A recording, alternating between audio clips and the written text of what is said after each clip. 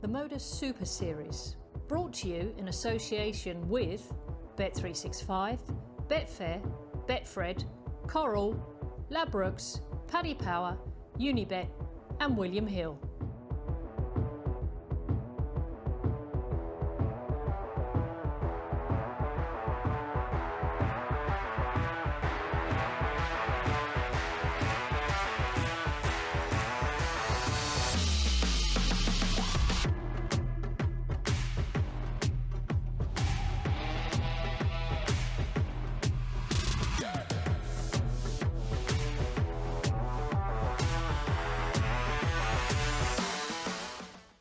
Good morning and welcome to the MODUS Super Series and the start of a brand new week here at the Live Lounge in Portsmouth. And what a group we have for you to kickstart this week. It includes a World Champion, a World Youth Champion, a World Youth Championship runner-up and of course the 2009 UK Open runner-up as well. But before we tuck in to today's action, let's have a little reminder of how the Super Series format works.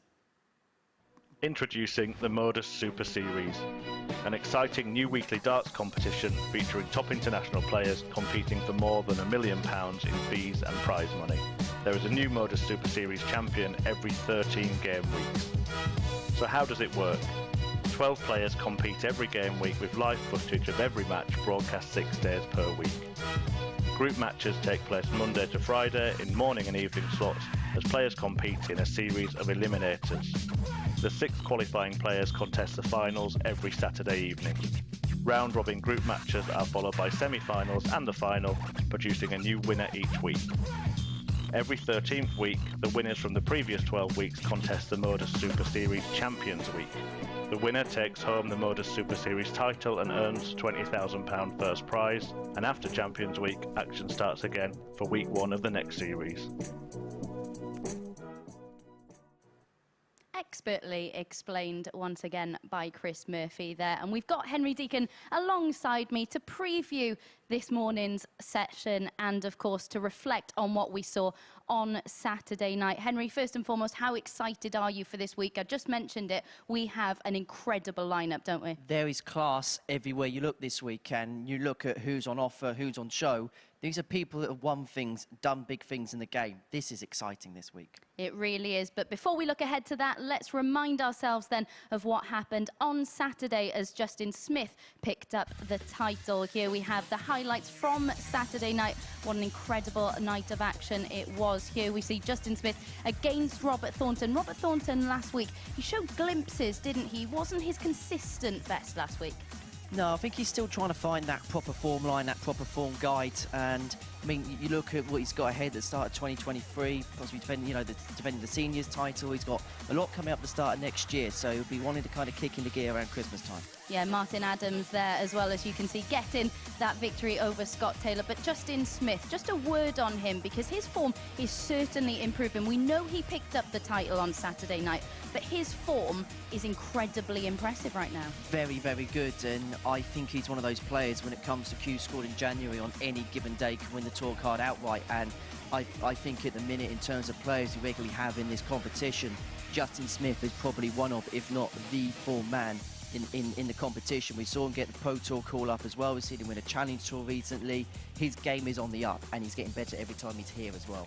It certainly is, and there you can see him pinning double 4 eventually. There you can see how much it means to these players. Getting that victory over Martin Adams there, it really does mean so much, and to be a legend of the game in that manner as well. It really was a spectacular night here at the Live Lounge. But looking ahead then to this morning's session, we can see the players who are involved in Group A. We've got the 2 ADC qualifiers as well in the field. Dan Reed, who we're going to see up first against Jelle Klaasen. Really impressive from him. And you've just mentioned players getting that call up to the Pro Tour. He's someone who has also had that experience over recent weeks, beating one of our own in Scott Mitchell in one of those games. But that experience is so crucial, isn't it? Massive, absolutely massive, and playing here gives you the best possible preparation to go into that environment. And without this, players like Dan, they only get one opportunity a year to really go out and impress unless they get the Pro Tour call up. Now they get to come here once every 13 weeks. Sometimes some players get a second call up, and you get the chance to really find out where you are, where the game's at, and this has been a great vehicle for him to really kick on with his career. And Colin Osborne is someone who you've caught up with already this morning. He's played on this live lounge stage previously. What sort of mood was he in this morning? As ever, relaxed, always relaxed is our Colin, and yeah, he's just embracing this opportunity. And it's interesting speaking to players like Colin. I spoke to Andy Hamilton last week. You know, players that have been there, won big prizes, done big things in the game.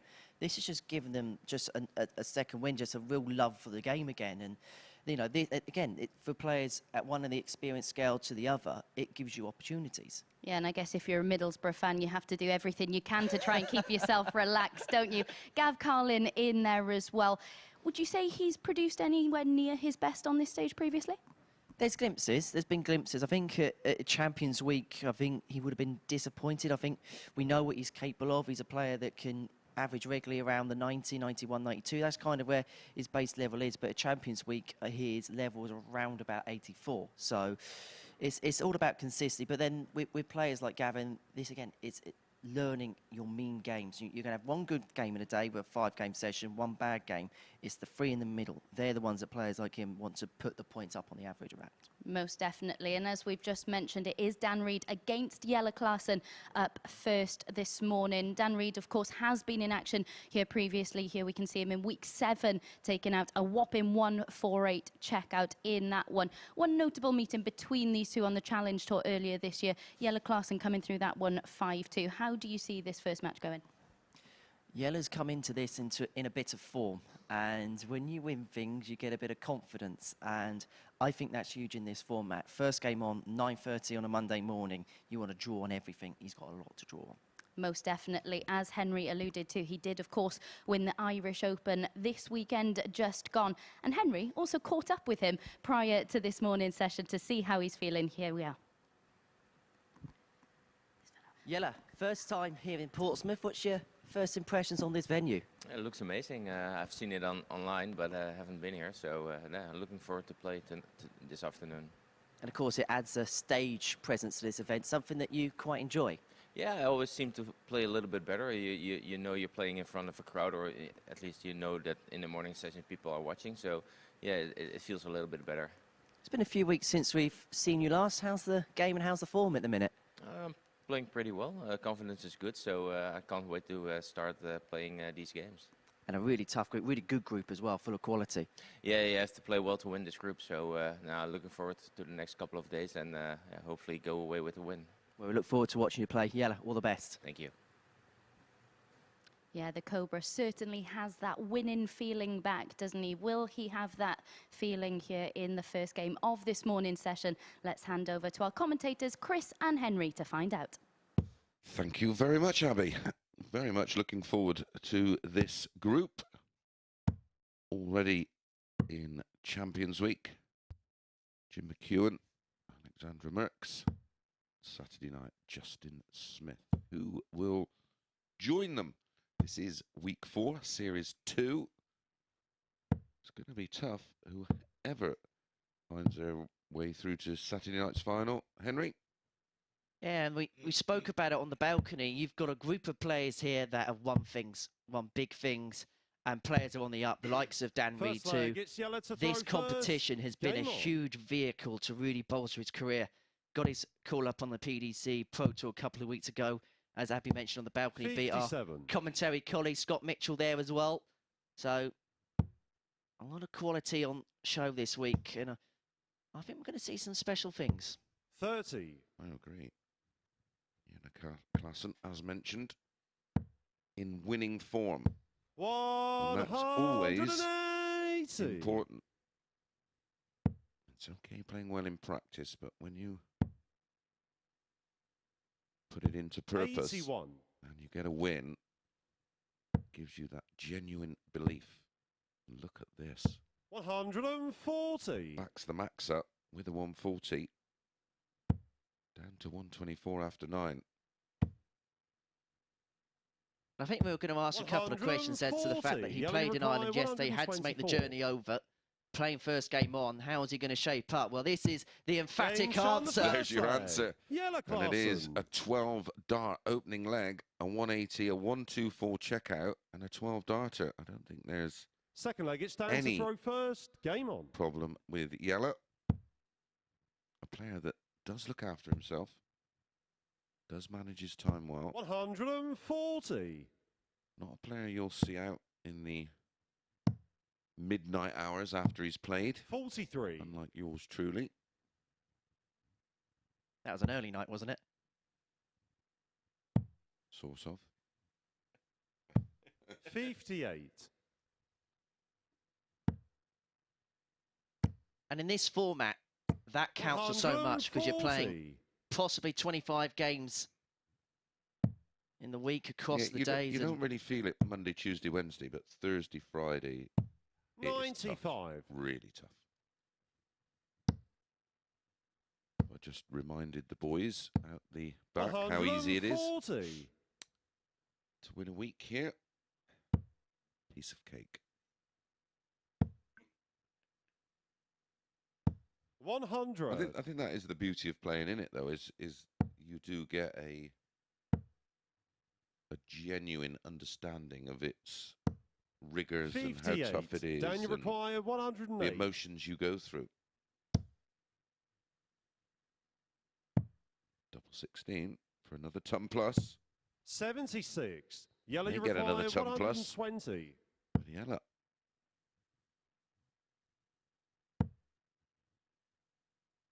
Tops are 80. 2-0, and it Dan, wasn't you too require far away. 32. And Dan Reed gets his opportunity at 32. Not done much wrong here.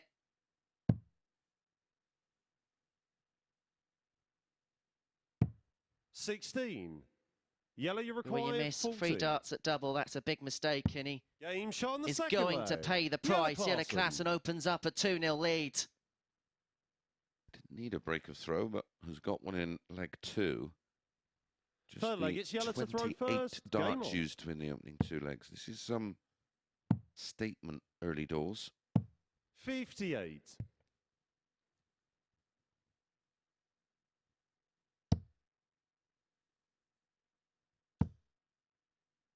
When Jelle turned up 97. early this morning, it just looked as if he meant business this week, didn't he?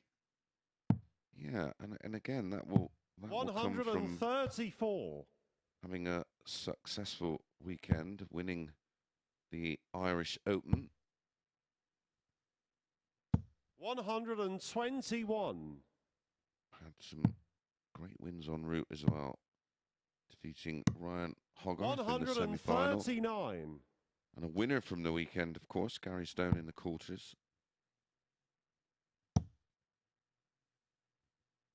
Defeated Kai van 85. Loon in the Jelle, you require last 170. 16. Wolby, another regular of the Super 78. Series in the round of 32.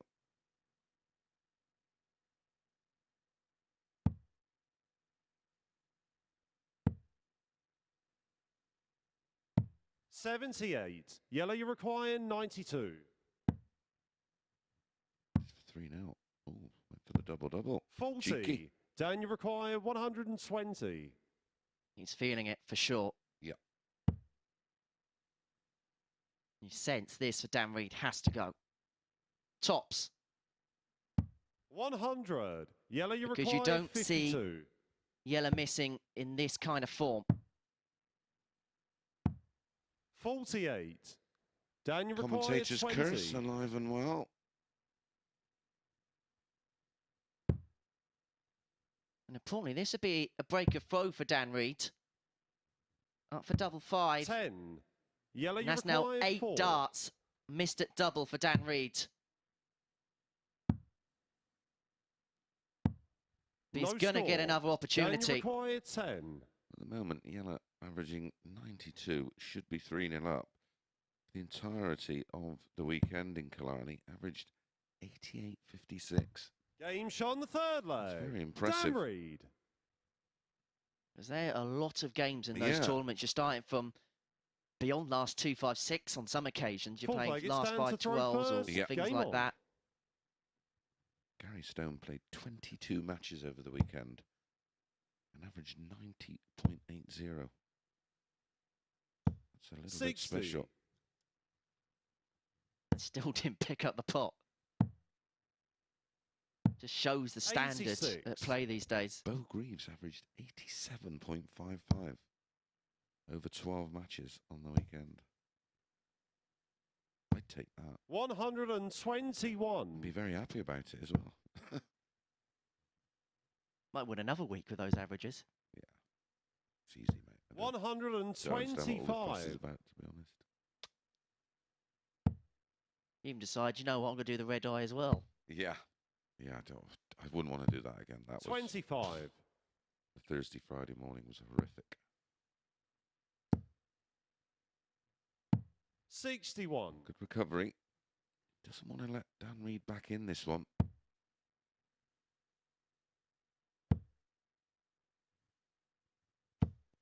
$60.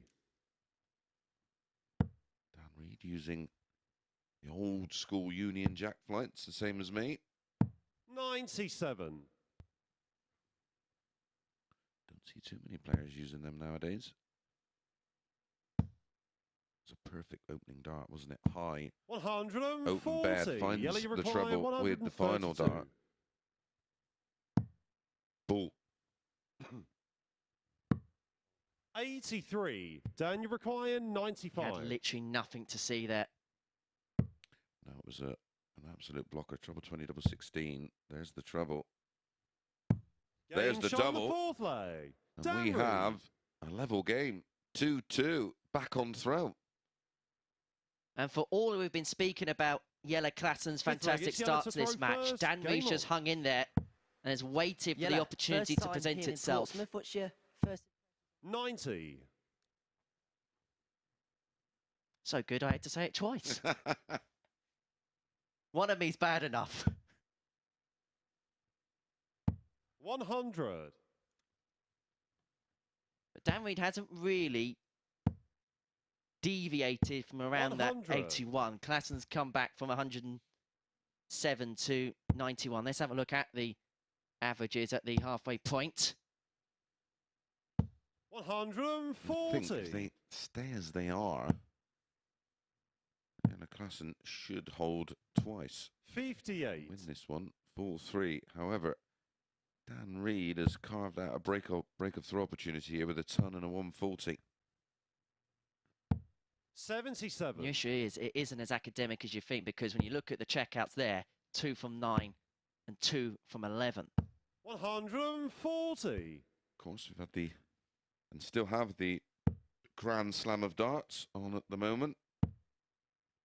Some results from yesterday. 66. Richie Yellow, Ellis you beating require Lisa Ashton 130. 5-2. Schindler taking care of Gavlas 5-3. 81. Sulovic Dan, you beating require Perez. 180. Chisnell beating Evans. Danny Noppert beating Whitlock 5-2. Rob Cross going down 5-3 to Dirk van Dijvenbode. He's safely through. Barney 61. beating Price Yellow, you require 5-4. 32. Game shot on the fifth leg. Jelle Klaasen goes 3-2 Michael Smith defeating Joe Cullen 5-1. And then last night, young superstar Josh Rock Sixth getting leg, the it's better of Dan Scott to Williams throw 5-4. first. Damon Hatter defeating Gates 5-4. Ross Smith beating Rafferty 5-2. Aspinall defeated Sharrock 5-1. 100. Clayton 5-0 against Watamina. Has Johnny Clayton dropped a leg yet? I don't think he has. I think he's beat Gates 140. and Watamina. Bageled them both. Van Gerwen beating Luke Woodhouse 5-1. Wright just getting the better of Suter 5-4. Humphries defeating Ryan Searle 5-1. The action continues this evening. 7 o'clock on Sky Sports. 57. One of your favourite tournaments, isn't it, Mace? The Grand Slam. I love the Sam. Absolutely love it. I love the aspect of the group phase. 140. Slightly shorter course starts than we're used to seeing the players play, of course. 134. Dan, you require 81. Well, Dan Reed here is looking for a potential 11-dart leg to take us the distance. 69. We said he Yellow, had you to require 170. up his game. He's done so, averaging 87 now from 81. He's put 6 points on his average to make this one competitive. 21. Dan, you require And he 12. wants double six for a level game.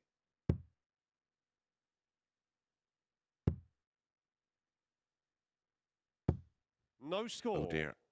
Yellow, you require That's 149. now 2 from 16 on the doubles for Dan Reed. It's not going to cut it, is it?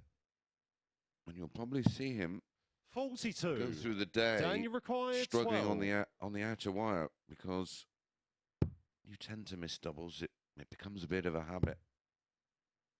And we're seeing that here. No score. And that Yellow, might you be his last require chance. 107. Klaasen now 107 to seal the win. 55. Dan, It's you not require imperative 12. to get off to a winning start, but it certainly changes your perception of the day. And 7, 8, 9 6. darts to win. Yellow, leg you 6. require 52. And most of them felt like a replay of the others. Game. Well, shot, double 8 does and the it for match. Jelle Klaasen Jelle to seal a Klaasen. 4-2 victory against Dan Reed, who missed 20 darts at double in that game. Klaasen then the victor by 4 legs to 2 with an average of 87.71, one maximum apiece in that match. But as you can see, it was a game played by missed doubles. Klaasen 4 from 12, Dan Reed 2 from 22, a high checker of 1-2-4 in the opening leg for Jelle Klaasen. The winner yesterday in Ireland is a winner here at the Super Series. We're going to take a short break. Upon our return, it's Colin Osborne up against Nathan Girvan.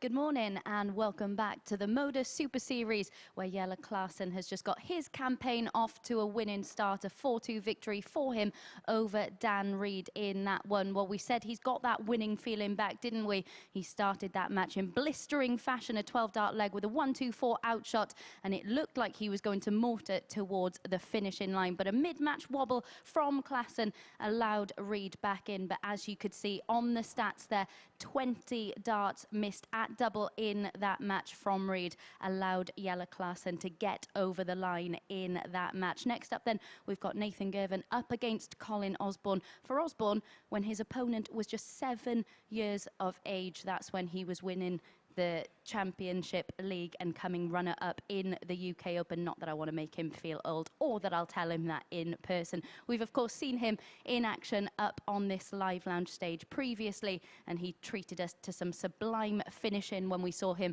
in action. Here he is with a 1.58 checkout against Scott Williams back in week 7.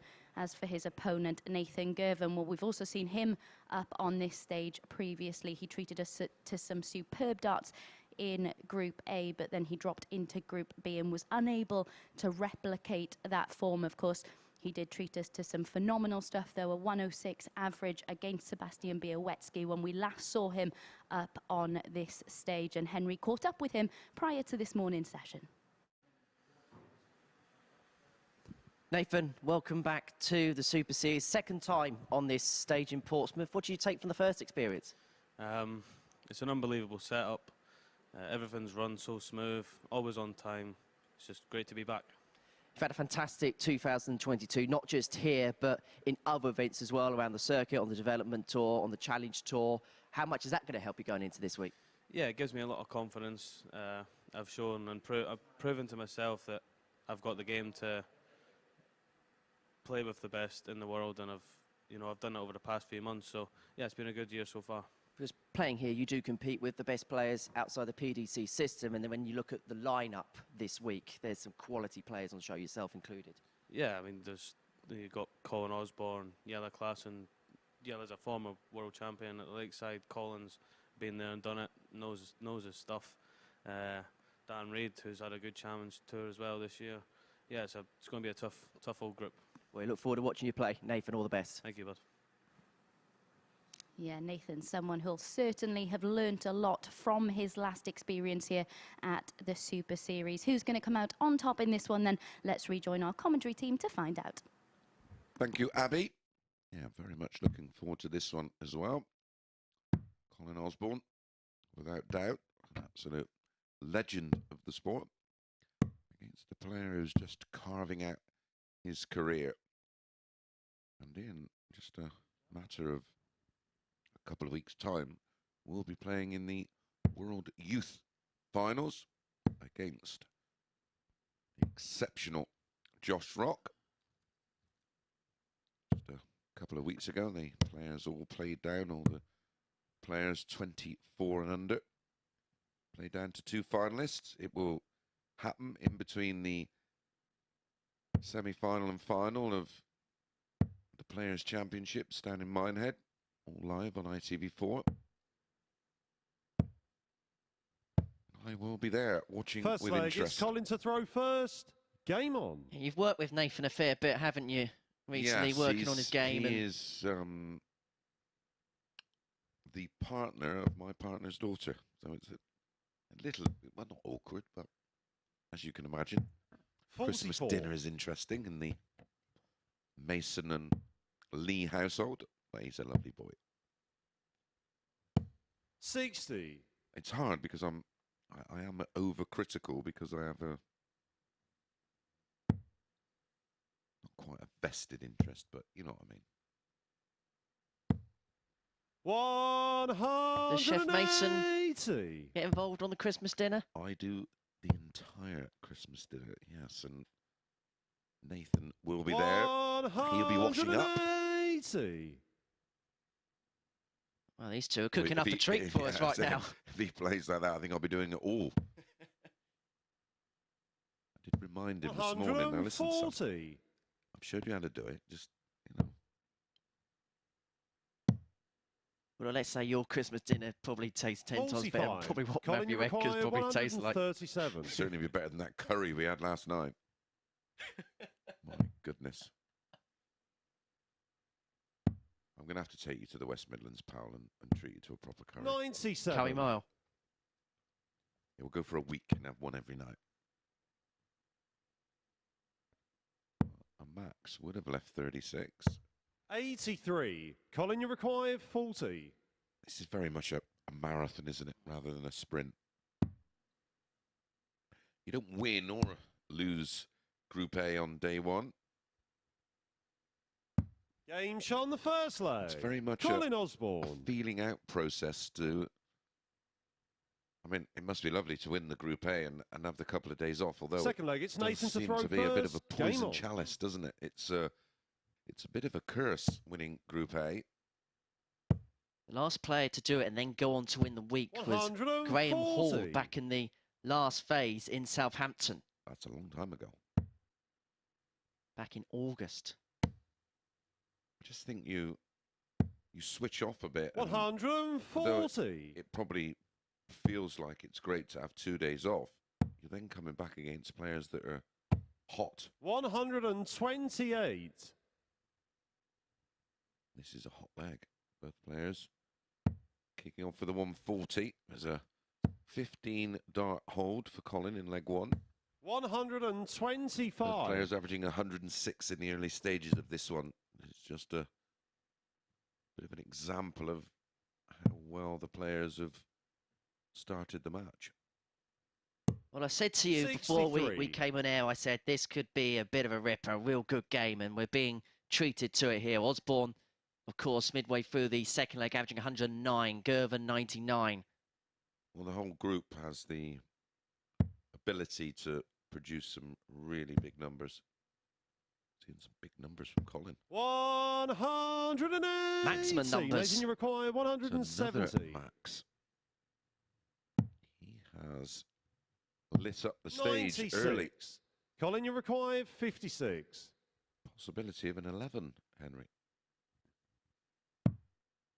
And importantly, a break. Not that he needs one. Game shot on the He'll second certainly leg. take it, though. Colin That's Osborne. a 12-dart break of throw and a 2-0 lead. Nathan Girvan averaging 100. Yeah, he sort of looked up as if to say, what's going on here? Third leg, it's Colin to throw first. Game He's done on. absolutely nothing wrong. He's averaging, as you say, just under a ton. He hasn't even had a dart at double yet. No, he hasn't. 1 ton, 1 from 140, 1 180. 2-0 down, averaging 60. a ton. One thing he will not do with the experience gained of 85. playing on the development tour, challenge tour, played on the pro tour. He's a 9-darter on the pro tour this year against Adrian Lewis. As he will not panic. He'll just keep grafting away. 38. When the opportunities arise, he has to take them. And both players are so experienced over this format. They know a game at 10 on a Monday morning isn't going to determine your week. Not a lot in those, is there, as we enter leg 3. 80. Well, here's a chance for Nathan to get a very important break 60. back. We'll need another break of throw, of course, to win the match. I had a chat with Colin this morning, and he just has this glint in his eye. He loves playing in this 55. competition, and I think for players at his stage of his career, it's given them a target, it's given them a goal, given them something to aim at. Of course, they want the win, but they haven't got the pressure of chasing ranking points around the world and things like that. They can actually go and enjoy their darts. Yeah, Colin just loves playing darts. He loves competing. 38. When you still have that, it must be... Well, playing in this must be just perfect because you know you're getting multiple games. 58. You're playing in an absolutely perfect environment. Nathan mentioned it in his interview before. Everything's just done on time to every degree. Nathan, you require 120. Everything's catered for. The whole evolution of this is involved players 60. or ex-players. So Colin, you require even down 90. to, the players' lounge and the practice area and just making the environment perfect for them. All been done by industry experts. 60. But that's not expertly done by Nathan, Colin you require Osborne, and it gives 60. Nathan Girvan an opportunity, his first opportunity at the doubles in this match. Yeah, this is massive. It's got to go. Or he's getting no Christmas dinner. 28. Colin, you require 30. Might not get Christmas dinner. This may leave a sour taste in the mouth. Double six. Game shot on the third Bang leg. in the middle. Colin Osborne. Missed opportunity for Nathan Girvan. Finds himself 3-0 down. Time to Fourth shine, leg, young it's Nathan man. to throw first. Game on.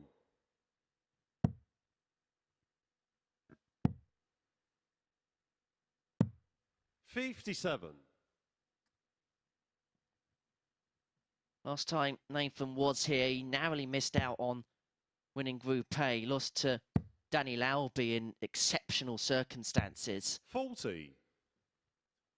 Then found Group B a bit of a struggle afterwards. There's a lot of players tend to in those scenarios. We saw with Graham Hall at Champions Week, didn't we? He was so close to wrapping up that Never Group recovered, A. did he? No. And he was the first to admit that mentally he struggled to come back from that. Yeah, well, I played in the same group as him on the Thursday, I think. 96. The night session, wasn't it? Yeah, and he just never recovered. Never recovered. 96. That's something that can be addressed. It's not a, if there was a technical or a fundamental problem, then that takes a little more work, but it's just your mentality. 43. That's something that can be sorted, and that's something that we've worked on with Nathan extensively this year. 60. Maybe a year ago, we'd have seen a fair bit of negativity from him at 3-0 down, when now he'll be thinking, well, this would be nice to win. If I don't, I don't. But this would be a nice one to win. 134. Not letting the head drop, ultimately.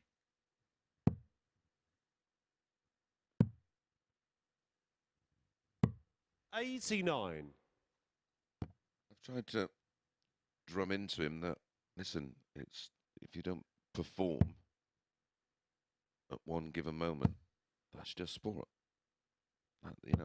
85. Look at Man Nathan, City you at the require weekend. 142.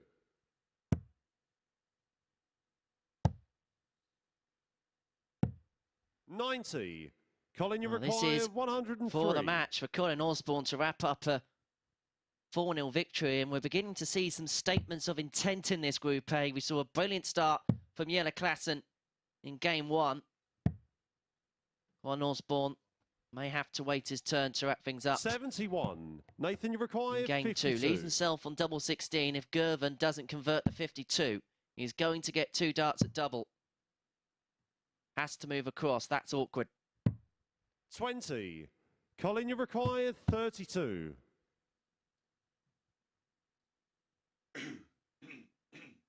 For the perfect start. Don't expect him to miss. Game, And he shots, and the match. As he Colin wraps up Osborne. a 4-0 win and 84.68 average, 4 out of 11 on the doubles, a couple of 180s, a couple of super legs from Colin Osborne. The damage was done early. A 15 and a 12 darter in the opening 2 legs set his stall out. He goes top of the table.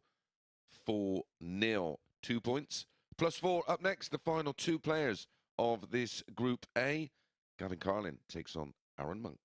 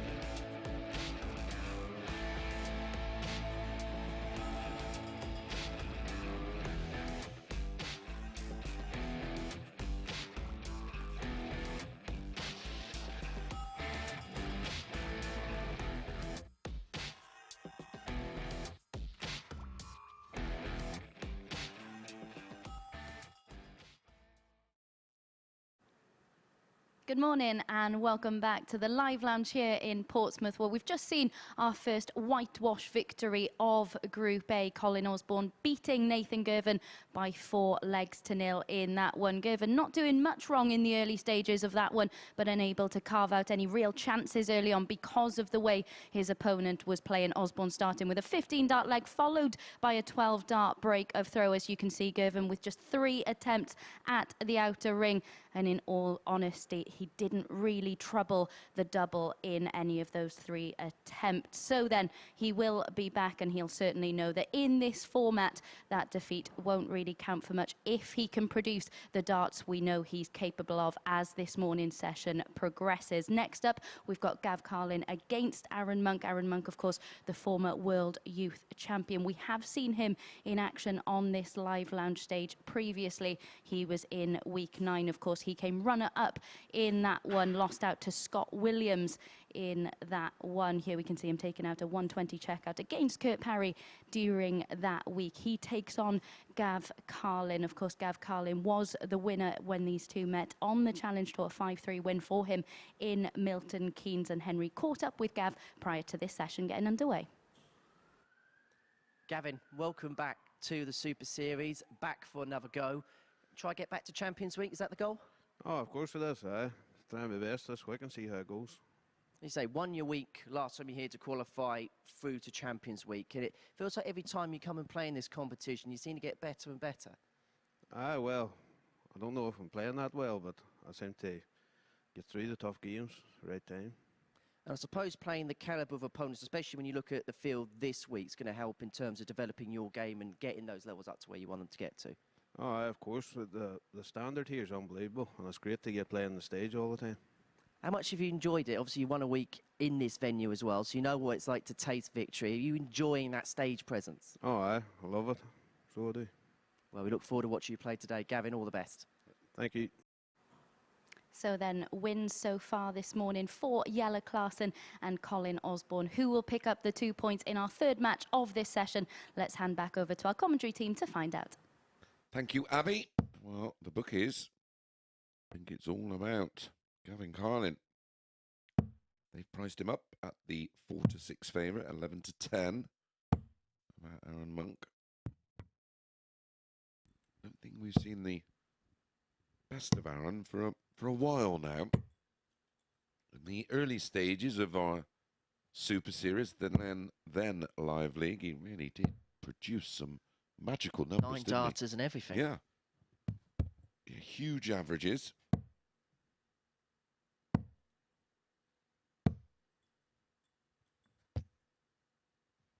Oh, when I have a look at the all-time numbers of the players involved.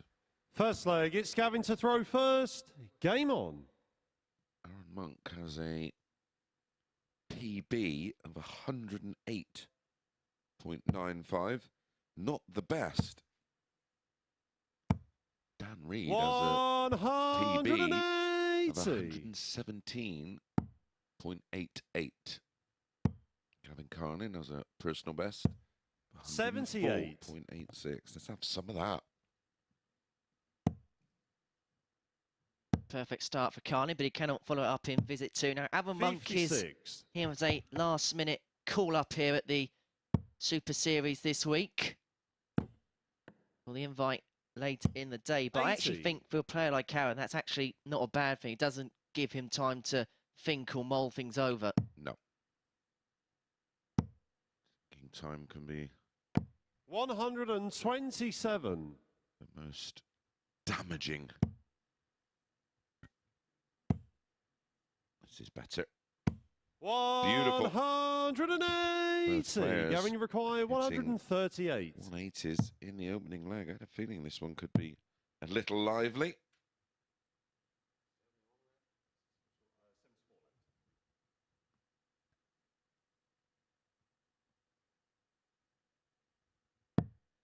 $106.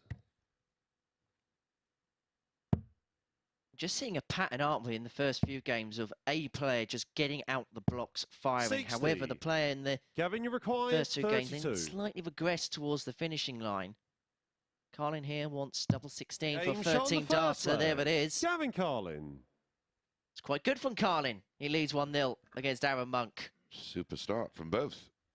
Second leg, it's Arron to throw first. Game on. Now, we were looking at the 180 stats, weren't we, before this one got underway, and we were actually intrigued 95. by the numbers for Arron Monk. We expected them to be a little bit higher, less than 1 a game, which for a player like Arron, you wouldn't 32. necessarily expect. Overall at the Super Series and previously the Live League, an overall average of 86.67. But you actually look at the all-time stats compared to this year, there has been a slight drop-off on the averages this year, because you actually look for the stats of 2022, that goes down 2 points to 85. We haven't got the 2021 stats at hand, but it'd be interesting to see where the differences lie from one year to the next. It feels like it's just been a steady decline, hasn't 95. it? He's still a young man and still has plenty of time to turn things around. And why can't it 140. be here and now?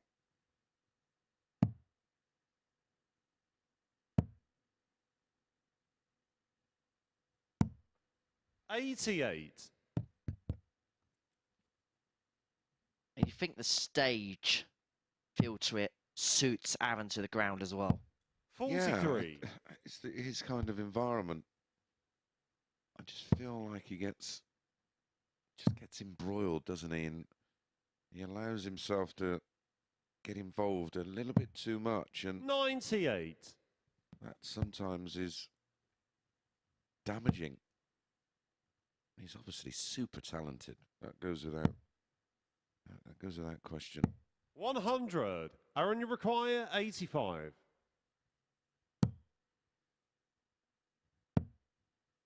One dart at the bullseye to level us up. 38.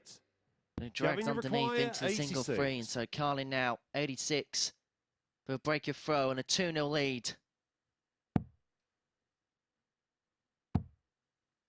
Now it's his turn to have a go at the red 61. bit. Arron, you To no require avail. 47. So Monk returns for the 47 to level us up. 2 darts at tops. Game Oh, shot he on the needs the second 1. leg. And we are Arron level at Monk. 1-1. Yeah, that'll make him feel a whole lot better. He will feel like he's in the match now. Third leg, it's Gavin to throw first. Game on. It'll probably be the first match today where it felt as if we've had a true contest. The first one, yes, was 4-2, but you felt that game was always about yellow, and obviously the 4-0 win for Colin 60. Osborne against Nathan Girvan. Yeah, it's all about just getting that chalk on the board and 60. feeling like you're part of the match. And Nathan never quite, well, looking from the outside in, he just never settled, did he, in that one? Although, in fairness, it was a 121. super start from Colin Osborne. Other darts on this weekend as well, of course, the World Seniors qualifier. Congratulations to 180. Michael Huntley, who won qualifier number 1 on Saturday. And to Dennis Harbour, there's a 43. real blast from the past. He won yesterday, so he will be joining the rest of the players in the World Seniors that also include 57. Robert Thornton, Phil Taylor, Martin Adams, Trina Gulliver, Neil Duff, David Cameron, Deller, Part, Painter, O'Shea, Dubbridge, me, Stumpy, Les Wallace, Ronan Shelton, Ronnie Baxter, Terry Jenkins, Peter Manning, Bob Anderson, Mike Huntley, Richie House, and Dennis 135. Harbour. Another 5 qualifiers to come. Richie Housen on ranking has 13. provisionally qualified. Gavin, you require 142. As Dave Prince, Darren Johnson, and Colin McGarry. So 4 more names to find. Don't forget that's in 102. February at the Circus Tavern. Tickets available from dartshop.tv. Why not book a 140. VIP ticket Gavin, and you require enjoy 40. Dennis Priestley and John Lowe. That's a proper day out. Yeah, Q&A sessions, autographs, pictures, all of that sort of stuff. Game shot on the third leg. Ooh, that will Gavin hurt, Arron. Carlin. Nothing worse than getting last darted. Especially when you look at the position of the first 2 darts as well. Well, yeah.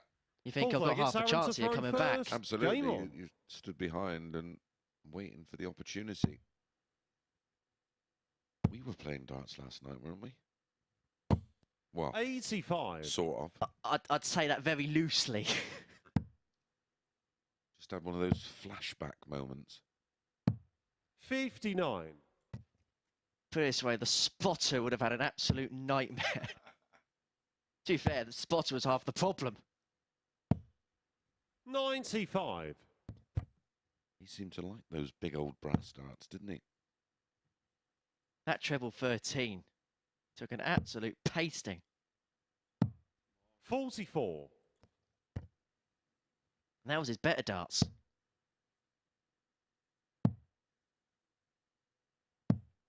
119. Maybe it was the side effects of the curry.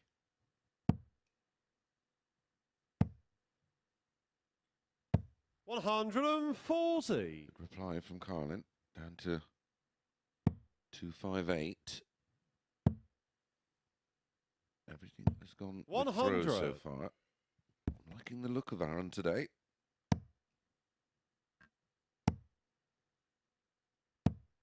$180. Arron, you require 102. That is 180, number 4 of this match. 70. Gavin, you require 78. So this for a 3-1 lead.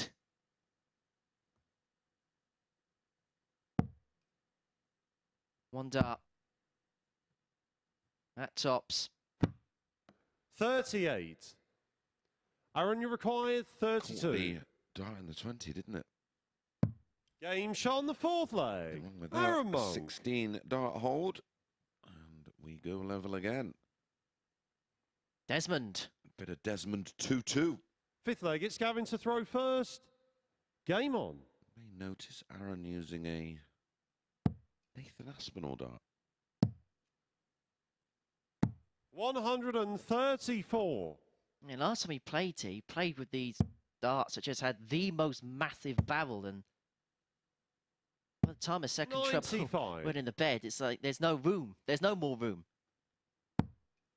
Now these look far more suited. 100. Talking to him this morning, he's saying he just doesn't get too comfortable with any set of darts. He does like to try 134. all sorts of different setups and barrel types and sizes and weights. 43. Well, he's got an opportunity here to get an all-important break of throw. 58.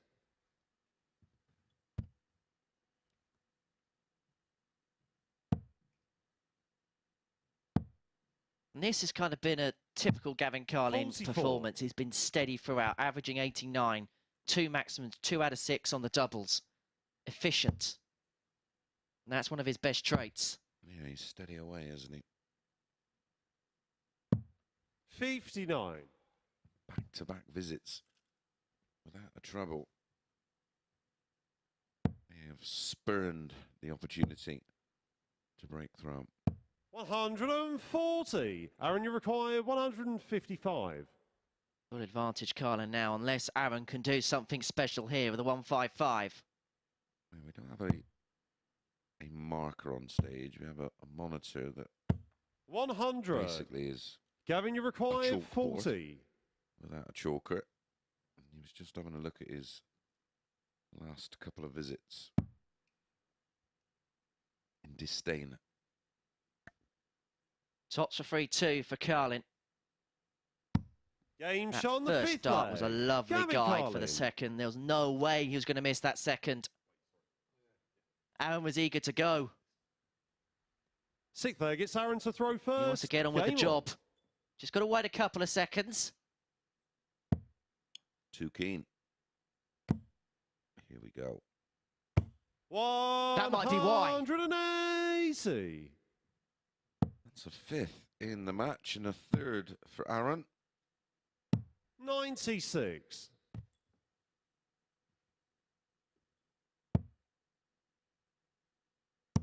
has had a 9 darter in this competition. 99. I think he was the first, wasn't he, in the back at home league? Yeah, multiple 170 outs as well. 85. Now, last time Gavin Carlin was here, he hit probably the most significant 170 you've ever seen here. It went to a last leg. He was playing Lucas Vainik. As Arron Monk gets his second max of the leg, leaving himself on 42 after 9. And Carlin took out a big fish to knock Lucas out Arron, and to send Thibaut Tricot through. Correct.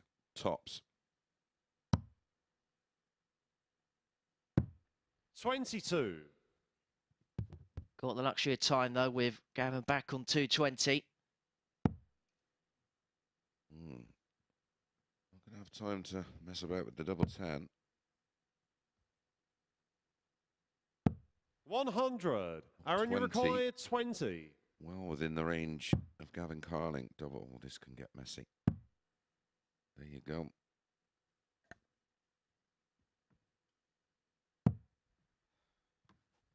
No score. Gavin, you require 120. This would hurt, wouldn't it? This would be painful. This really would hurt. This would be some way to win it. 80. And he wasn't too Arron, you far away, require Gavin Carlin. 20. And so Arron Monk gets another opportunity. A double Game 10, shot and he on the makes no sixth mistake leg. this time. Arron And so Monk. for the first time today, we go all the way to a deciding leg.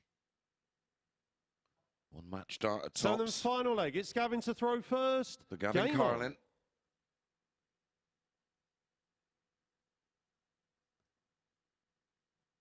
All about this first visit. 100. Steady. Very steady. Gonna make Arron chase. And this game has been a perfect example of how the stats that get presented to us actually worked effectively. Their average is nothing in it all time. There's nothing in it. In terms of maximums, Arron's leading that, which you 100. would expect. Doubles, cannot split them. In terms of leg play, cannot split them. Yeah, both had 9 at a double. Both of it 3 apiece. 33.33%. 134. Beautiful use of the cover. 30 in front. That's taking care of that. 100. Steady. 3 tons. I would like to have seen Arron there on the 41. 19s, because there's the option of going full 19s and ball for 101 to need 170. 90. Gotta be. Oh dear. As I say, it's got to be at least a ton. Some recovery. 125. Disappointing Gavin, you dart in require the 5. 111. Follows that up with 2 treble 20s to leave a very doable 105. Both thrown 12 darts in the decider. And Arron 70. has the opportunity. Arron, you require 105. Starting up. Oh. Ball 5 ball. 80. Cheeky. Gavin, Would you have been require some 41. way to win it. Gavin Carlin, who missed a dart at tops to win it in the last leg, because He's going for 1 for tops there, and he's at a 20. I can't believe Arron's not gone 15 tops. No score. Arron, you I don't know what's require more 25. bizarre. The bullseye or that. It's a bizarre ending. But it's Game, Arron shots, Monk who takes and the match. spoils. Arron Gavin Monk. Carlin missed a dart to win the match in the previous leg, and in that one there, didn't even give himself a dart to win it. He laughs as he leaves the stage. He knows what's happened there. Let's have a look then at the stats. 88.34 average was what won it for Arron Monk. 4 maximums in that match. 4th and 12 on the doubles. There really wasn't hardly anything to split them at all. But it is Monk who's a victor by 4 legs to 3. We're going to take a short break. It's the beginning of round 2 after that, beginning with Dan Reed against Colin Osborne.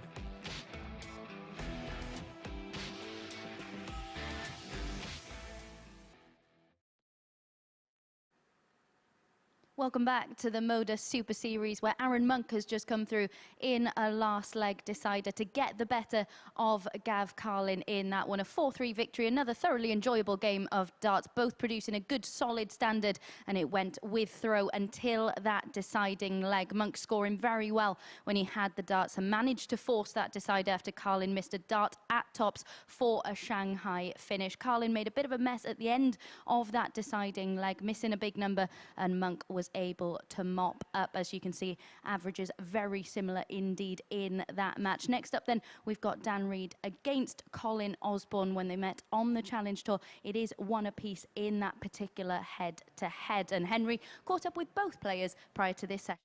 Play. Dan, welcome back to the Super Series. Looking forward to the challenge? Yeah, definitely. Yeah. Played on this stage last time and got to finals night. So yeah, hopefully get there again. Played a lot of floor events in your career, but maybe not so much stage matches. Does this help in terms of playing those big games on a big stage, something like that? Oh, 100%. It's helped me big time playing here, and do you know what I mean? It's just getting used to the new challenges. Do you know what I mean? Because going from the floor to stage is a lot different. But no, I enjoy playing on the stage. So yeah, looking forward to it. Can't talk to you either without talking about that call-up you got on the Pro Tour a couple of weeks ago, and a couple of victories as well for yourself. Yeah, I really enjoyed the Pro Tour. Yeah, got like you say, call-up last minute, and yeah, I had a couple of good games in Dirk, Rob Cross, and James Wade all had 102 averages. So, do you know what I mean? It's just the level you got to get to, and yeah. Is what it is.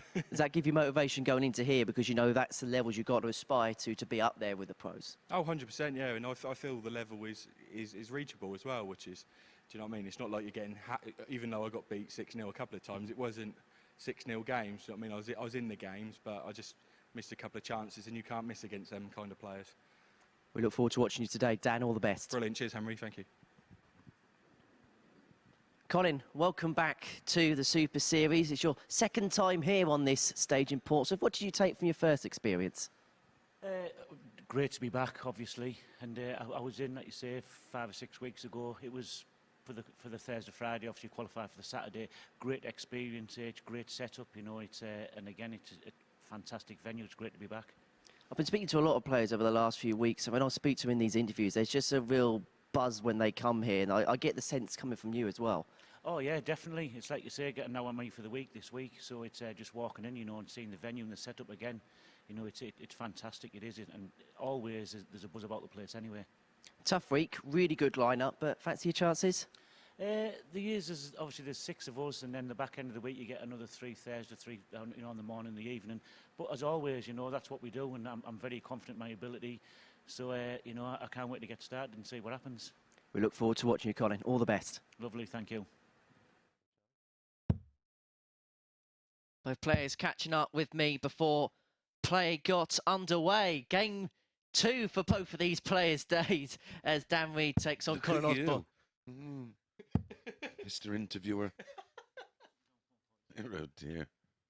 Well, he was mentioning the other players coming in at the back end of the week on Thursday and Friday night, where players 2 and 3 from this group will go is Conan Whitehead, Danny Smith and Daryl Pilgrim. Conan Whitehead, of course, the winner of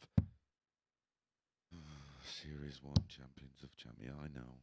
And then coming in on Thursday and Friday morning, I like this lineup, Kevin Painter, Martin Turner and Tony Wood. Tony Wood, an old pal of mine from the First leg, Northeast. it's Dan to throw first. Game on. Which, of course, is where Colin Osborne is originally from. Now lives in Derby, I do believe. Yeah, you've got to be careful about where you say people are from in the northeast. Yeah, just stick to northeast. Don't worry about whether they're Mackhams or Geordies. Just the northeast gets a bit complicated, doesn't it? They're playing a striped shirt. 140. It's a bit like Liverpool and Everton and Man City and Man United. 134. In fairness, though, they win trophies. Although I'd say that. Although I'd say that. What is your Twitter handle? Give him some abuse. He deserves it. 99. Especially after the terrible curry he took me out for last night.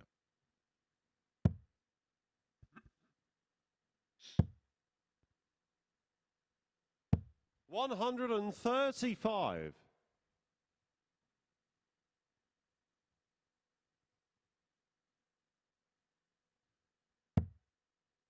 Great to know you're a fan. Well, it wasn't that. Then you take me to, of all weekends, a pub full 39. of Dan, you require ex-squaddies. 92. What could possibly go wrong?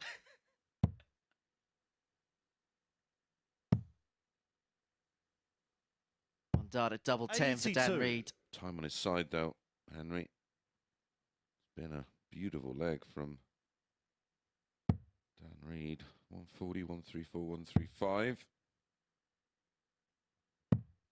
59. Dan, you Double require five for a 10. 13 darter. Game shot on the first leg. And gets Dan it. Reed. More than solid start for Dan the man. Second leg, it's 13 Colin to dart throw hold. first. Game on. His undoing in that game against Klaasen was missed doubles. He missed 20 of them in all in that game. Well, it's over a leg, isn't it? 140. 2 legs if you're playing well. If you can hit the ball. Who would do such a thing? 140. Wes deserved it. And more. Board management, Chris. He was on 231. 140. Back-to-back 140s for Colin Osborne. Won his opening match, of course, against Nathan Girvan. 100. 4-0. Nathan will be up in 2 games' time. Arron Monk against Klaasen up next. And it'll be Nathan Girvan 100. against Gavin Carlin. Ireland versus Scotland. Very Celtic clash. 60. It's a Colin, great you 60. require 121. Well, this time it's Colin Osborne with time on his side. Game that so far has been absolutely dominated by the player throwing first. Doesn't have to go for the 81. bullseye. Why not go 45 then? Or treble 7 for tops? I don't. Who wants to leave double 14 apart from Mensa Sudovic? 140. Colin, you require Well, by 40. hook and by crook, he's got himself on tops to level up. Double 10. Game shot on the For second 14. leg. Colin Osborne. Yeah, it's a super start to the match. 13 dart hold followed by a 14 dart hold. Third leg, it's Dan to throw The first. stalls have been set. Yes. Statements are being made. 180. Just like that.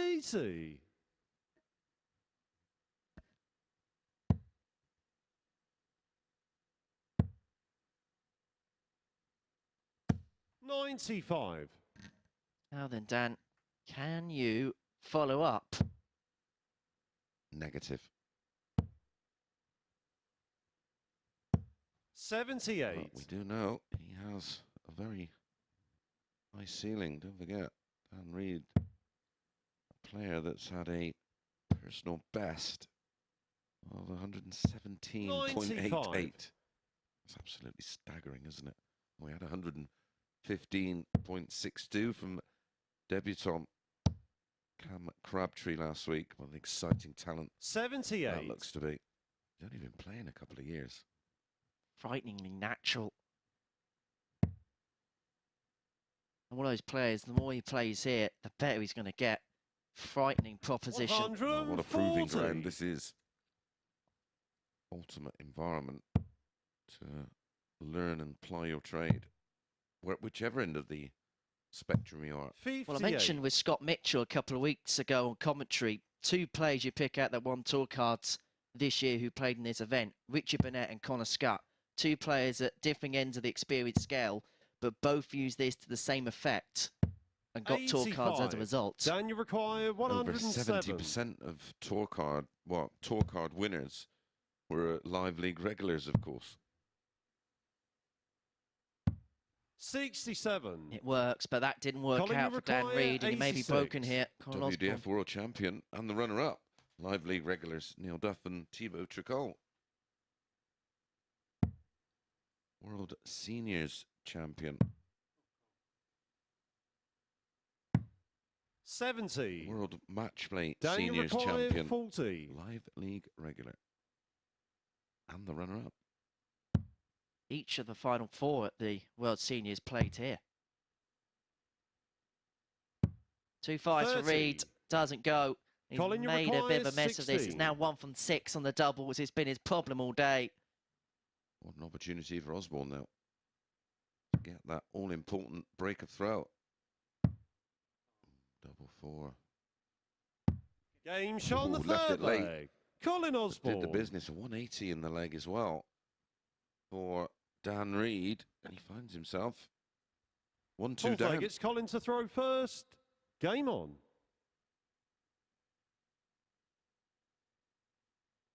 Colin Osborne has a personal best in the Super Series Stroke Live League of 108. 140. 75. I think he's the second most active player in our Super Series. 43. This is his 335th game. I think only Martin Adams has played more. Robert Owen can't be too far behind. He's at 417 100. 180s. 2,417 scores of a ton or more. Martin Adams has the keys to this building, doesn't he? He does. 59. Osborne has a win strike rate of over 55%. As long as you win more than you're losing. And win the ones that matter. Yeah. He's left 81 after 9 100. here. 140 Colin, you ton, require 180. 81. This is for 3-1 and absolutely no pressure. And he's turned the screw here. Where Dan Reid had the opportunity himself to go 2 and up. He couldn't take advantage of the opportunities. 41. And Colin Osborne has ran away of it from there, leaving tops after 12 for 3-1 leads and to pile the pressure onto Reid. 121. He's doing exactly Colin, you what require he should 40. be doing after a break. Dominant hold. 2 10s. Game shot on the fourth 14. leg. Colin Osborne. Dart leg, his second 14 darter of the match. Fifth leg, Averages it's Dan to throw first. very, very Game good, on. Henry. Quality game. 95 apiece. And there were spells until the end of the third leg where Dan Reid was above 110. 60. So missed doubles again that has, at this present moment in time, come back to cost him. Who's your pick for the week? Is there anybody that 40. stands out for you? Not saying it because you're sat next to me, but I really do like the look of Nathan Girvan. Yeah. 81. Even though he's just lost a full zip, he will bounce back. Yeah. He's been playing very, very well on the development tour and 26. challenge tour and the pro tour when he gets the opportunity. A 9 darter, of course, on the pro tour this year. First day on the Pro Tour 100. ever, and it goes and gets a 9 against AD Lewis, just as you do, right? And the week before when he was here, he missed double 12 a couple of times, did he? Right on the wire for 9s. Yes, yeah. 41. Absolutely Don't scared question, it. Don't question me, Henry. Just don't go there, son. Not making it up. 79. Not like the Curry reviews. Yeah, don't need to make them up. Stomach did that for you, didn't it? Yeah. 81. State I'm in this morning. It's all the curry, of course. Sunday fun day. Go out with the boys. What could possibly go wrong? 127. I know it's a rough day when I have recollections of playing darts.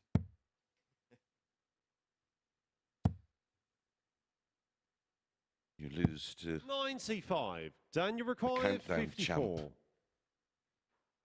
You know you're in a bad place. Not mentally, just in Portsmouth. 14. Both.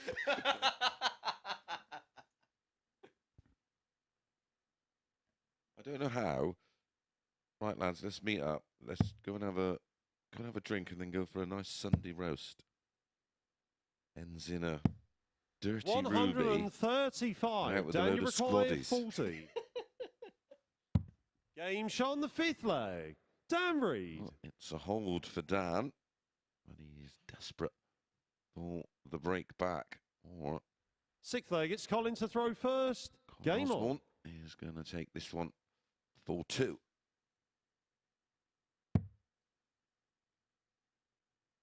Colin will become the first player to move on to 4 points for a win. And being Nathan Girvan 4-0 in his opening game of the day, and starts this leg off perfectly as he looks to seal that second win. 100. 2 180s against Nathan. He's had 2 in this one. 5 140s.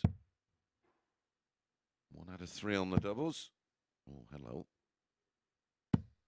180. Away. Now things get very, very interesting here at the Super Series. Connor Heenahan 100. christened Colin, you this require venue 141. with the first. Can Colin Osborne add his name to the list? He got one in Southampton. He will not get one at Portsmouth as of yet. 105. Could get a 10.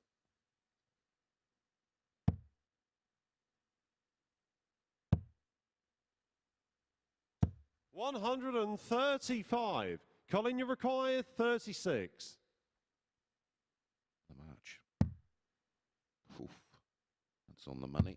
Game, and that's in. shots, and the match. Colin Osborne wraps things up on his opening match 4-0. Wins this one 4-2 with a 95.14. Seals the deal with a clinical 11 dart leg, and he moves on to 4 points and +6. Up next, it is the return of Arron Monk against Jelle Klaasen.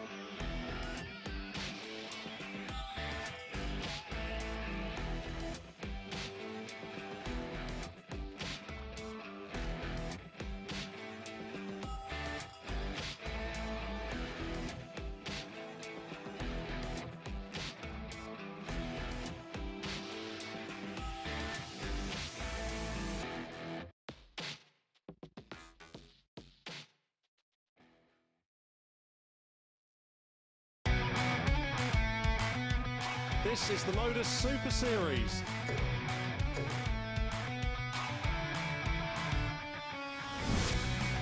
$180.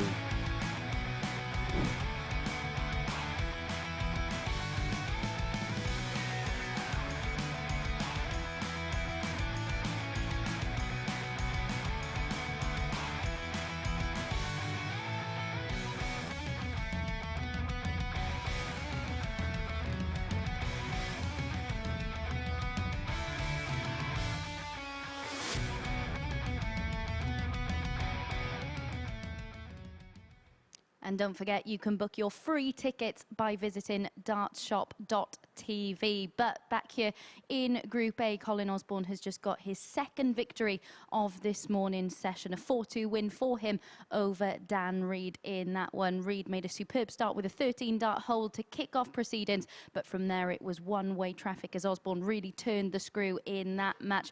27 darts missed at double across his first two games now from Reed, and that will be a real concern for him as today goes on. For Colin, 2 wins from 2, rounding that match off with a 12-dart leg. He did go 6 into the 9 in that one, but most importantly, got over the line, did enough to get the 2 points, and as I said, move on to 4 points in the league table. Next up then, we've got Arron Monk up against Jelle Klaasen. Arron Monk, of course, winning his first match. He did have a dart at ball for a 105 checkout. He eventually pinned double 4 to get over the line after just missing out with this attempt. As for Jelle Klaasen, well, he got out of the blocks very quickly in his opening match, didn't he? We said that he was the man in form coming into this week's action, having won the Irish Open at the weekend. He had a superb 12-dart leg, finished with a 1-2-4 checkout in that one. Jelle Klaasen is the favourite to get the points with the bookies in this one. Let's see then whether he's able to do that and join Colin Osborne on 4 points and rejoin our commentary team for this one. Thank you very much, Abby. Yeah, Klaasen got out the gates firing, winning 4-2 against Dan Reed in his opener. Played well in that. He's been playing well altogether recently. In the Irish Open, as Abby alluded to yesterday, they're making the trip from Ireland to Portsmouth overnight, and he's fresh and ready. Jet set life of a dart player. Arron is even money with the throw.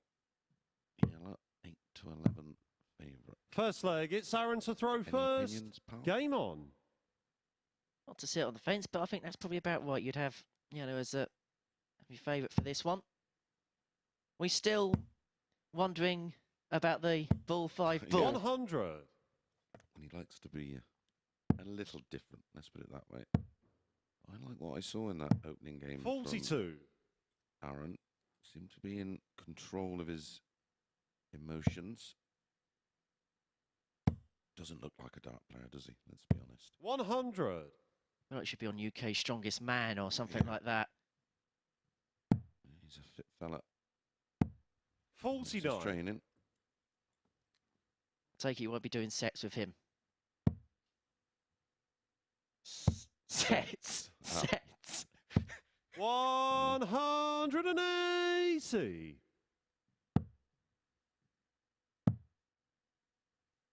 I just don't know what to say. 58. Arron, you require 121. Ooh, trouble 20. 65. 18 for a 12, but Jelle Klaasen's in a different postcode. Back in Killarney still, 64. isn't he? Yeah. Arron, you require 56. He's about 350 miles away. Game shot on the first leg. Beautiful. Arron Monk. From Arron. Absolute control from start to finish. 14-dart hold.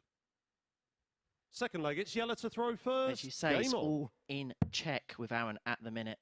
Yeah, he's looking good. I say I like the look of him. I'm not 100. a fan of the ball 5 ball, but each to their own. But as we mentioned in the first game, he was a late call-up for this week, and I think 100. the fact that he's just going straight into it without time to think. I think there's It some was only players yesterday, wasn't it? Or the something like that. I think may have been, yeah. Some point over the weekend he got the call up for Kenny Nayans, who unfortunately had to withdraw due to illness. Wish him well. 137. Paul Nicholson. Get well soon, pal. 41. Here's an opportunity for Arron, isn't there?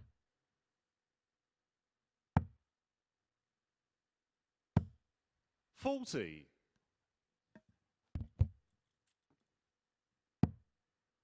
They may have just handed the initiative back to Jelle here. 59. Well, here's another opportunity. 164 is a finish, but what is it? A 1 in 125. Jelle, you require 164. Well, it may be the chance.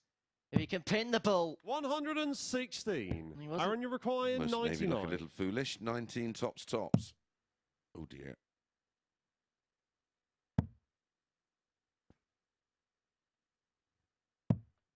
43. Jelle, you require 48. Level us up. Klaasen wants 48. Well, that's only now left him one dart at tops. He only needed one dart at tops in the end. But a bizarre moment there for Jelle Klaasen. He mops up eventually. Third leg, it's Arron to throw Levels first. us at one apiece, Game but on. Arron will feel that he's probably missed an opportunity there to open up an early lead. 81. A lack of focus from Jelle Klaasen. Can't take anything for granted in this game. 85.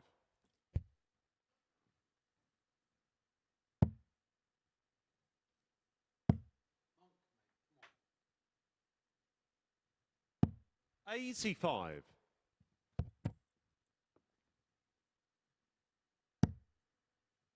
Arron Monk, the first ever World Youth Champion in the PDC back in 2011, beat Michael van Gerwen in that final, wearing a purple shirt in that game, MVG. 140.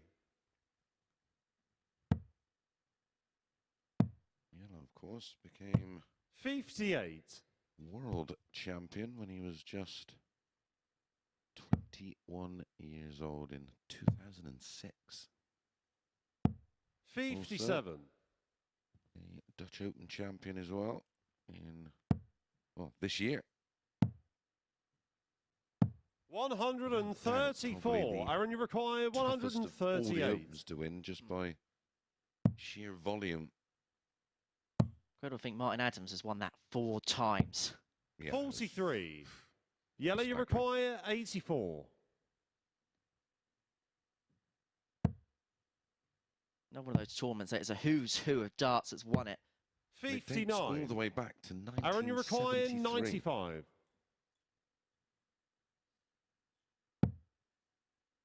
Remember the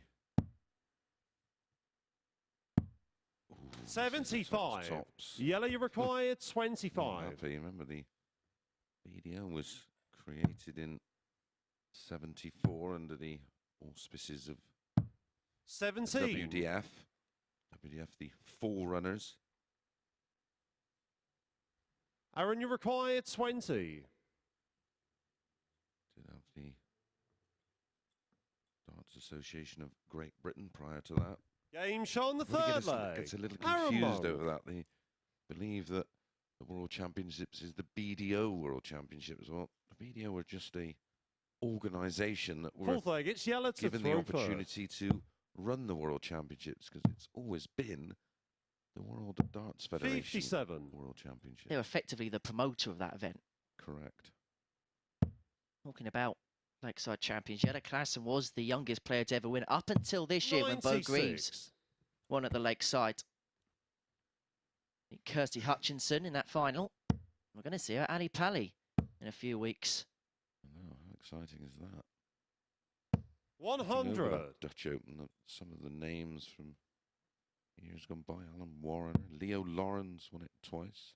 Alan Warner won it twice. Richie Burnett. 59. Steve Beaton winning it back to back during his golden era of 95, 96. Alan Warner. 96. 3 times. That's staggering. Martin Adams also winning it back-to-back, 2010 and 2011. 140. Won it back-to-back in 2015 and 16. Mark McGeaney won it back-to-back. 58. Ironically say it's the toughest sort to win and everyone seems to win it back-to-back. Yeah, I think the best I ever did was quarterfinals. And even then you've got through about 3,000 players to get there. 85.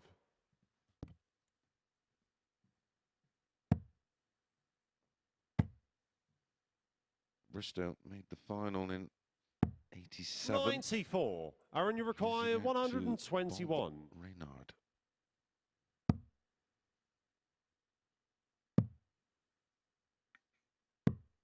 $62. Yellow, you require 96. Reigning Dutch Open champ wants 96 to level us up.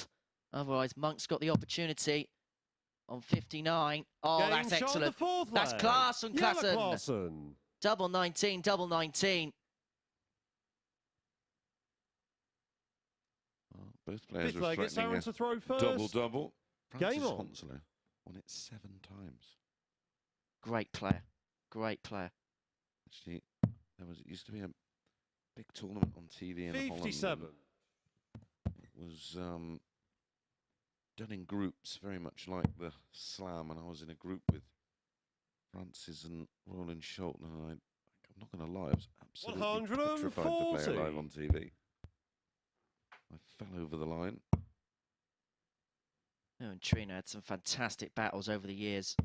Always seemed to have met in the World Final. Francis getting her title in 2009. Yeah, they played in the final of the Dutch Open in 99. 100. Trina just winning 3-2.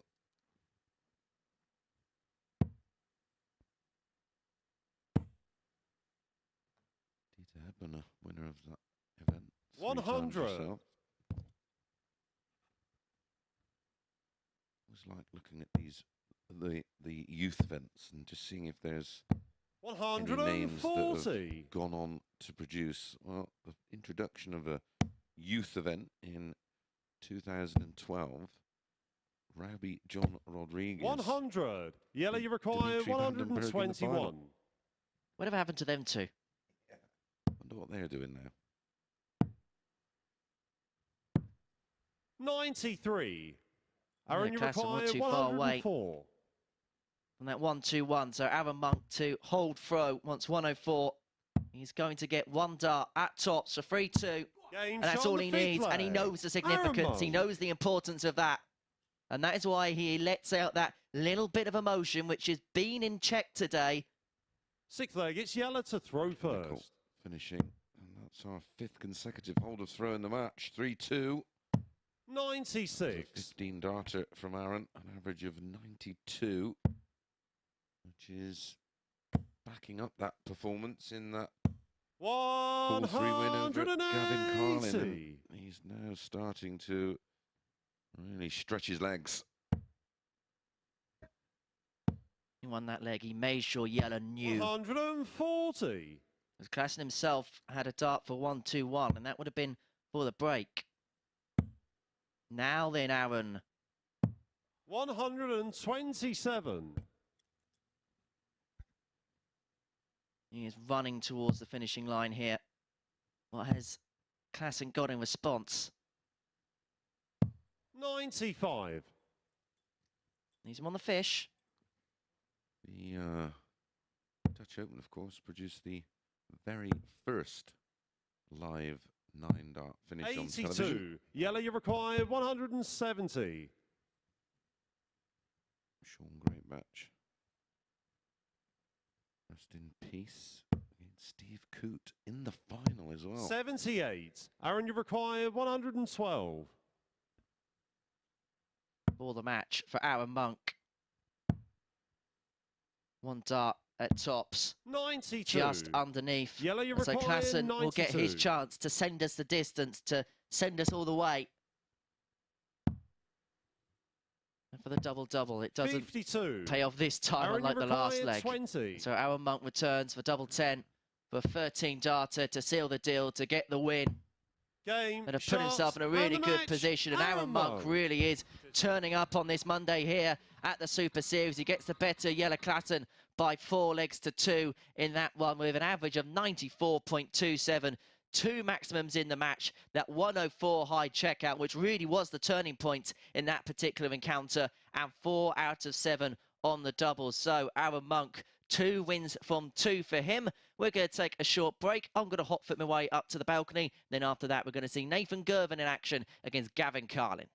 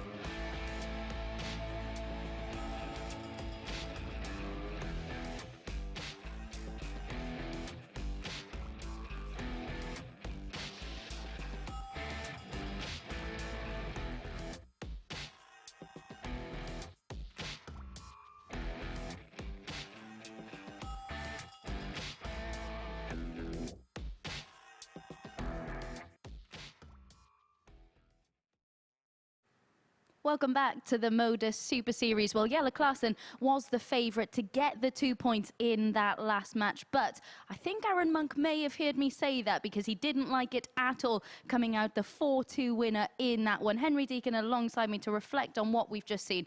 What I find really interesting with Arron Monk is we talk so often about players who berate themselves and how negatively it impacts them.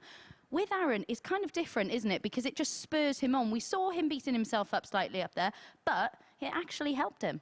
Arron's one of those players that feeds off emotion, and when he times it well, it's a real helpful tool for him. And you just see today, he's so in check, he's so in control of himself. You know, there's times where he's, maybe in the past, he'd give it a big on out. It's just like, look, I know it's a big moment. The only time he did was that 104 to make it 3-2. And that was just a little signal to Jelle to say, yeah, that's a big leg. Now you've got to come and chase me. And then got the job done in the next one. Remember, he got a late call up to being here in the first place, so he hasn't had too much time to prepare. But I think that may have actually helped him, because he's just going in and he's being natural. Yeah, and you feel even on day one at this early juncture, that could be a really significant 2 points for him.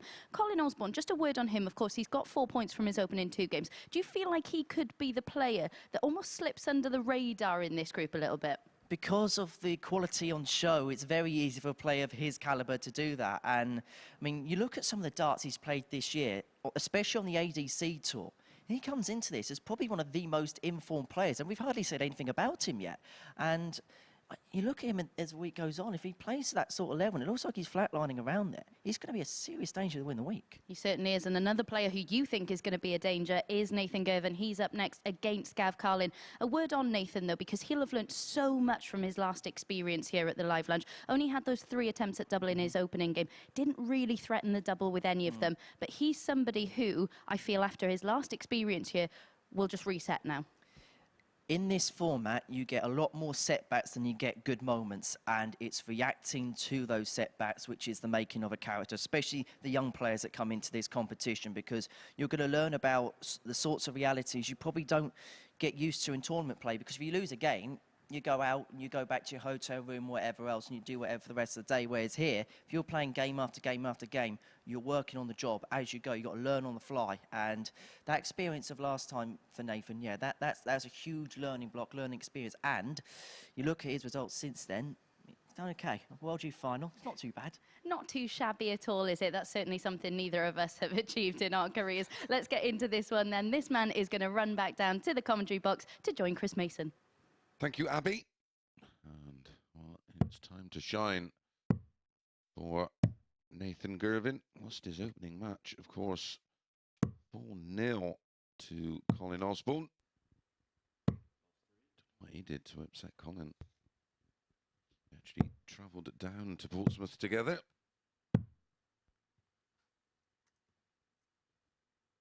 Gavin Carlin also defeated in his opening match. First leg, it's Nathan to throw first. Match darts Game against on.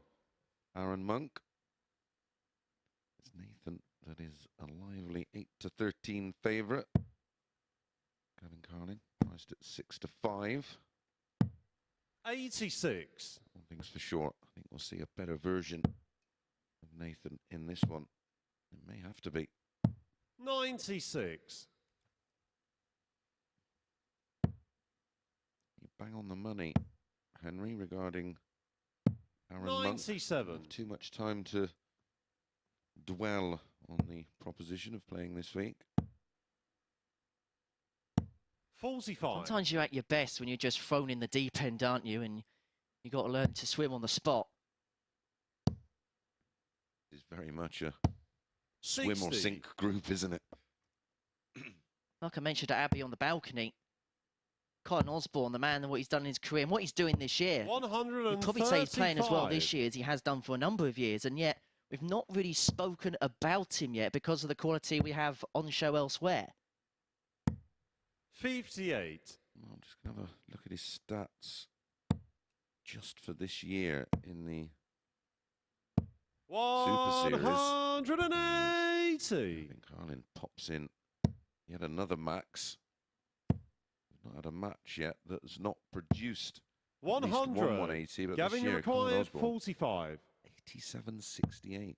142 matches here at the Super Game Series. shot on the first leg. Gavin Carlin. 180s. Finishing stats of over Second one leg, it's Gavin to every throw 3 first. darts thrown. Game on.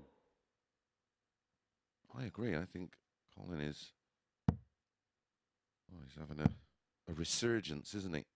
140. You look at some of the stuff that Andy Hamilton produced last week as well. 140. These sorts of players have got that vehicle now, whereas in the past, maybe their careers, once they leave the professional circuit, begin to dwindle a little bit, maybe play a little bit of tournament play and world ranking events, but we don't often see them, whereas here they've got something to aspire to, something to aim for, but they can also 35. do it without that pressure chasing anything either. When I was looking back at all those Dutch Open stats, the 55. Discussing Arron Monk. Just looking back at the other Opens and Scottish Opens. 134. Gavin, you require 126. It was 2 Australians in the final. Russell Stewart defeating Terry O'Day. And then there was a 12-year gap before it was reintroduced. And I actually played Aaron's father in the final. 56. Back in 1995. Care to share the result? I won 3-0. 100. Gavin, you require 70. I didn't know about this. I actually lost in the final in 1999. Wow. I didn't even know I reached the final. I lost to 50. Dennis Ovens. 3-0. Nathan, you require 92. Is that because you had all the other trophies in the cabinet and... No, it's probably something to do with something 20.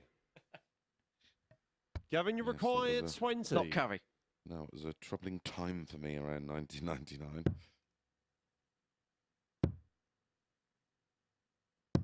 Game shot on the second Well, leg. blink of an eye. Gavin Carlin. And that is now 6 legs on the spin that Nathan. Third leg, it's Girvan Nathan has to throw lost. first. Game on. He will definitely not be getting any Christmas dinner at this rate. Be pot noodle. 180. That's on the money. 137. Christmas dinner flavoured pot noodle. We'll have to ask Matt Edgar. He probably knows about those sorts of things. If they don't, they will now. 45. Apparently there is one, I've been reliably informed. 83. No shock. According to Taylor, our scalpo probably having one in the corner right now.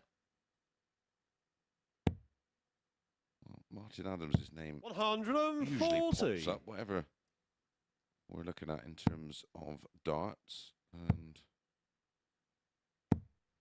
140. Nathan, you require pops up in the Scottish 136. Open, having the best winning average against Gary Anderson in 2005. 114. Game shot on the third leg. Nathan Girvan. Well, there we go, Nathan. That's the way to win your opening leg. Beautiful. Fourth leg, it's 1, Gavin to 3, throw 6 out first. and a Game 12 on. darter. Welcome to Series 2, Week 4. 85. Can he have some Christmas dinner now? Yeah, you can have a Yorkshire pudding. Youngest winner of the Scottish Open, 23, Russell Stewart. Oldest, Martin Adams, yet again. 180. He's beginning to find his form. And he is one of those players, Nathan, that 45. can just flick the switch at any one moment and then find a different stratosphere as a result. Yeah, he is a very, very special talent. 57. Of course, just in the infancy of his career. Of course, he's going to have the luxury next year because he's qualified for the World Youth Final. He's going to be playing at the Grand Slam. Yes, and he will be at the UK Open as well.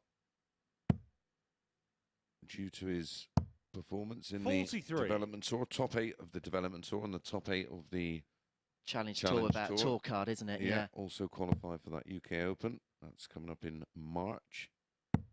140. Just in a matter of weeks, it is the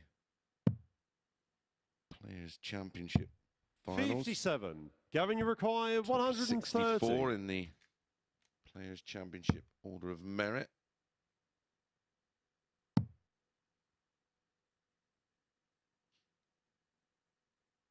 So just the 4 days home for me in December.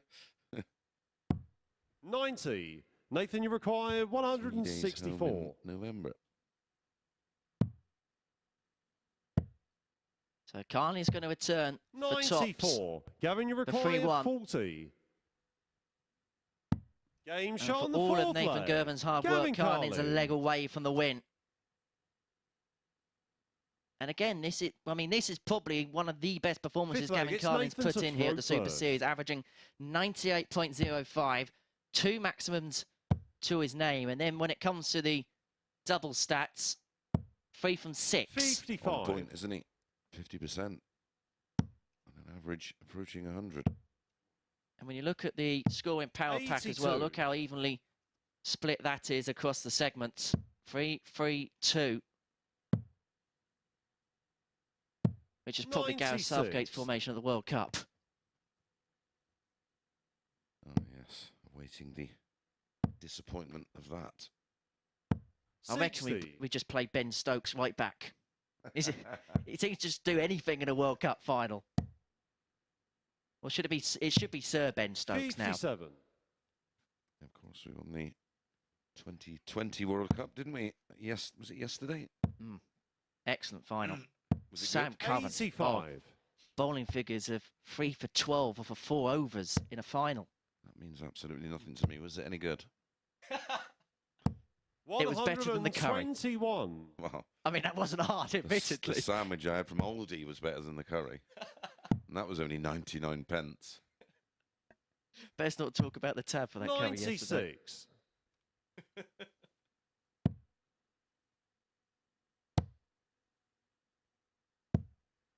100. Down to 72. There's a maximum of 3 legs remaining. Nathan has to win them all, or it's going to be back-to-back defeats. 100. Nathan, you require 72. Foot of the table. And the other worrying thing for Nathan would also be the legs difference at this early stage. One dart at the bullseye to bring it back to 3-2, comes and goes, and so Gavin, Carlin gets his opportunity 78. on 78 to seal a 4-1 win. Yeah, Nathan can find himself on nil point, -7, double 6. Game, shots, That is a and the scenario. match. Gavin Carlin. Nathan Girvan finds himself at no points, -7, as Gavin Carlin picks up his first win of the session. When we come back after the break, it is Dan Reed up against table-topping Arron Monk.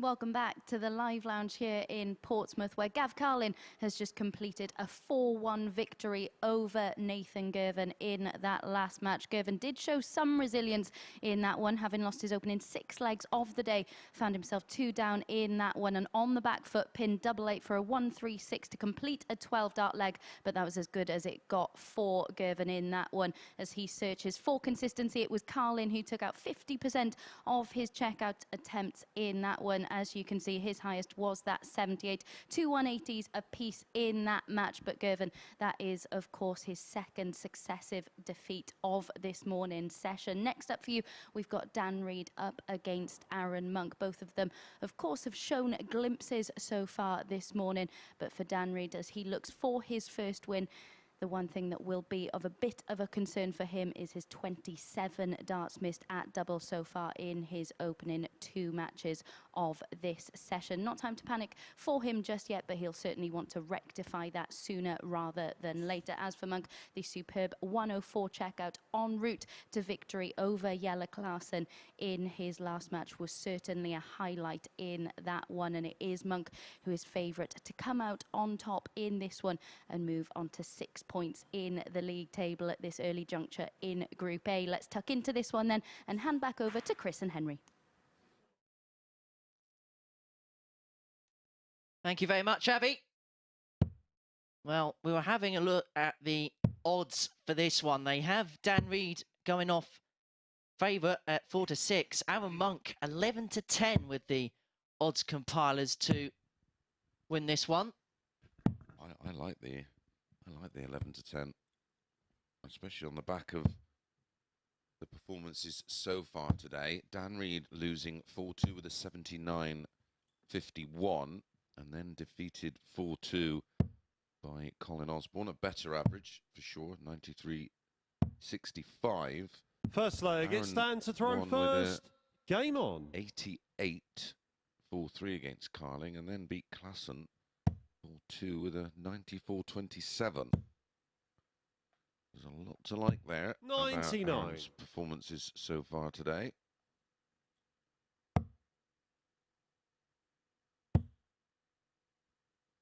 And 140. Head-to-heads, they met in Q School this year. Back in January. Dan Reed winning 5-2. 100. Incredibly, this is their first meeting in the 100. Super Series. Which is staggering, the amount these two have played here.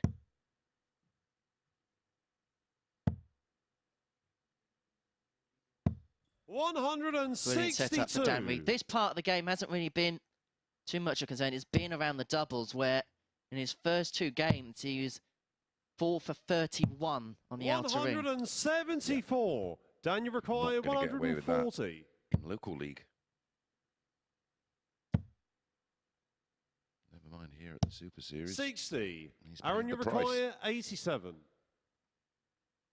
Arron Monk, the only unbeaten player so far today.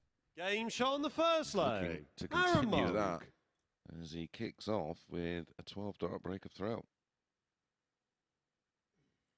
Second leg, it's Arron to throw 125 first. after that first leg, courtesy of the 12. Way too early to be reading into that, of course. Unless he follows it with a 12. 43. Well, if he does that, I'll give you the car myself, as Les Dennis used to say. This is week 4 of Series 2. 55. If you're joining us for the very first time, there is 12 weeks of qualification. The winner of each week qualifies for Champions Week, which is week 13. The winner of each week takes away very nice £5,000, which I've enjoyed spending myself. And the winner of the Champions Week takes away £20,000, which I unfortunately didn't spend because I didn't win it. We'll ask Conan on Thursday. 123. Yes, the winner of Series 1 of Champions Week returns in week 4 on Thursday and 100. Friday night. He'll be super confident, won't he? Just in such a good place mentally and with his game as well. Incredible 100. to think that a few months ago he was contemplating giving the game up. But he's glad that he didn't come to that decision now. It was a great week, of course, 60. Arron, you require players 101. from Kent with Ross Smith winning the European Championship, and his great pal Game Conan shot on the Whitehead second leg. Arron Monk winning Series 1 of Champions Week, and that's a 15-dart hold from Arron.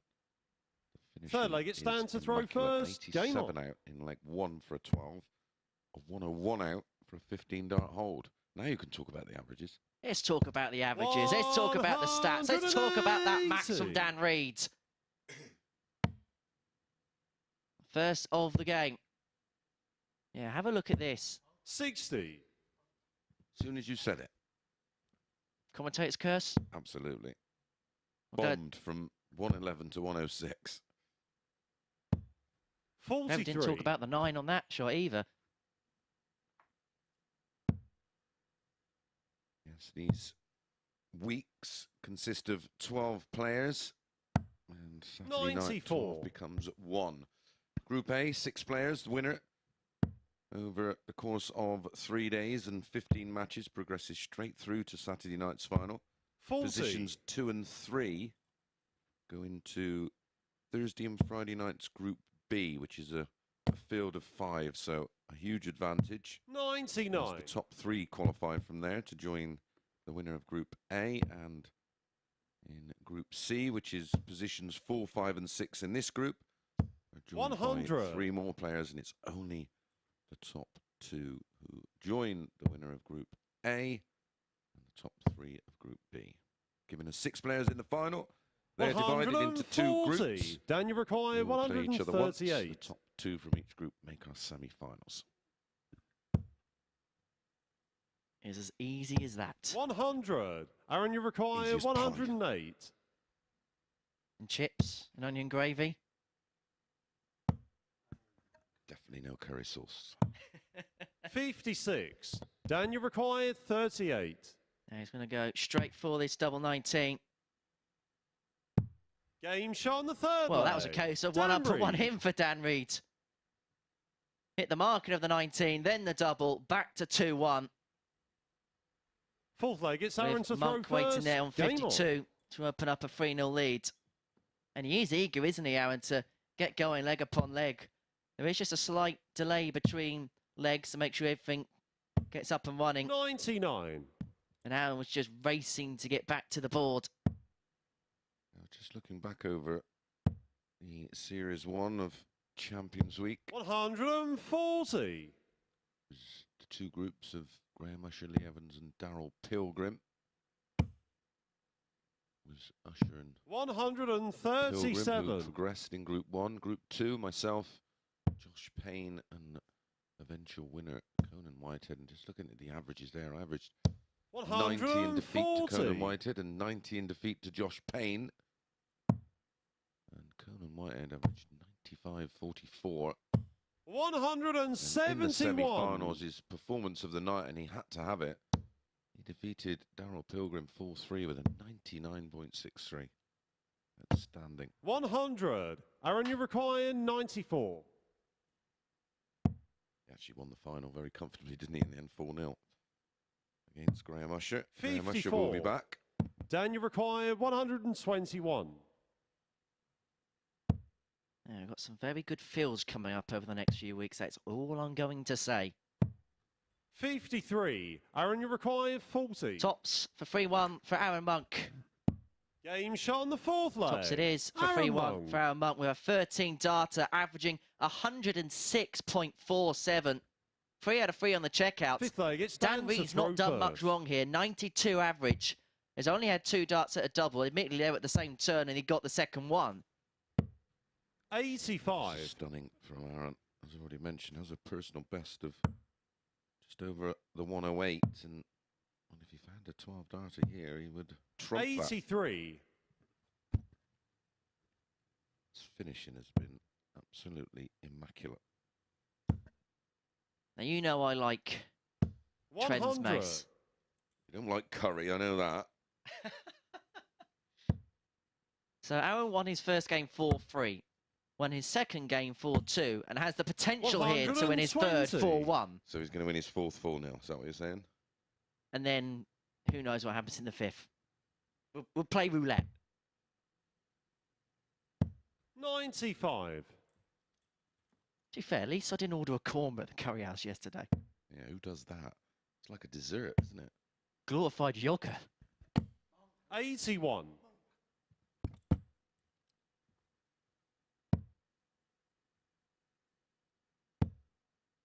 They off having one of those shish kebabs, wasn't he? 100. What even is that?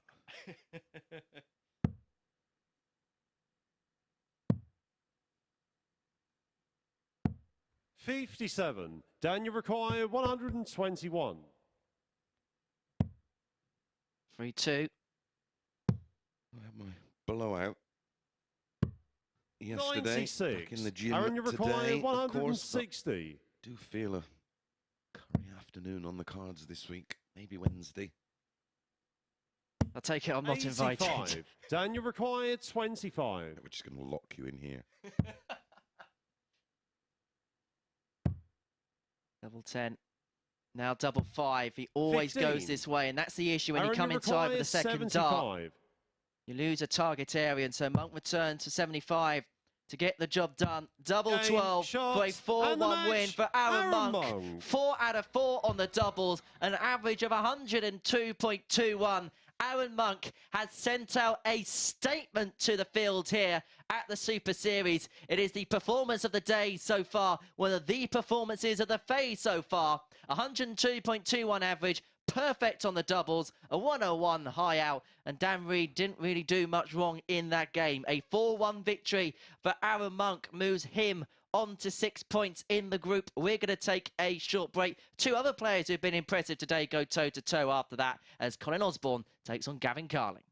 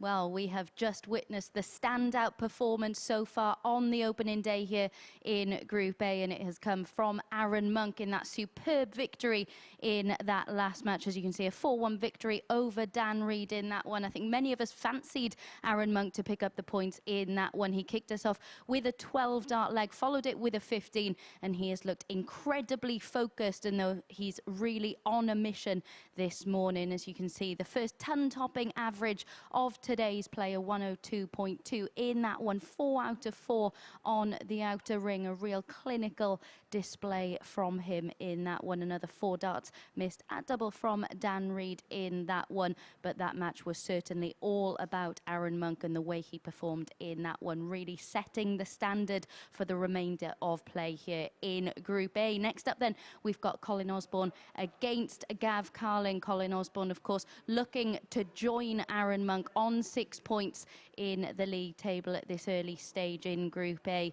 2 superb victories for him so far this morning. He's put in 2 very consistent performances, hasn't he, here in Group A. He's up against Gav Carlin, of course, who's looked impressive today. He lost his first match 4-3, but then got that win over Nathan Girvan in his last match, a 4-1 win in that one, and he was very, very impressive in that one. Had to withstand some pressure from Nathan Girvan, but managed to do enough to keep him at arm's length and get a 4-1 win in that match. Who's going to get the points in this one then? Let's hand back over to Chris and Henry to find out.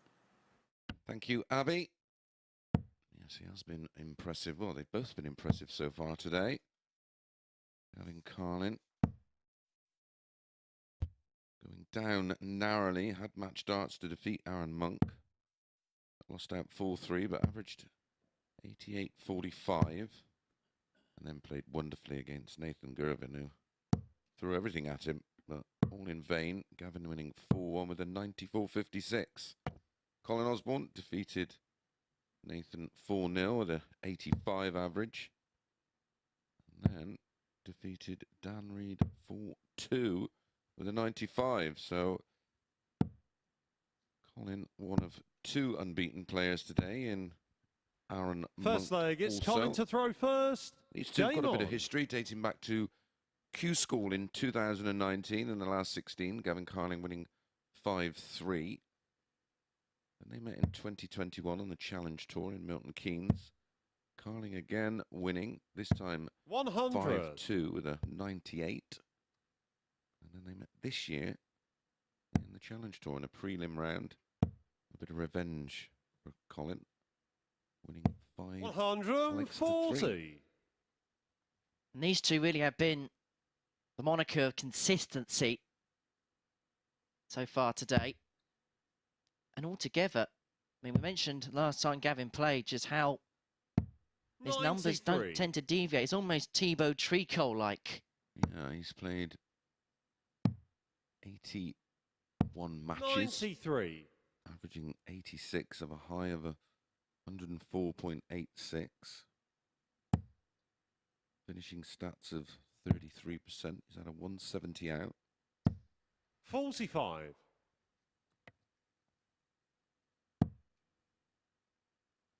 He wins over 55% of his matches. Colin Osborne averaging 88.49, a high of 108.75. Finishing stats across all of those matches, 335 of them. 180. That is consistency personified. Crazily good. Exceptionally good. 27. Colin, you require 83. The Wizard is off to a good start here, leaving 83 after 12 for hold.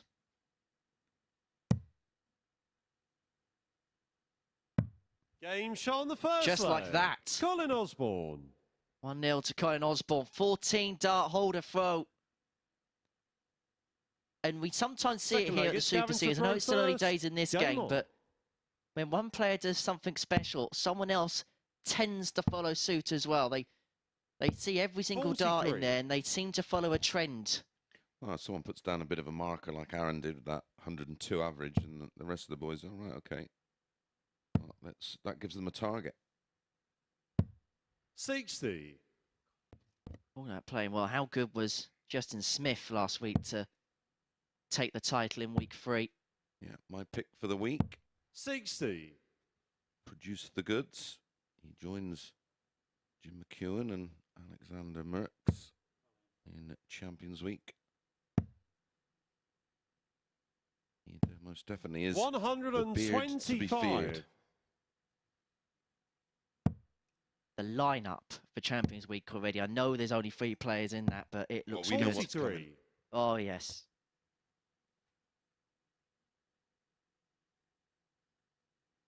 We had a sneaky little look the other day, and oh yeah, you'll want to stay tuned to us for the next 85. few weeks. I'm hoping to try and play on a Thursday and Friday night Group B, but we're trying to juggle my diary at the moment, which is pretty much crammed full. You're also looking at the groups thinking, oh no, oh no, oh no. Yeah, I don't want to be in that one. No, don't want to be in that one. 140. Glad I'm not in this one. Definitely would be getting the wooden spoon. At the moment. 46. Colin, you require Wooden spoon 91. belongs to Nathan Girvan, who I can assure you will turn things around.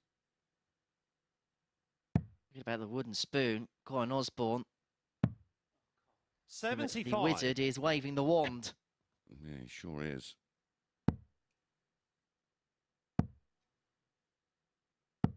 60. Colin, you Wants to wave require it in the 60. direction of this 8-8 for 2-0.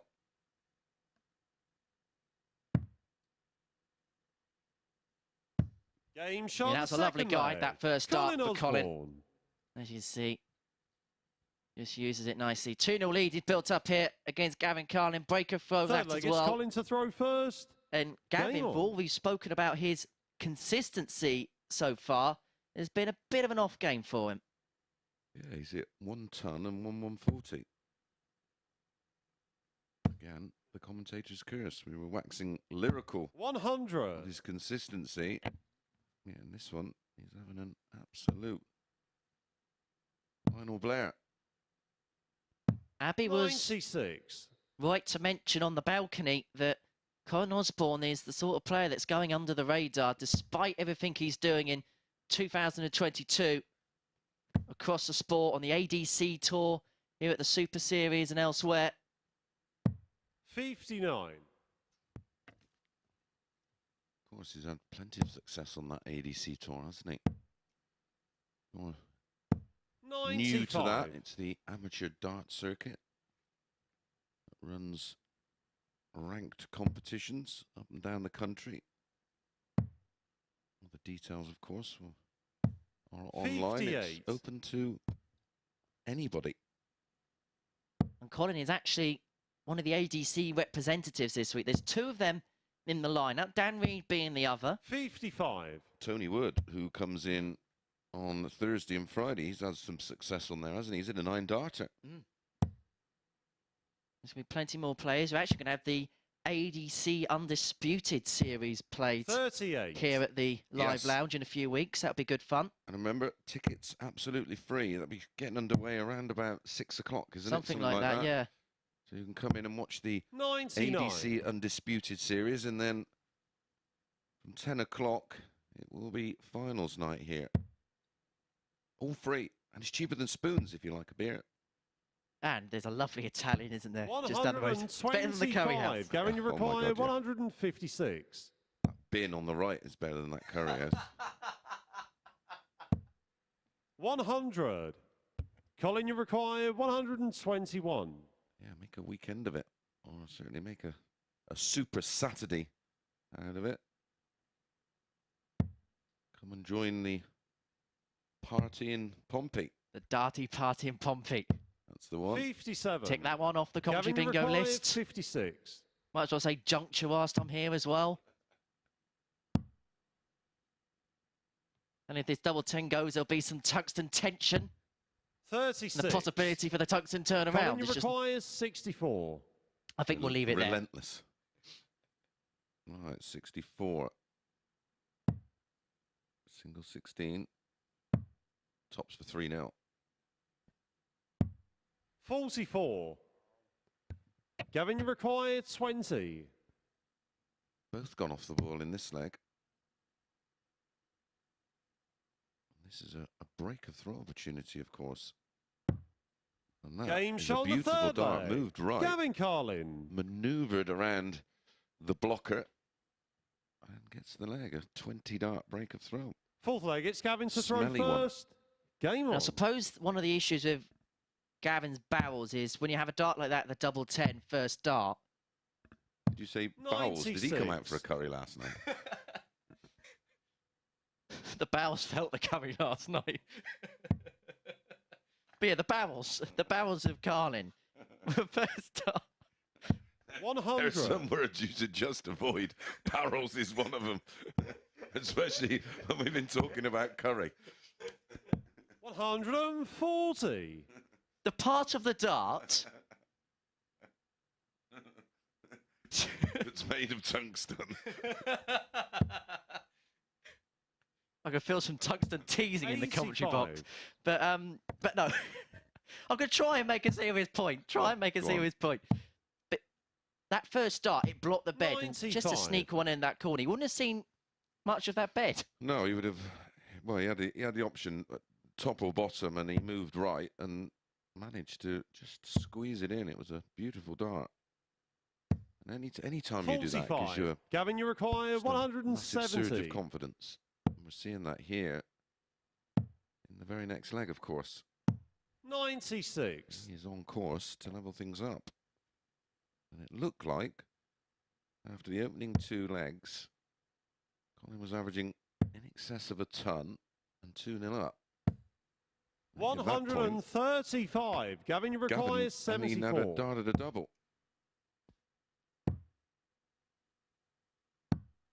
69. We've seen a 136 Colin, today you require from 136. Nathan Girvan.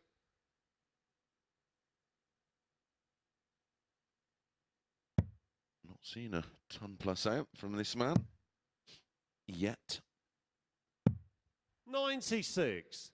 Gavin, you require 5. So for 2 apiece. We have Osborne back on top for the breaker throw and 3-1. It's 1 dart at the madhouse. He has to move across because of the lie of the first dart. And he's found a way to the double. Carlin. And he's found a way back in the match at 2-2. Well, it's definitely a game of Fifth 2 leg, it's halves Colin to throw first. so far. Game on. Opening 2 legs to Colin Osborne. The next 2 to Gavin Carlin. 99. And of course, you can join the conversation on social media. We are at MSS Darts on 96. Facebook, Twitter, and Instagram. And if you are on social media, why don't you subscribe to the MODUS Super Series YouTube channel? Because on top of the live action and on top of the live coverage, we've got bonus behind-the-scenes content. 100. We'll have all the highlights. We'll have all the interviews. We'll have other content which we're going to be creating over the weeks. Yeah, previews and reviews and 96. one-off little interviews. Don't forget to give us a follow on Instagram, Facebook, and Twitter at MSS Darts. 92. If you've got any questions or comments, use the hashtag 122. Super Series, and I'm sure Henry will pick them up. I unfortunately don't bother with Twitter.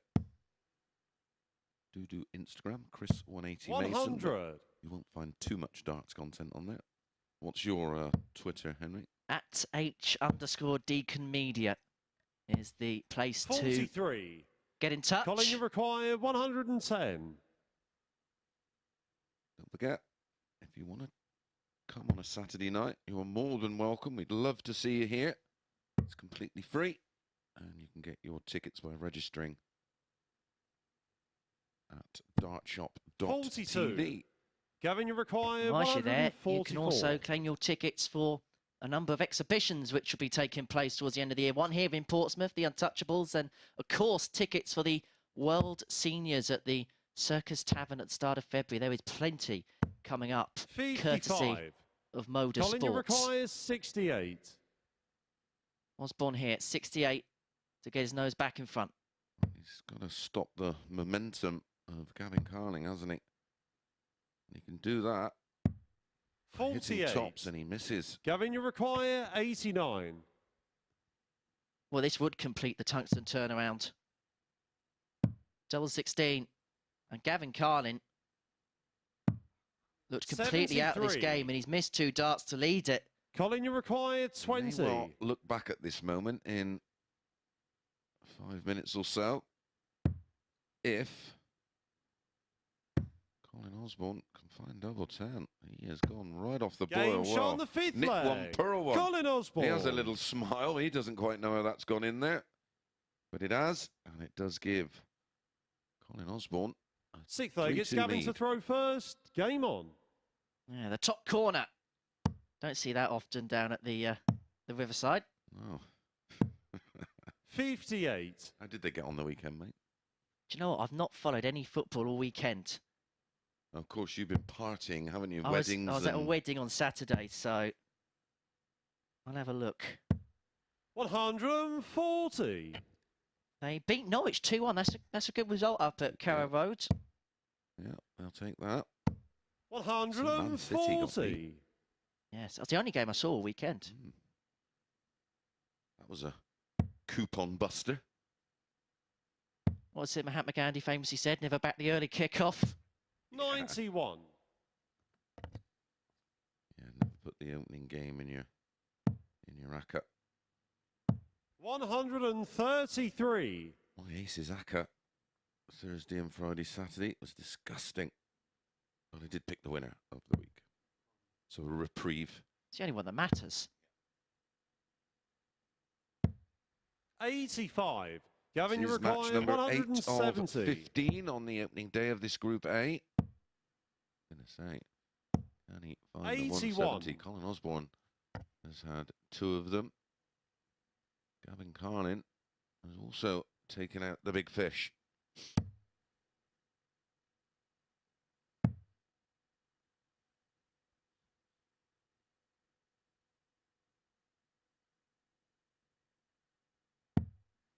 $78. Gavin, you require 89.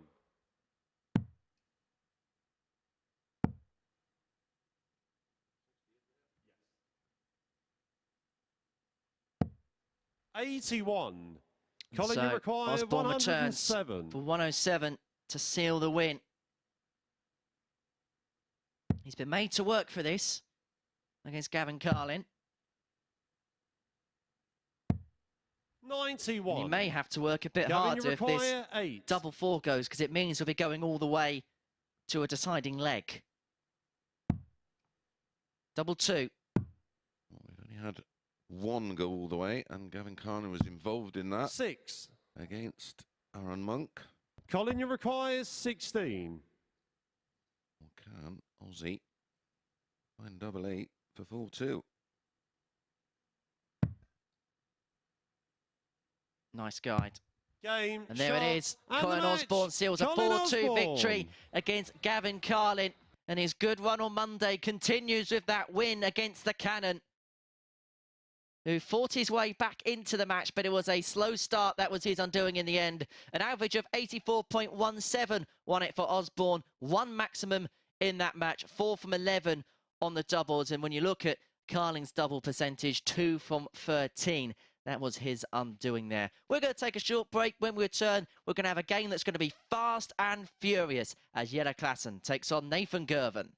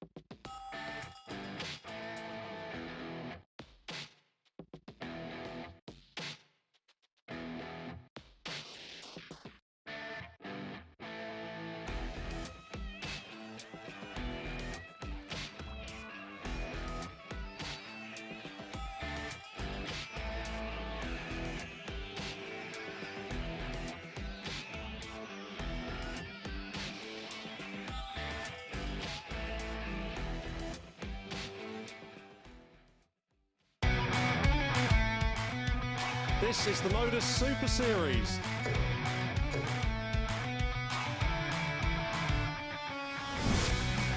$180.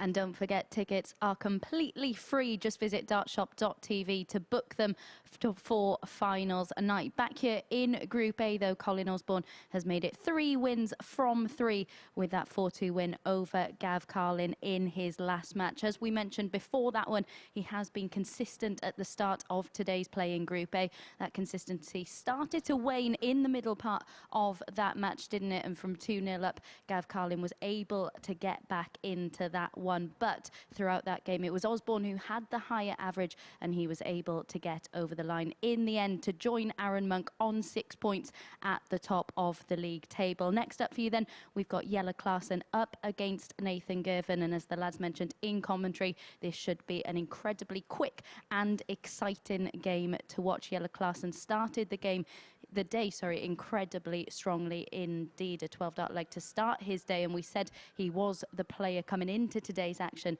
in form. Here we can see him taking out a 96 against Arron Monk, a game he did go on to lose in the end. He was unable to replicate that form that he showed against Dan Reed in that second match. As for Nathan Girvan, this is the only leg he's won so far today, that 136 checkout to complete a 12-dart leg. But we know that even at his young, tender age, he has so much experience in this game, and he'll be able to draw on that to be able to end today strongly. Let's get into this one. It should be an incredibly enjoyable match to watch. Lads, over to you. Thank you very much, Abby. It is the fast and the furious of darts. These two speedsters going toe-to-toe here to end the third round of fixtures of the day at the Super Series. Jelle Klaasen, the 38-year-old former BDO world champion, taking on one of the game's most precocious young talents in Nathan Girvan, the 20-year-old from Arbroath in Scotland, two-time runner-up at the Lakeside Youth Championships. What to expect from this one? Because it feels like we don't know what to expect. Expect the unexpected. Literally, First absolutely leg, anything it's Jelle can to happen. throw first. Game on. Nathan really yet to start firing. An indifferent start from Jelle Klaasen. 100. Very good in the opening match of this session, defeating Dan Reed 4-2 with an 87-71. But then 60. got beat by Arron Monk, who played very well, 94-27. Arron winning 4-2 against Jelle, who had an 85-23. Now, Nathan has lost 4-0 to Colin Osborne. 100. And then 4-1 to Gavin Carlin. 90. Needs to start getting some points on the board. This Group A is very much a marathon. 55. But you can get tailed off, and you can mentally get tailed off as well. It's like a first round of a tournament. You can't win it in the first round, but you can most certainly lose it in those early stages. If you come out this with 2 points after day one, okay, you can go on and still win the group, but you've got work to do. Well, the big problem he's got is the leg difference. He's currently on -7 after just 2 games. 80. Ultimately, the top 3 rarely have a negative in the legs difference column. 42. Jelle, you require I've 110. seen big gaps between those legs differences between the players top and bottom. I think there was one week where there was a 45-leg gap. 72. Yeah, Nathan, you require 160. Well, this would kickstart his campaign. This would be a fire starter. It would be a cracker. It would have lit up the blue touch paper. It would have been the 2 legs he's won. One on a 136 out, one on a 160, but Jelle all Klaasen. immaterial as Jelle Klaasen with a very casual 20-dart Second leg, it's Nathan to throw first leg. first. Already getting some messages through after we did our little social media. Jack Henderson thinks the Super Series is class. 92. Thank you, Jack. I won't read out the horrible ones about me and you, mate. We'll be here to the end of 100. Thursday. I already know. You don't have to tell me.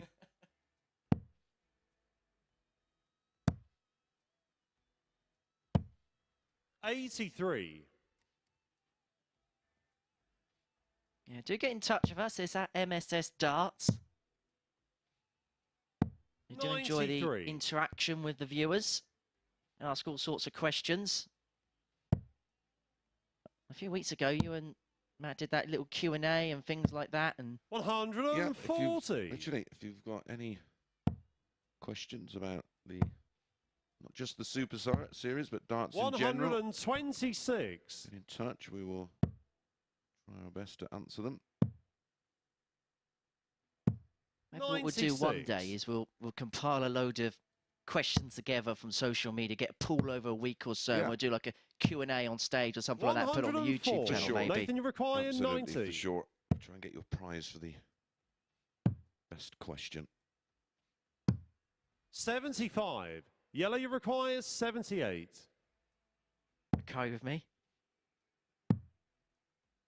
That's not a prize. 38. Nathan, you require 15. It's punishment.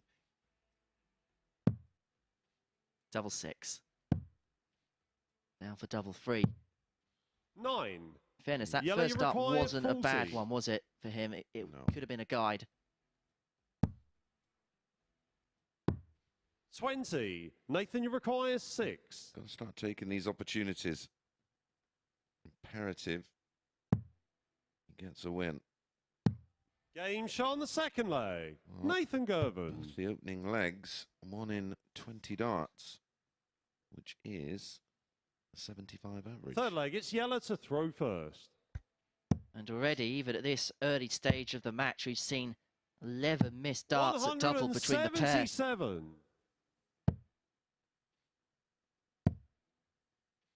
But that is as good as a max for Klaasen. Yep. Still the possibility of a 9. 140. Just got a little bit too much on the final one. Tried to crash it in. Back comes Nathan. 140. This is more like it. And when you've got two players with pace, they all tend 88. to follow each other when they start playing well. That's exactly what's happening here. Just get into 100. a nice Yellow, rhythm. you require 96.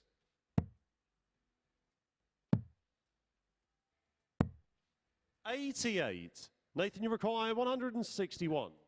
Well, this would be some way to break. The 161 won't go, and so Klaasen will return for double 4. 65. Yellow, you require 8. This has been the issue in the game. Has shot been on the the third doubles, but no leg. problem Jelle there Klaasen. for the Cobra, leading 2-1. Yeah, best leg of the match. A 177 in there and a 13 dart hold. Fourth leg, it's Nathan to throw first. Of course, the World Masters is 44. not too far away. Pretty sure 54. Jelle Klaasen, in winning the Dutch Open, will be attending. Just going to confirm that. 86. I think he's pretty much done enough to. Well, I think it was a gold event, the Dutch Open, so that qualifies him straight into the Platinum, so yeah, he's at Lakeside. 100. Lakeside in February, I do believe. I think he's on the same time as the World Seniors. 137. Yeah, well, Masters is taking place at the De Bonte Wever complex in Assen, Holland, 99. between December the 8th and 11th. Same venue that Jelle Klaasen won the Dutch Open in. Yeah, the 64. Bonte Weaver, is it? Something like that. This is why we need Marco in. Yeah. He's going to be back this week, is our Marco. 180. Nathan, you require 170. Got to go. So there's 68 for Klaasen for 96. a 3-1 Yellow, you lead. It'd be a require breaker throw as 68. well.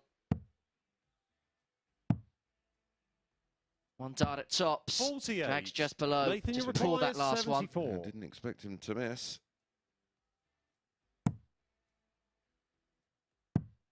Double 16. Game shot on the what a fourth steal leg. that is Nathan Girvan. from Nathan Girvan to hold. And level things up. All to Fifth play leg, it's for. Jelle to throw first. Sheer composure under the pressure.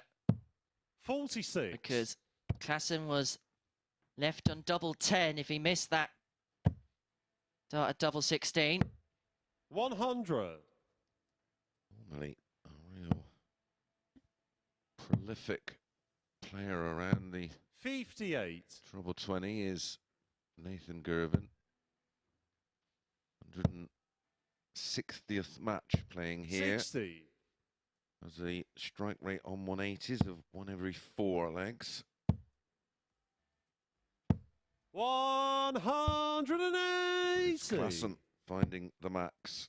He's now hit 2 of them, and that 177. 140. Right on cue. This game's kind of been feast or famine. We've seen some excellent stuff one after the other, but then 50. we've seen some, say, below par stuff every now and then. It's been an... We thought this would be a weird game to call, and it's turned out to be that way. But Nathan Girvan, 140, followed by 177 to leave himself on 24. He nearly never had a go. 139. Nathan, you require 24.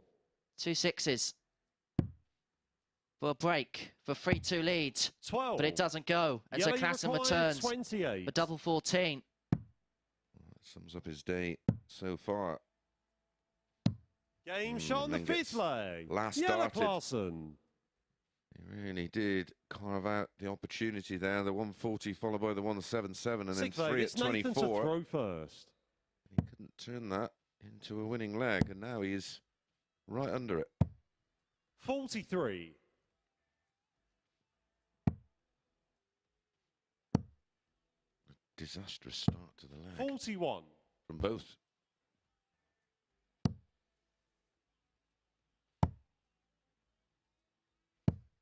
$41.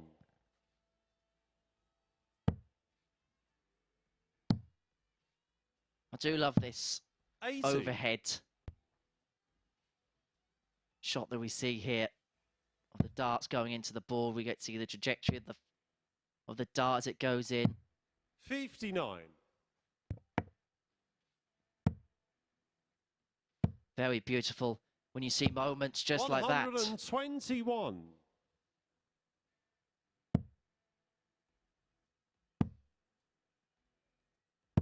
140.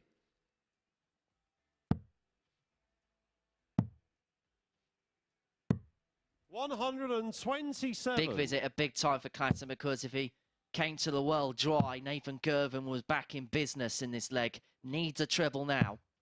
58. Doesn't Jelle find one. require 132. So Klaasen now 132 for the match. Another one of them would have left double 16. 92. Nathan, you require 160. And so this 160 for Nathan Girvan quite simply has to go. It won't. And so Klaasen wants tops to complete Jelle, his you require second victory 40. of the day. Double 10. 2 5s. 35. And the famine on the doubles continues. Nathan, you require Reprieve 60. For the young Scotsman from Arbroath. He wants tops for a level game. Double 10. He's had a disaster on doubles, 50. and that continues. Jelle, Just you 2 from require 13. 5. Klaasen 3 from 14. 1. Like Nathan, that. you 3 require from 16. 10. And so Girvan gets another chance at double 5 to send us the distance. Double 2 Game is shot there, on the sixth and we leg. go the distance, Nathan we go all the Girvan. way. Both players have had opportunity after opportunity at the doubles. Klaasen's had his chances to final win. leg, it's He Jelle hasn't to taken throw them, first. but he has the darts in the 7th. Incredibly, Henry, we've had 6 holes of throw. I'm not sure how. 85.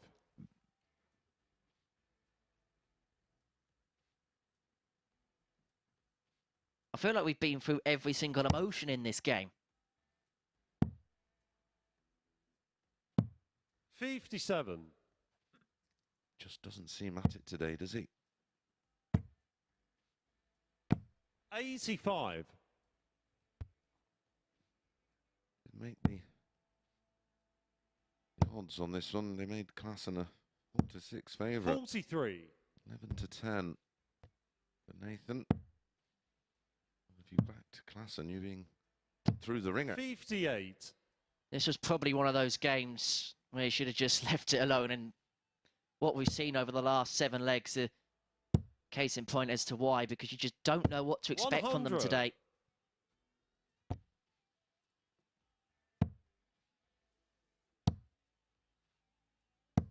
$140. Going to see Arron Monk in action after this short break. That'll be the beginning of round 4 for the day. He takes on Colin Osborne. Big game. Require Have a look at the table 133. after this one. With Abby, after 93. all the players have completed 3 cycles of games. 100.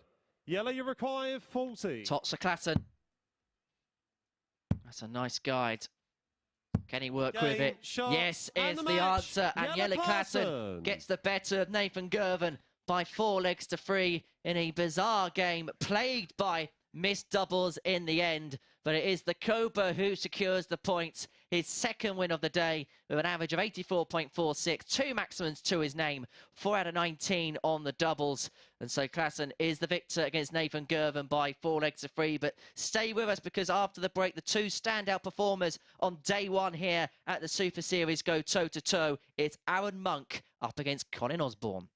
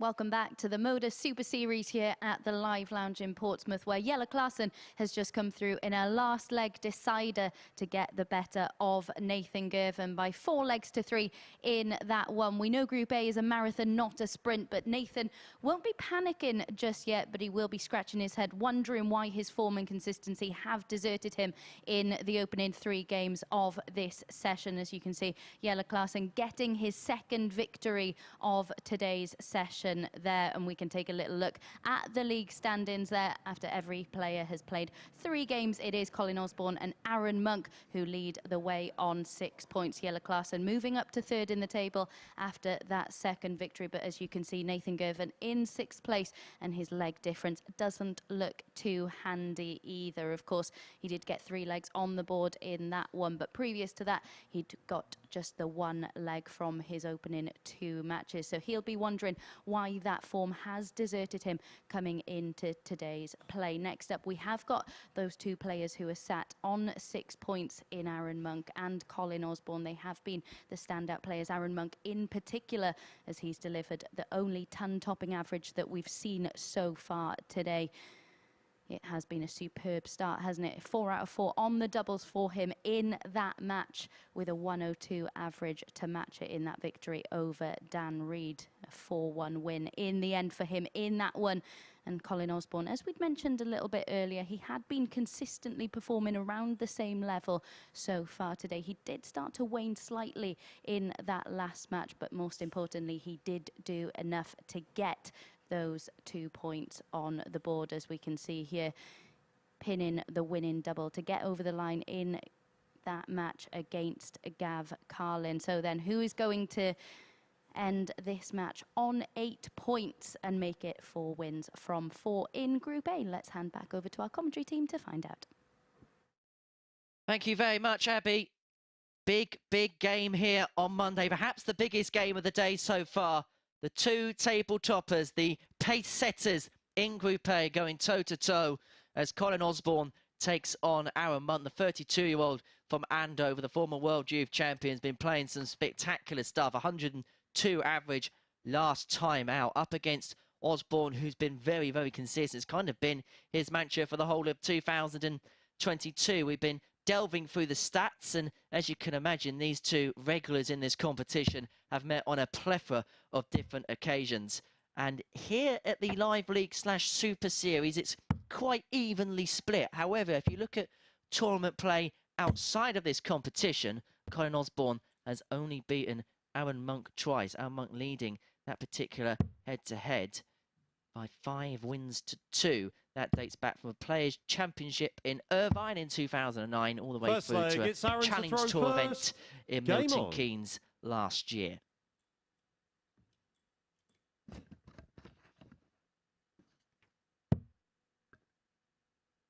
we go 4-5. Arron Monk. 60. 10-11. Colin Osborne, and someone's O's got to go. Both unbeaten today.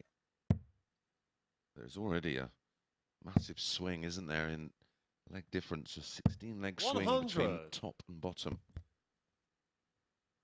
The gaps are beginning to emerge, that is a certain. And it is something 140. that Nathan's going to have to look at, because it's not just in Group A trying to qualify for Saturday night. It's also, if you cannot do that, get yourself in the top 3, because it puts you in the advantageous Group B. Yeah. 60. Yeah, 3 from 5, of course, Group B.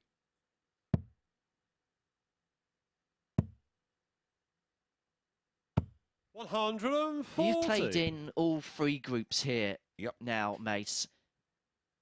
Mentally, how do you go into each day with different groups, with different scenarios at play? Well, you just sort of have a look at the Arron, you require group, pick out the ones you think 161. are potentially going to be the toughest test. You then look at the players you think might sort of find it tough 50. going, and they're the ones you've got to make sure you get the wins. That's where you can come a little bit unravelled, is if you lose to the players that everyone else is beating. 58. For me, Arron, you require 111. It was just a mentality from the Monday on, just getting, you know, accustomed and getting yourself 51. familiar with everything, and then you sort of just try to improve day on day. But it's tough going, very tough. Found the Thursday, Friday morning. Arron, you require 60. Horrendous. Have to earn it here. You do work hard to get whatever you need to get. Arron Monk is one going to get the double 10. That is exactly what he gets to win the opening leg in 18 darts with throw. A little bit too much respect being shown between Second the leg, two at it's the Colin moment. to throw first. Game on. Both know the significance of this game, and sometimes that could be quite reflective. We see players who got off to a blockbuster start in a day. They play their nearest rival in the group, and then suddenly 45. you see both players get tight.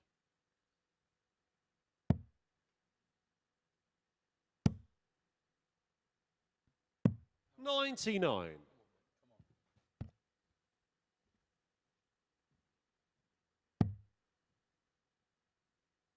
You felt before this one got underway, this game may be all about Arron, what he produces to the table. You kind of know what you're going to get from Colin.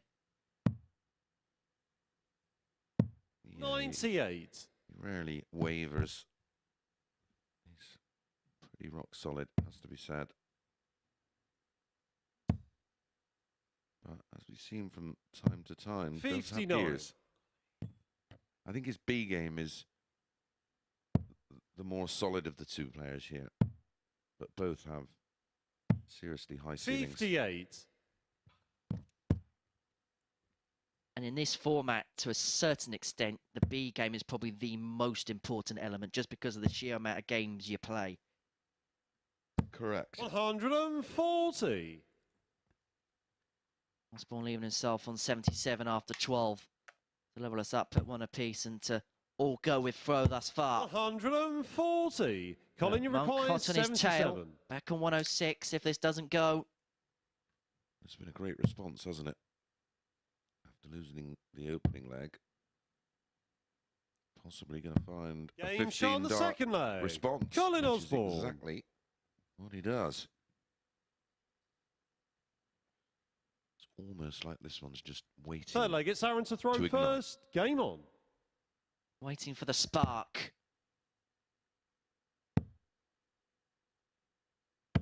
$60.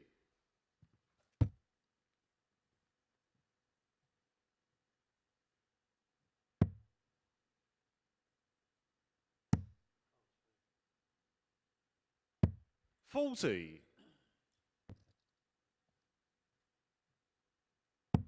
As you mentioned earlier, the winner of every week will qualify for a Week 13 Champions Week. 59. £20,000, the prize for the winner. Vernon Whitehead is going to return this week to try and defend the title, which he won back in October. And it is going to be a very tough field. 55. Yeah, the next few weeks in the run-up to Christmas. There's some serious talent on show. 52. A nice blend of players that have made their way through to Champions Week. A little bit of everything so far. Jim McEwen, Alexander Merckx and Justin Smith.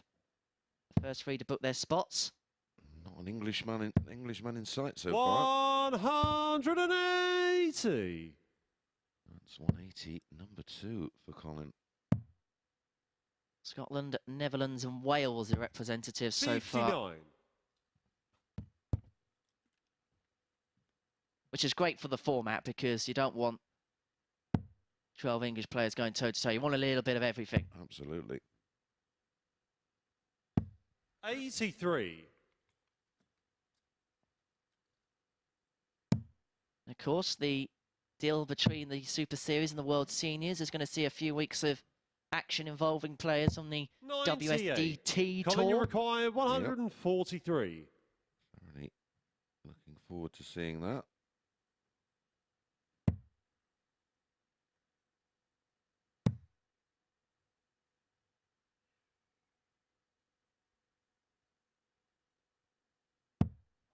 $40.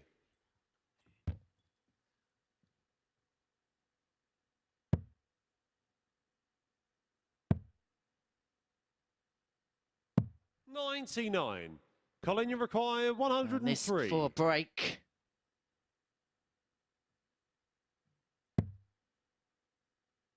Lovely first start. A double 12. 79. Doesn't go. Arron, you So require Monk, who 74. really has been out of this leg, should get an opportunity to win it. 34. He's Going for Colin, you require double 24. 17 tops. I mean, we've seen a bizarre attempts on the 105, of course. Bull 5 bull.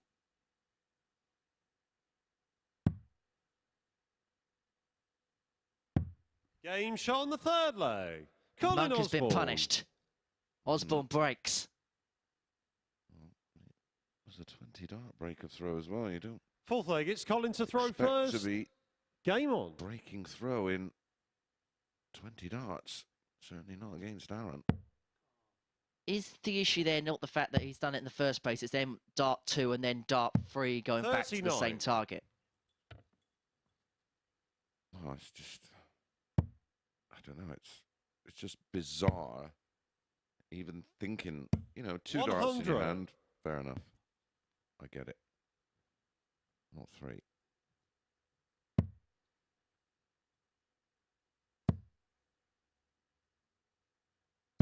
$100. Well, we gave this the big build-up beforehand, and it's not yet delivered to the sort of levels we were hoping. 99. Nope. No idea. Again, though, they're both aware of the importance and, of course, the bragging rights in the players' room. 140. And trust me, these two will tell each other. Oh, yeah.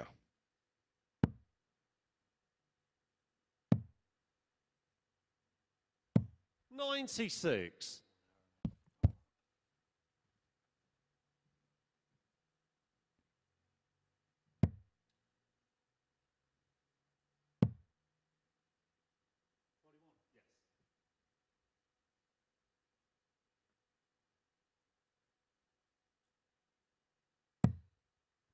$43.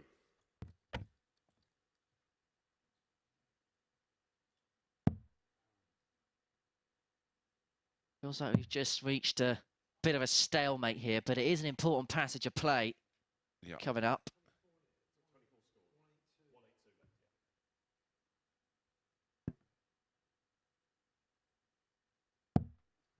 $36. Well, he's managed to salvage it with that treble 4 to leave him on the fish. All Osborne can do is set up from here.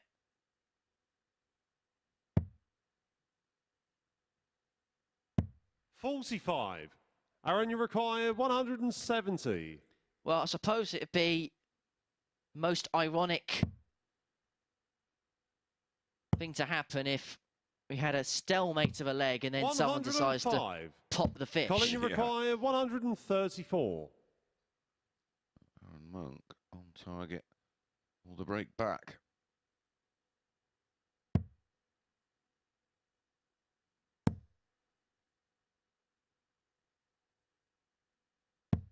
$81. Arron, you require 65. I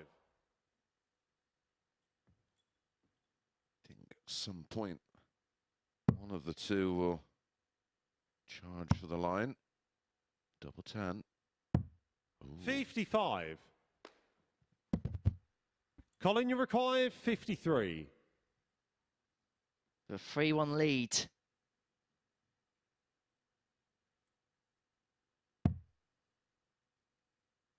Two darts at tops, Game and he shot on only the needs the fourth one. leg. Colin Osborne. And one of the most bizarre legs you may see here at the Super Series is in the leisure of Colin Osborne. He Fifth leg, leads it's Arron to 3-1. throw first. He's Game on. one leg away from completing a 4th straight victory. Hasn't been a classic by any stretch of the imagination, but nonetheless, these are a crucial 2 points 44. for the pair early on.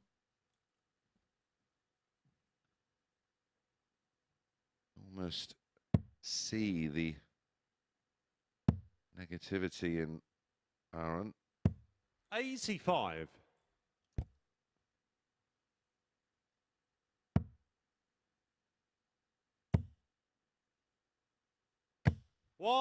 That's what 180. you need to do, pal. As he finds his first max of the match.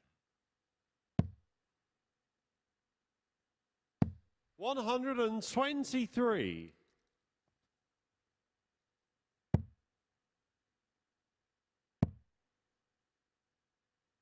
100.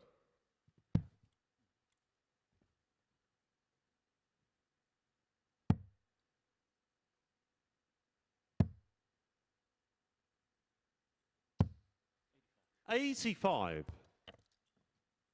So Monk with 6 here on 177 to bring it back to 3-2. 59. That's not enough. See what he thinks of that. Colin can put a big hole in this.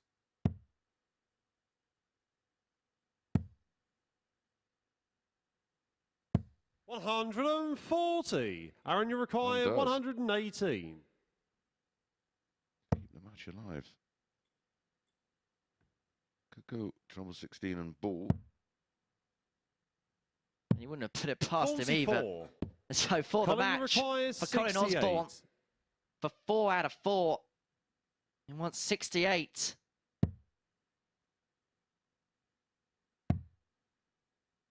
So he only gets 1 dart. 28. Tops, and it doesn't Arron, go. Monk requires returns. 74. Narrow finding of the double 13. He's gone for double 17. Game shot on the Tops 5th again. leg. Arron Monk. Stop it, Arron. That is an 18 dart hold, 1 match dart. 6th leg, it's Colin to throw first. Colin. Yeah, Game on. I think when he just found the single 13, it just put him off a bit. You could see the reaction.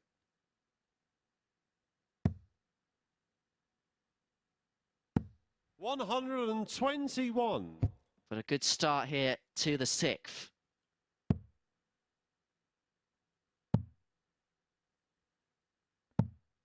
Arron Monk's last game of the day is against Nathan Girvan, whereas Colin Osborne will finish up against Jelle Klaasen today. 30.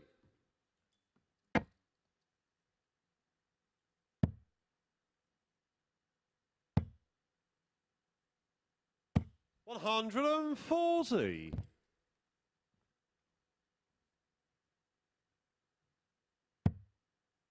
Goal for today for the players to get yourself in as good a position as possible for moving day tomorrow. 54. Yeah, you want to try and win 3 out of the 5 minimum, really. That puts you in a real good spot, mid-table-ish, maybe second, depending on 98. the results around you. But yeah, you want to win 3 out of 5, and then tomorrow really cement your position, whether it be just in the 2nd or 3rd position, or possibly pulling clear. 140. By and large, we're tending Arron, to you see require Group A winners have 167. 2 3-2 days and a 4-1. Should put you on to 20 points. That's usually been the mark. 131. Yeah, I mean, you can have. It's like today's day. Colin, you with require Nathan. 156. You know, if he can just pick up a couple of wins in the back end, and then really have a good push tomorrow, and then be in the mix on Wednesday, where the Thursday 60. and Friday morning Arron, group you is a require totally 36. different proposition, because only the top 2 go through. Game shot on the 6th leg. Best leg Arron of the Monk. match so far, a 13 dart breaker throw, and we've all of a sudden got a level game and a 1-leg shootout. 7th and final Arron leg. It's Monk Arron to has throw just first. upped it here the Game last on. leg and a half. He's decided to put the foot down.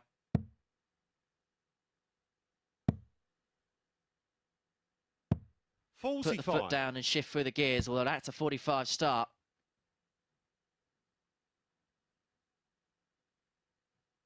Open the door. Colin has 2 maxes. He'd love to find a 3rd in the decider. 60.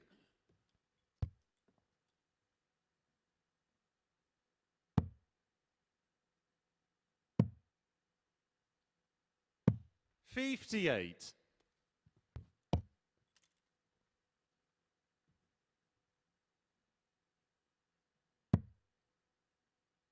58 really has opened the door for Osborne. 180. And he's ran straight through it. Well, and there is the 3rd max I mentioned. Wow, what a reply. 180. It's a 2nd for Arron.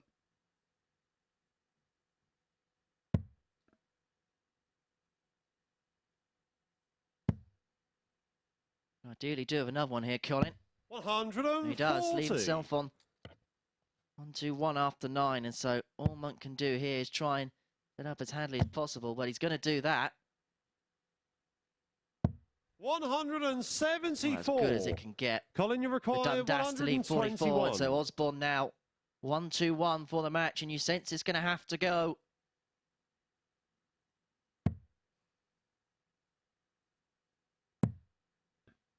Bullseye for the match. 74. Arron, you require 44. Doesn't go, and so Arron Monk then 44 to seal a 4-3 win.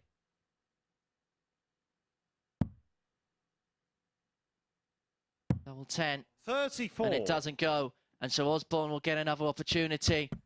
Colin, you require one more 47. opportunity is all he's going to get now.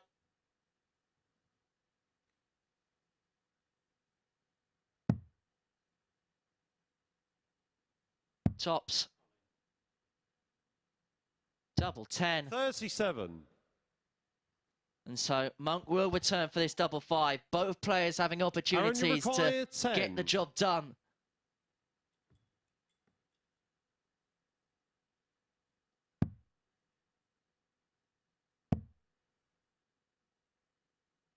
Madhouse. No score. Madness. Colin, you require 10. And what a sequence of visits. The 180 followed by the 174. Game, Yet shot, it's Colin and the Osborne match. Colin Osborne. who falls over the line and picks up the 2 points, and he goes top of the table. When we return, it will be Nathan Girvan looking for his first win up against Dan Reed.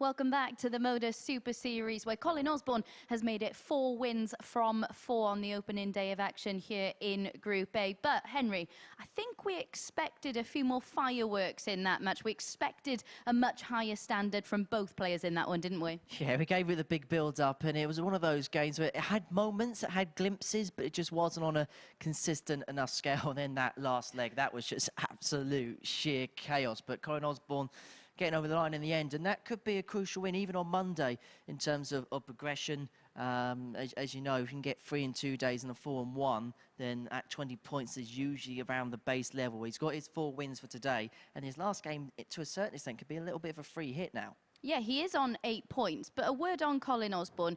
Do you feel almost like he's going to keep performing at quite a consistent level, and then it's up to his opponent to maybe go and better that maybe mid-80s average?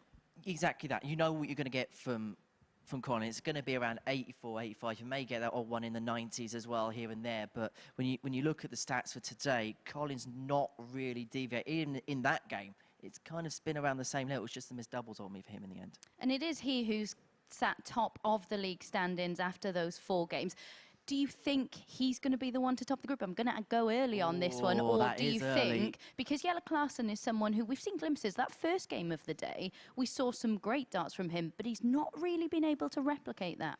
No, and I suppose as well, he's come back from Ireland last night as well, so there's a lot of travelling involved. So, you know, at some point that's going to be something that enters the mind, enters the body. But we talk about Tuesday being moving day, and you just get the sense he could be the type of player with a really good night's rest tonight under his belt to possibly be the one that kicks on.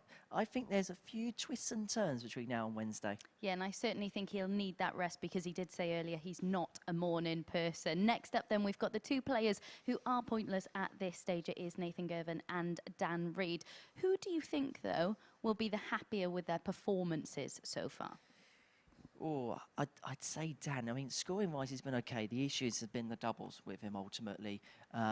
With Nathan, that we know what he can do. We know the levels he can get to, and he can go through the gears. Again, he's shown glimpses, but it's piecing it all together. That's what he's got to do now. Yeah, I think that's the case for both of these players coming into this one, because as Henry just mentioned, there is 31 darts missed at double over the course of the 3 games from Dan Reed so far. And Nathan Girvan maybe scratching his head a little bit, wondering where that consistency is at this moment in time. If you've noticed, we are speaking a little bit more quietly because the players are out on the stage behind us. So let's hand back over to Chris Mason to get into this one. Thank you very much, Abby. Yes, it's reaching the point where it's a must-win game for both, but only one will prevail, and the winner of this one will pick up their first points of the day. Both at the moment on nil points. Big problem for Nathan is that leg difference column. He needs a win, but needs to win big. It's a pick'em game. They go 4 to 5, 10 to 11. Just sort of waiting for that point where first leg, it's Nathan to throw first. one of these players Game on. It's the afterburner. Both players, of course, have got tremendous 100. stats when they're both at their best. A personal best for Dan Reed of 117.8. Nathan Girvan not too far behind on 108.23. Where's your 50 pence going, Henry? Apart from in your pocket where your 100. money mainly stays. Again, I think it's a bit like that game of Klaasen and Girvan earlier, but I'm not sure what to read into them, if I'll be perfectly honest. I mean, if you look at it overall, Dan Reed's scoring's been okay. The issues he's had on the doubles. Whereas with Nathan, I mentioned it on the balcony, 57. There's been glimpses, but he hasn't yet been able to piece it all together. Well, his normal game is all about the scoring, isn't it? The finishing 100. will take care of itself, but when you're not scoring heavy enough, you're only getting the odd chance at a double, then those chances are loaded with pressure. And the issue has been with Nathan, that first start, a lot of the time, has tended to drag low. Yeah, that's either a timing issue, a grip issue, or just an 61. issue with tension. You can see there's a lot of shock going into the shoulder. Dan, you require 140. And like any sportsman, could be just having an off day. It happens. 100. Nathan, you require 108. Happens to the very best. However, this would be quite the kickstart, double 16. And that might just be the spark that Nathan Girvan needed. Takes the opening leg, courtesy of that 108 finish. Second leg, it stands to throw first. It was a great finish. But it was still only an 18-darter. That's just not going to cut it. 134. To a certain extent, is this an ideal game for both? Because both players are kind of struggling to find a little bit of confidence and a little bit of rhythm so far. Absolutely.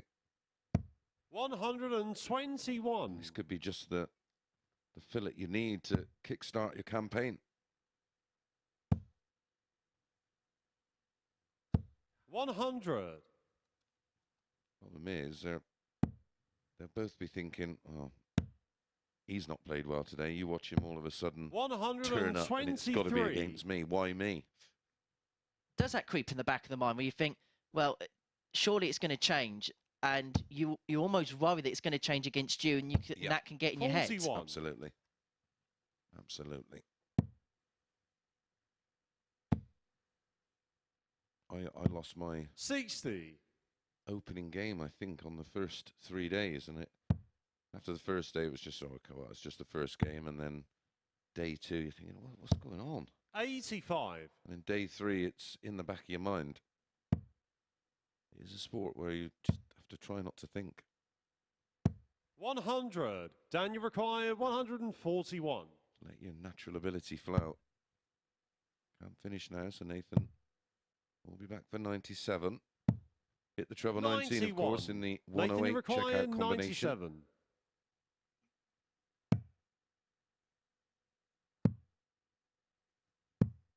$57.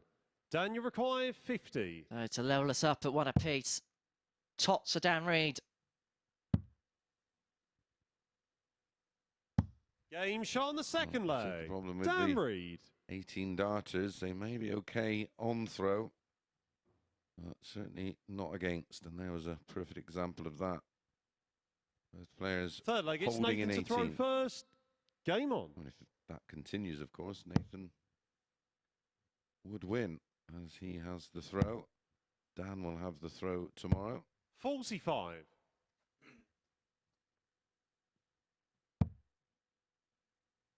It's perhaps maybe been the issue with Nathan today, is that he's had moments, but he just 100. cannot then turn that into anything else. He can't, like the 108, that should have been a kickstart, possibly. He's not building on anything, is he? 60.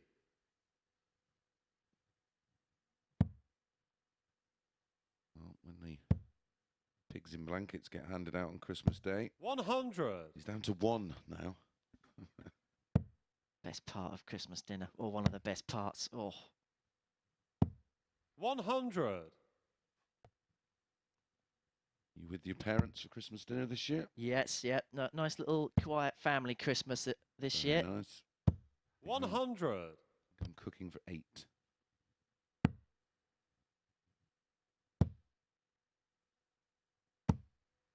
$140. Bailey's man on Christmas Day. Nice Baileys just before bed. Oh. No, that's the bubbly. A bit of mermaid gin. Nathan, you require 156. My missus likes the old champagne on Christmas morning. Not for me. 90. Dan, you require 142. A bottle of white with my bacon bap. Classy. Well, Talking about classy. 102. We say is 1. Nathan, you require 66. So 66, the route for Nathan Girvan.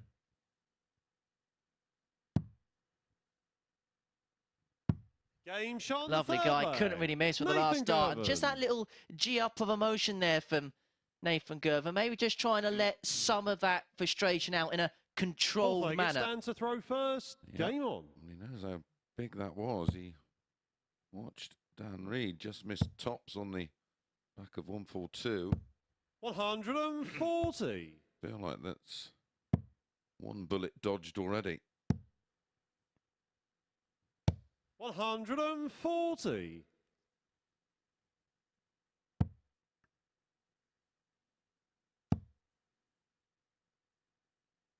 100. Super last start. Using the previous two to find the red bit. 40. 2 on down here, Dan Reed, but averaging 92 at this midway stage of the match. Nathan Girvan 86.47 and the midway point of leg 4. 121.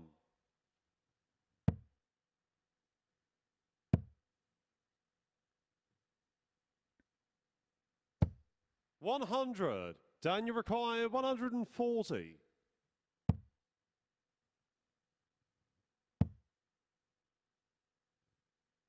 100. Perfect. Tops after 12. Nathan again being massively outscored. Hence the difference in the averages. 57. Dan, you require 40. 94 playing 85. Game shot on the fourth That leg. is a 13 Dan dart Reed. hold for Dan the man. Now it's a little best of 3. Fifth leg, it's Nathan to throw first. Game on. News of the world format.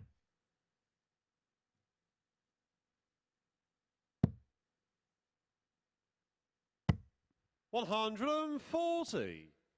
Dan here, if he can carry on with his average and claim the 2 points, really can use this as a springboard moving 60. forward.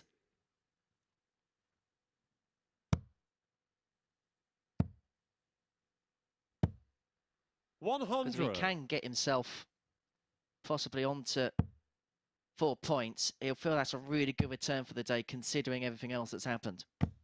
140. Another Live League regular in action this weekend, of course, in Killarney at the beautiful, 100. wonderful Killarney Darts Festival. If you're a darts fan and like going to competitions, playing or watching, that's definitely one worth going to. It's a lovely 100. part of the world. Nathan, you require Neil Duff picks up the 161. Irish Classic Championship. 66.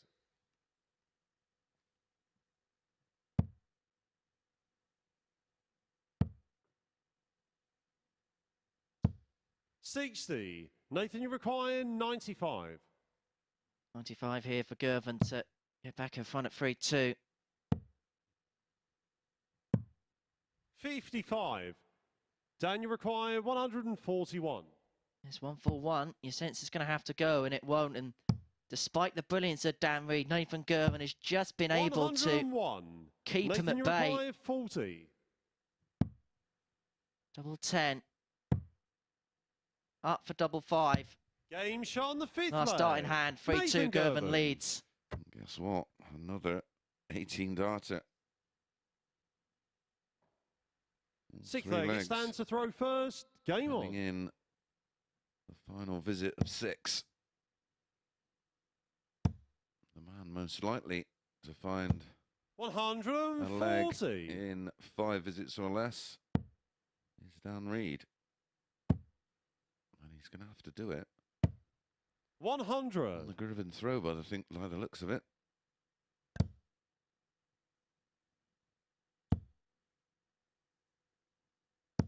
$100.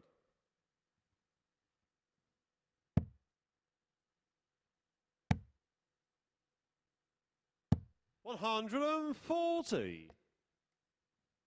This leg right up in the offing.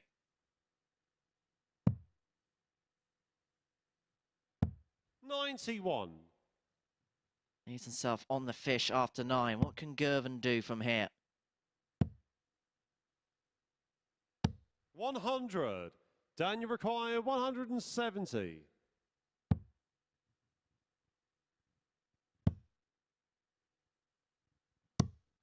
75. Nathan, you require 161.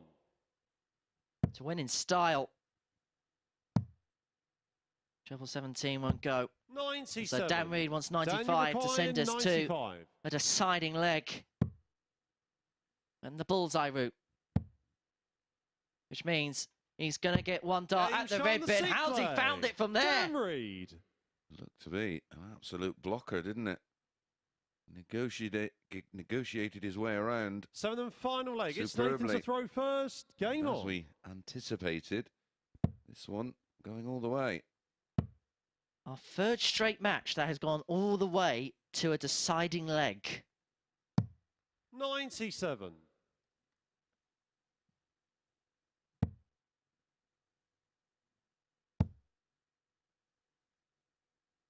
100. After this, Gavin Carlin up against Jelle Klaasen ends round 4 for the day. 180. As Nathan Girvan times that max to perfection. Dan Reed is going to have to follow suit here. He does follow suit. 180. It took a while to catch fire. Got to be careful, got to come down. 92. Super last start. Single 19 would have left 170. May see another 60. ball finish. Nathan, you Here, require Henry. 132. A champagne finish for Nathan Girvan. It's not going to happen now, so Dan Reed, 161 for the 60. match. Dan, you require 161. Disappointed with that visit, not to leave the double 16, but he will be back. How much pressure? 58. Not too Nathan, much. you require 72. His finishing's been good, 50%. Oh, they're both good. 3 out of 5 for Dan Reed. That'll be 15 ball, treble 15, double 10.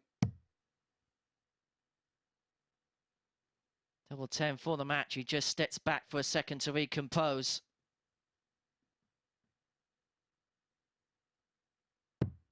$52. And the double 10 doesn't Dan, go, you and so Dan require Reed will get an 103. opportunity at 103.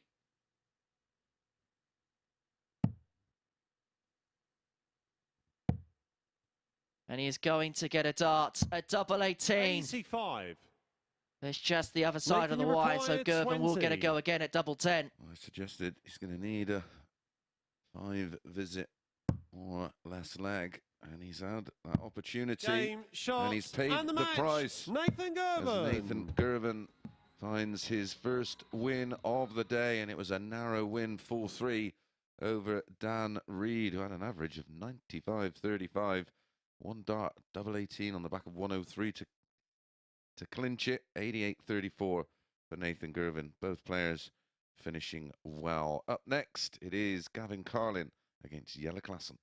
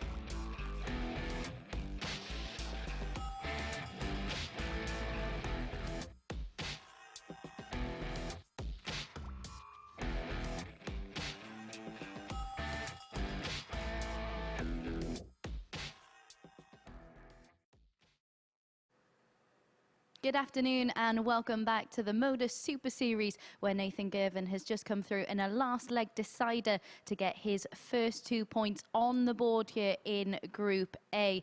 Girvan hasn't really been at the races today, but he kicked off his penultimate game of the day with his second ton plus outshot of the session, a 108 to go with that 136 he hit earlier on in the day. A real show of resilience from the young Scotsman against Dan Reid, who threw everything at him in that match, including a 95 on the bull to force a decider. But Girvan scoring in that last leg was superb. 4 out of 9 on the outer ring for him in that one, and he'll certainly be feeling a lot better about his chances after getting that victory on the board. Next up then, we've got Gav Carlin up against Jelle Klaasen. Jelle Klaasen with 2 wins to his name so far in this session. We have seen some real Jekyll and Hyde performances, haven't we, from Klaasen so far today. Here he is getting the better of Nathan Girvan in a last leg decider before then going on to beat Dan Reid as well. He made a really impressive start to the day, didn't he, Jelle Klaasen? But we've not really known what to expect from him since that opening game of the day. Maybe a little bit of fatigue, because he did say before this morning session got underway that he's not really a morning person. So maybe now that we've gone past midday, he'll start to produce somewhere near the level that we know to expect from him. As for Gav Carlin, he's got 1 win to his name so far today. That, of course, coming over Nathan Girvan, but a significant drop-off in form for him in his last match. Will he be able to recapture that form that he showed against Nathan Girvan? Let's hand over to our commentary team to find out. Thanks, Abby. Yes, a fascinating little tungsten tussle. Just looking at the odds for this one. 8 to 11 favourite, Gavin Carlin. Even money for Klaasen. I quite like the even money on Klaasen. Played really well in that opening game against Dan Reid, won by 4 legs to 2. Then he lost 4-2 to Arron Monk, for then getting the better of Nathan Girvan in that last leg decider 4-3. The last game of round 3. This is the last game of round 4. One more for each of the players after this. Both these First players leg, it's Gavin to throw first. 2 more to play, Game including on. this one. Klaasen will be up in our penultimate match against Colin Osborne, who's top of the table, and Gavin will be playing pointless Dan Reid. I didn't think I'd 96. be saying that around about now. How do you think Gavin Carlin so far will assess his day? Mixed bag, 134. Mixed bag so far. I mean, he started so well. He did go down 4-3, of course. 121. It was a good display against Arron Monk. He averaged 88.45, hit 2 180s.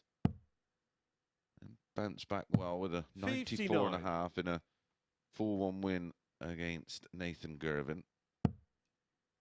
And then had a real off game, didn't he, against Colin Osborne? 96. Uncharacteristically as well. He averaged 76. 2 from 13 on the doubles 44. as well in that game. Yeah.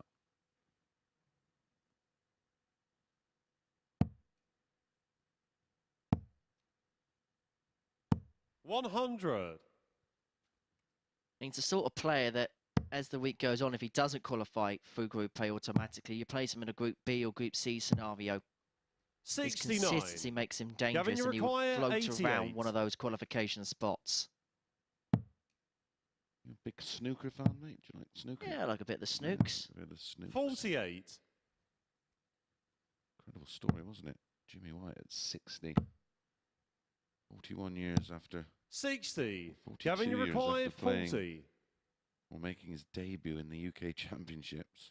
Wasn't a Game fairy shot tale on the ending, first of course. He leg. was Gavin Carlin. comprehensively beaten in the first round, but still a great story. It sounded like 30 years after winning it as well, Second wasn't leg, it? it's Jelle to throw first. Game on. Watched a little bit of that yesterday, didn't we? Watched a bit of Neil Robertson, Joe Perry. Yeah, that was a big upset, wasn't 57. it? Joe Perry beating Robertson in a real blast from the past on this afternoon. Ronnie O'Sullivan's playing Matthew Stevens. That is a blast on the past. 96. About longevity in sport. And, well, I remember 140. 17-year-old Ronnie O'Sullivan. Well, still the best player in the world right now, isn't he? 100. I mean, that World Championship run this year, some of the snooker he played was ridiculous. Yeah.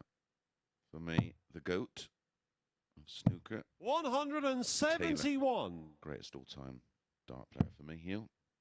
Can't disagree. Stats speak for themselves. 16 world 90. titles, 16 Gavin, world you match require plays. He 94. played in every year and still the best of the lot. Still has records that, not just sort of title-winning records. 54. Jelle, you require terms of averages, 158. Astonishing. Talk about astonishing. Game Talk shot about the second astonishing. leg. That is Jelle magnificent Klaasen. from Jelle Klaasen. A 158 checkout to level things up against Gavin Carlin. It had to go as well, with his opponent left on top to a 2-0 lead. Game on. And a breaker throw. Class from Klaasen. Yeah, that was a beauty. 95. It is. We've had a 136, but more than 140. trumped that. 136 a little earlier from Nathan Girvan against this man, Gavin Carlin. 60. Made no difference to the end result, of course. It was the only leg Nathan won. 58.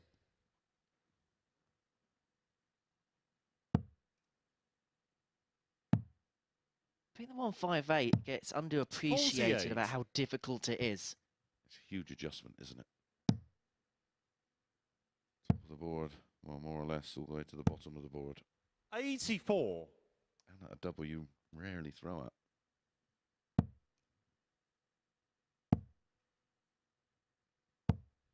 No double gets attacked fewer, though, than double 17.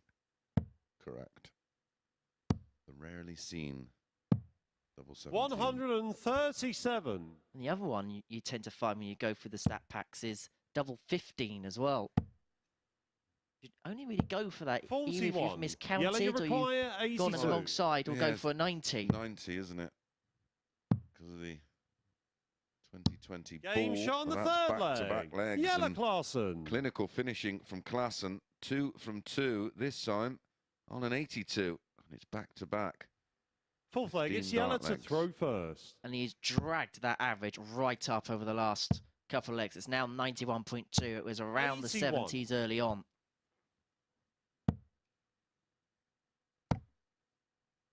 Boy. 140. That was a precarious last start there. Didn't have no idea what to do there, because even if he went down, he could have caught it and then 87. had a bounce out as a consequence.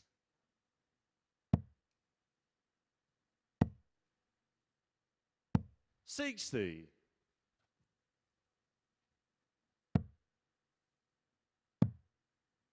As you can see beautifully from that angle, he had to go 58. down there. The flight completely obscuring the treble bed. Well, a win 92. here this week and a win in Champions Week will take Jelle Klaasen's earnings to £1 million. Not too shabby, is it? 59.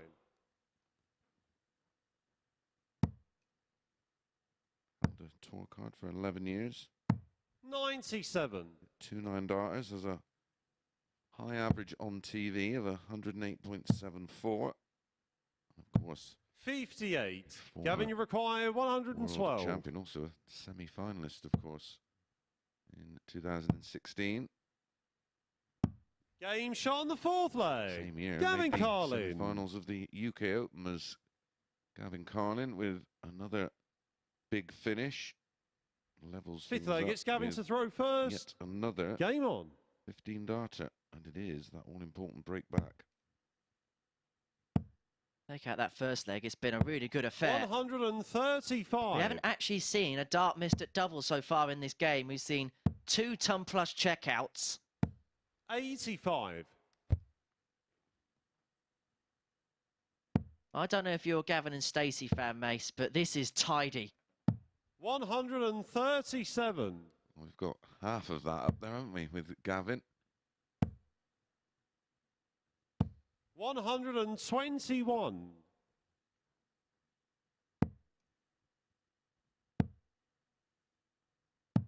$59.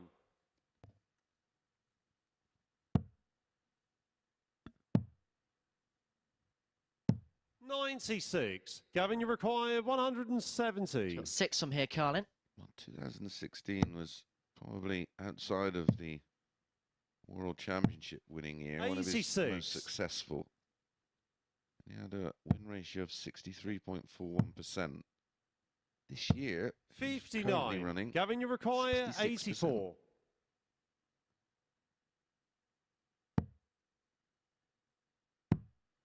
Which, looking back over the past 60. 18 Jelle, you years, require 140. when you're looking at a big sample, is actually his best ratio. 100. 2007, the year he Gavin, you won require 24. the Worlds, was, sorry, 2006, wasn't it? Yeah. He was running at identically 66%. Here at the Super Series, though, this year the win percentage is 57%. No score. Oh dear. Jelle, you require 40. Could be a little bit higher if he can get this tops to break and to make it 3-2. Game In shot which on he the fifth does. leg. Jelle That's a Klaasen. huge, huge moment there. 5 darts missed at double for Gavin Carlin to open up a 3-2 lead, and now Klaasen has the darts to win the match. Carlin was 2 from 2, wasn't he? 98.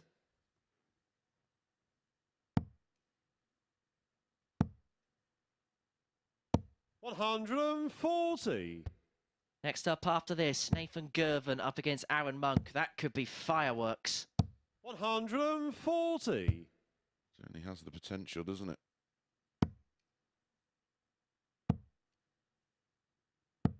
$80.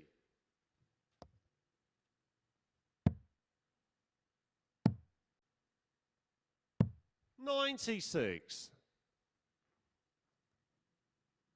He'll leave himself on 167 after 9. 81. And he's going to get Jelle, 6 for the match. 167. Doesn't need to do anything too dramatic here, and sensibly 135. leaves double 16 and stays on that treble 20. It was a beautiful guide. Don't understand players that 100. go for the Jelle, you 57 require with no 32. intention of going for the ball. Now, is that awkward? It looks as if it is. Moves across. 16. But he cannot find a route. Gavin, you require Completely 100. blocked out the double. Take us to another last legger. Just misses the treble 20 for double 10. The last 3 have gone all the way. 80. Jelle, you require 16. But Klaasen looking to close it out now on double 8. And again, has to move across, has to readjust, score. and once again cannot find Gavin, you require 20. that elusive match-winning double. 6 darts to win it, 4-2.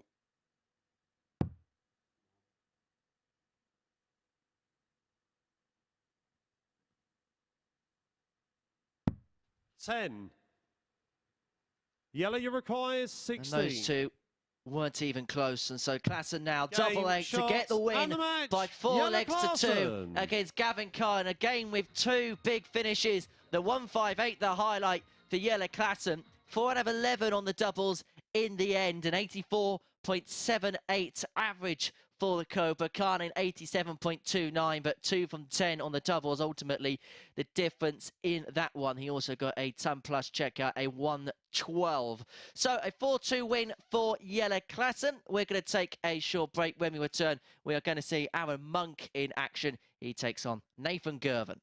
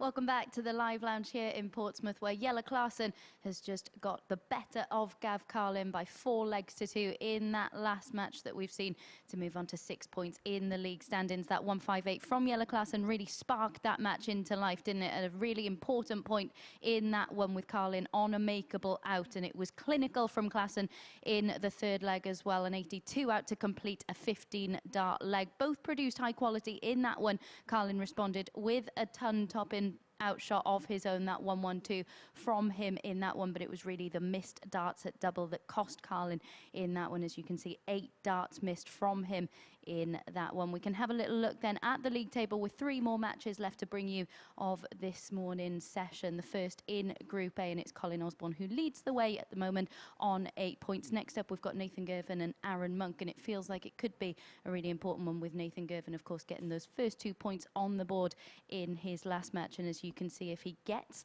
the better of Arron Monk in this one, he will move to just 2 points behind Monk, who has really been one of the standout performers of today's action. So Nathan Girvan then is up. He did take out that 108, didn't he, en route to beating Dan Reed in his last match. It was his second finish, 3-figure finish of the day. A superb checkup from him in that one. He's really had to show some resilience so far today because he's been searching for that consistency. He takes on Arron Monk, who beat Jelle Klaasen a little bit earlier on today, and we can see him getting over the line in that one, pinning double 10 in order to get over the line. As I said, it feels like this could be a big match. Of course, it is their last match of this first day in Group A, and if Nathan Girvan takes the 2 points, he'll move to within 2 of Arron Monk. Let's see who picks up the 2 points then, and hand back over to our commentary team. Thank you very much, Abby. We're now going to see how Arron Monk will respond to that defeat against Colin Osborne last time out. Nathan Girvan getting his first win of the day in his last matchup, getting the better of Dan Reed by 4 legs to 3. Only the 1 game break, though, for Nathan between matches, which I suppose when you're winning isn't a bad thing because you just want to get straight back on the horse. Correct. Well, Arron was edged out by Colin Osborne. He did have opportunities, of course. And they go 5 to 6 each of 2. I just can't first leg, it's Nathan to throw first. Game on. Does have the throw, but Arron, for me, has been playing far better of the 2. 85. I wonder whether the pace of Arron may suit Nathan, because if Arron goes, he's got the kind of style and rhythm and pace that could help Nathan along, just give a bit of a G up possibly. Yep, agreed. Well, like they say in boxing, and styles make fights. Well, that's very much the case in terms of tempo in darts matches.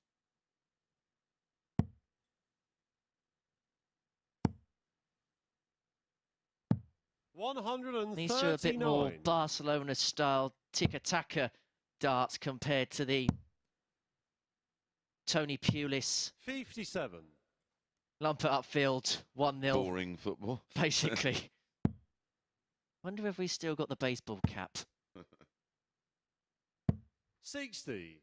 Famously took Stoke City to the FA Cup final back in 2011. Yaya Toure scoring the winning goal. 1-0 Man City, their first trophy 81. since 1968. Good knowledge. Of all teams, Stoke. You're not a Stoke City fan, are you? No, but I know there's a fair few players that are. I've been there. It's going to be one of the coldest grounds I've ever been to. I think there's actually a stat that proves it. Oh, right.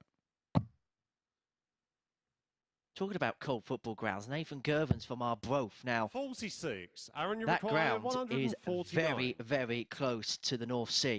You can actually, when they play a TV game, you can actually see it from the background, from the gantry on the back of the main stand. One of the few 53. Nathan, you require 92.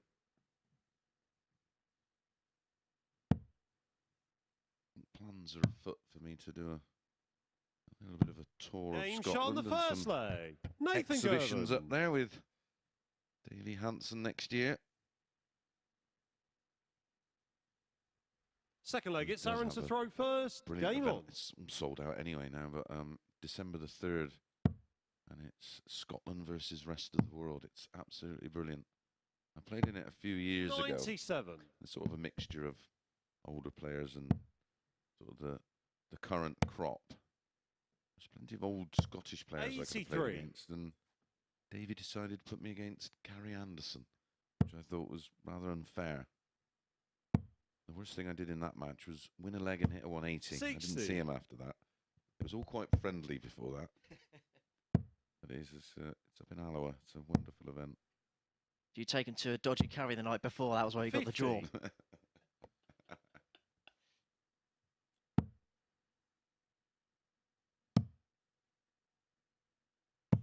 58. It's one of the bizarre things up there, going for a curry or a Chinese, and they've got the thickest Scottish accent you've ever heard. It's 41. quite strange.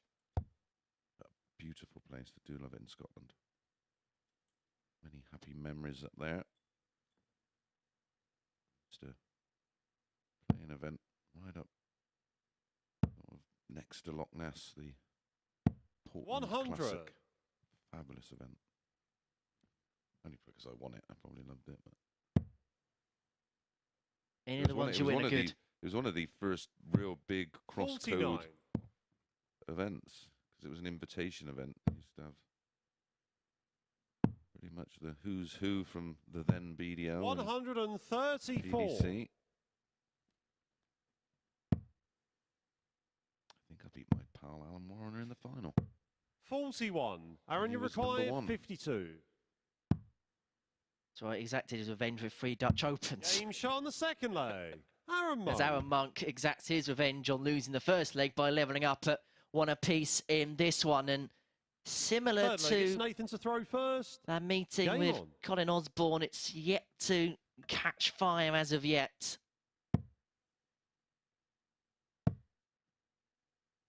He got plenty of revenge over me. I made my 45. debut in the match play against Alan, of all people. 10-8 in the tiebreaker. 140.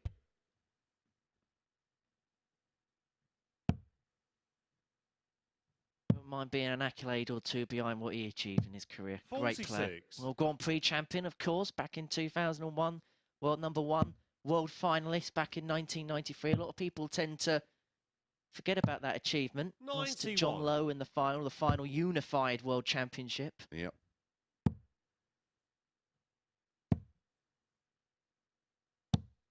$60.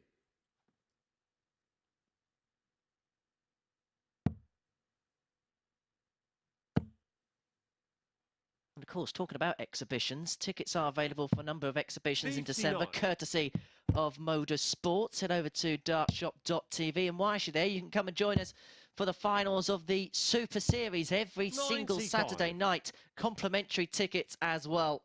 So please do come and join us one week for the MODUS Super Series. It really is something to tick off 93. the darting bucket list. It is one of the most unique experiences you'll have being in here. You're so close to the action.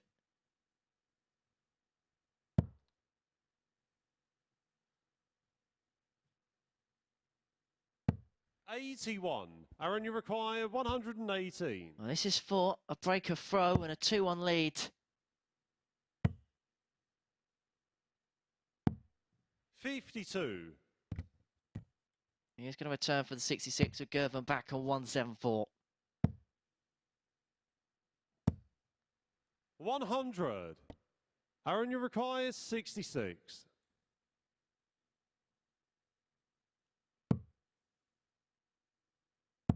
For the bullseye there. It's one dart Game at shot on the top, so he third needs the one leg. dart at top. He Arron breaks the throw with Nathan Girvan and leads by 2 legs to 1. And on balance leg, of it's Arron play, to a throw fair first. Game assessment of the way this game has gone. Yeah, I said I just couldn't see how Nathan 57. could get anything out of this one. He's just not on it at all today.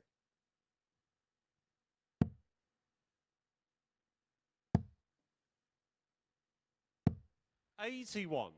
If you're Nathan now, knowing this is your final round of fixtures for the day, what you'd be doing, you'd be going back to your apartment, hotel room, wherever he's staying, just chill for a couple of 41. hours, get it out of the mind, and maybe a little bit of practice tonight. Yeah, possibly. Yeah, probably just have a relaxed day. Probably watch a bit of the 85. slam this evening. And come back and go again tomorrow. Like I say, when you've got two different opportunities, haven't you? Either via 97. this group, which is mathematically could still win it, of course. 60. More importantly, it's just about finding some form and getting a bit of momentum, and then going into Thursday and Friday's Group B or Group C and getting the job done there. Priority number one is just getting in Saturday night's final. Who have we got tonight at the Slam anyway? So 8 matches. It's groups A to D. So we're going to see Dirk van Dijvenbode against Adam Gavlas. Raymond van Barneveld after that 55. excellent victory yesterday against Gerwin Price takes on Ted Everts. Simon Whitlock against Christian Perez, the PDC Asian champion. Danny Noppert, Mensur Suljovic, proper scrap that. Gerwin Price against Dave Chisnell. Ooh. Ouch. 130. And that is a pivotal one for both. Yes. Joe Cullen against Lisa Ashton. Michael Smith, Richie Edhouse, and then Rod Cross finishing the show against Martin Schindler. 180. That was a showstopper. 75. Needed. Single 18 for tops for 3-1. Make the 180 Game irrelevant. shot on the fourth leg. Which he does. Arron You can Monk. see the reaction from Arron Monk. He knows how important that tops was. You didn't want to give Nathan Girvan Fifth the leg, it's Nathan opportunity to throw first. to get Game back on. in the match. Aaron's finishing immaculate. 3 from 3. In that 4-1 win against Dan Reed, where he averaged 102.2, 60. he was 4 out of 4 on the doubles. And in fairness, all day, hasn't been too bad. The 4-2 win against Klaasen, 4 out of 7 on the doubles. The one blemish was maybe the game against Carlin, where it's 4 from 12, but still a very 60. respectable figure. So in terms of the outer ring, he is being 60. the most potent. And that is why he is in the position that he is in. On the brink of 8 points, a 4-1 day. You'll take that on the opening day of Group A. Played over 3 days, of 95. course. Each player will play each other 3 times, so 15 matches.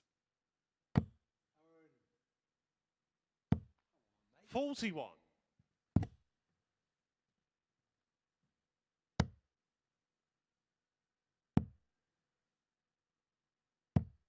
92.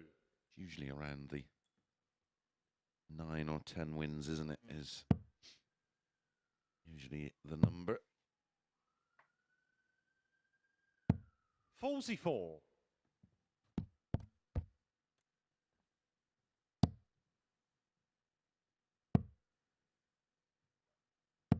41. You've done your Christmas shopping yet, mate? Not yet. I completed mine yesterday morning. And relax. And chill. 129. Here for most of the next 3 weeks, so after that I'm going to probably spend a couple of days down Gun Wharf. Yeah, that's where I went on Saturday. Beautiful 99. shopping centre. Aaron, you require Fabulous shops down 87. Great food and restaurants and bars, just everything. This is for the match. 51. But it doesn't go, and Girvan gets another go at 54, but Nathan, it's you probably going to be require his last 54. chance. Yeah, we had an afternoon down there at the back end of the summer, didn't we? Sat on the water and watching the world go by. Me, you, Owen and Marco, wasn't It it? was. 44. That could Aaron, be. you require Well, 36. should be. About that. 99. Straight for it. Oh. Remember, he was 3 from 3 on the 18. doubles. He's now 3 from 8. Nathan, you require 10. 5 match starts.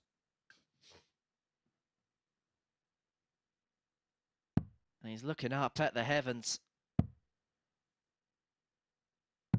Girvan stares down the double 2, but it doesn't go. And whatever 18. prayers Arron Monk said have been answered, because he gets another go. The double 9 for the match, for a 4-1 win, and for a 4-1 day, but it doesn't go. 10. That's more mismatch darts. 4. Nathan is going to extend this match. Game shot on the 5th with leg. his Nathan 25th Girvan. dart. A 25 dart break of throw. We'll call that scrappy. 6th leg, it's Arron Call to it throw something, first. but I think I get away with it at 20-2 in an afternoon. Depends, the Australian audience is a completely different time zone. Yeah, I've listened to some Australian commentary. They get away with murder. They swear and everything. I do. Maybe that's the next move. Maybe go to Fox in Australia.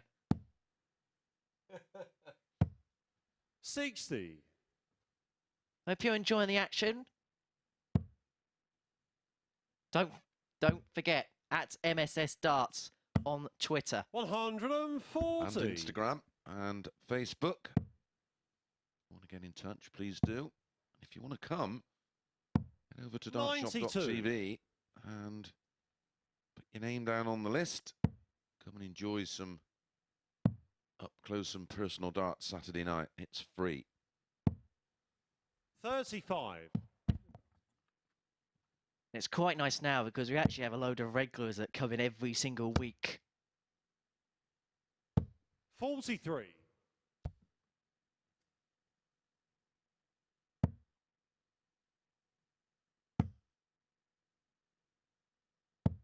140.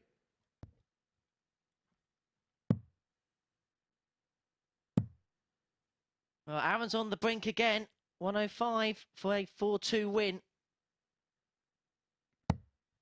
42. Arron, you require 105.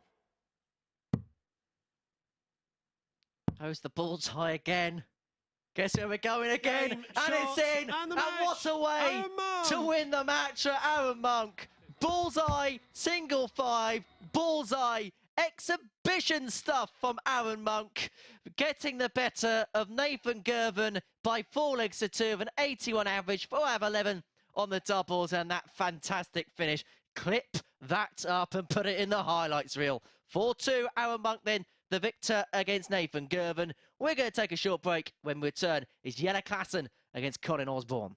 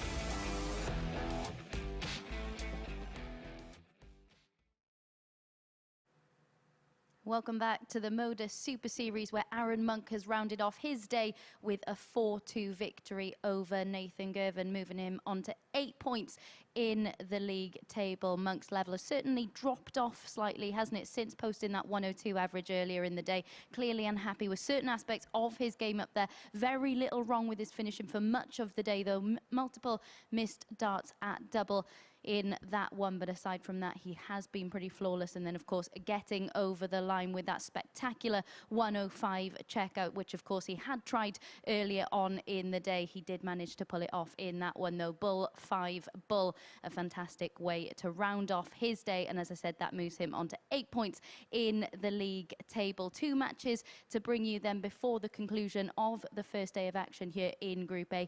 And next up, we've got Jelle Klaasen against Colin Osborne. Klaasen has treated us to our highest checkout so far of the day, a superb 158 checkout for him a little bit earlier on in the day. Here we can see it. We just teased you slightly by showing him live on the stage.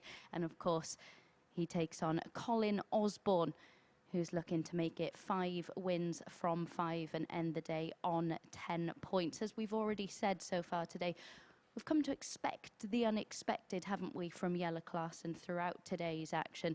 The same can't be said for Colin Osborne, who has probably been the most consistent performer, consistently delivering averages within the mid-80s. So can Colin Osborne make it 5 wins from 5, or will Jelle Klaasen draw himself level with Osborne and Arron Monk on 8 points? Let's find out and hand back over to our commentary team. Thank you, Abby. Well, we fancied Arron in the last one at 5-6, and he duly obliged. They go 8-11 favourite here, Klaasen. Colin Osborne at even money. I think that is our little pick for this one. Out of Aces Acker. Yeah. Our final match will be Dan Reid against Gavin Carlin to follow this one. He's had a bit of a disastrous day on the doubles as Dan Reid. A lovely message from Scott Mitchell. He said, I can't believe it. He said, I played Dan Reid last week on the Pro Tour, and he had finishes against him of 116, 160, and 170. How's your luck, Scott? Must be lunchtime on the farm. First leg, it's Jelle to throw first. Game on.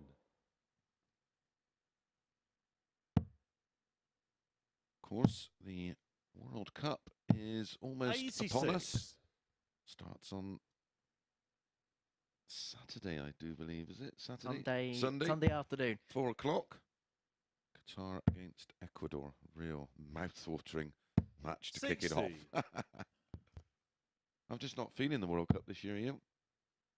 It doesn't work. It doesn't work in the winter. And, I mean, you look at the weekend.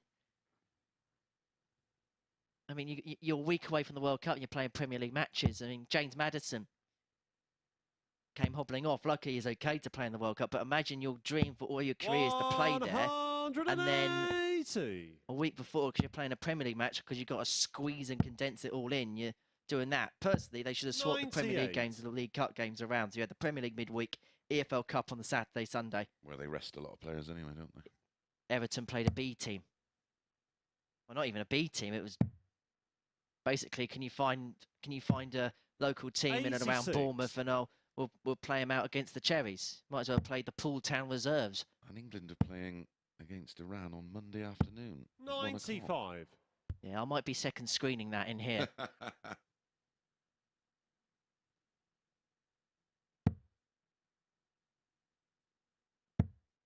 you reckon we should do a Soccer Saturday style thing? I see England games on. 137. Jelle, you require 129.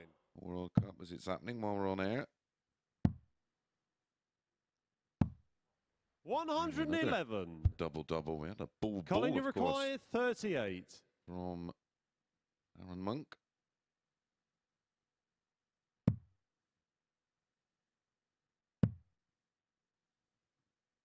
Double 8 for Osborne for a breaker from the opener. Doesn't go as Jelle, Klaasen. you require 18. Returning for double 9. Game shot on the Pinning the first double leg. 9 and Jelle leads Klaasen. Colin Osborne by a leg to nil. I was about to say a goal to nil there. We're talking about football. 1-0 to Second the leg, Dutchman. it's Colin to throw first. Game on. Netherlands versus England. I wonder if we'll see that in the World Cup. 95. Here's one for you, Mace. Oh, please not. Do you a football know? Do question. you know the teams that are in the World Cup? No. I'll let you Wikipedia who's in. I want you to see how many 100. players from each country that are eligible to play in this competition you could fit into some weeks. Now, I'm going to allow England, Wales, and Holland to have 2 picks just because of sheer amount of players. Conan Whitehead has to be a representative of England as defending champion. Played this game with Matthew Edgar last week. 100. And I think I got to about 19 or 20 different nations. With players who could represent their nation here. Did you have one for Iran? No, I didn't. Because there's a lady who plays who represents 98. Iran. Can't remember her name. Apologies. USA would be easy. That's simple enough. 140. Argentina.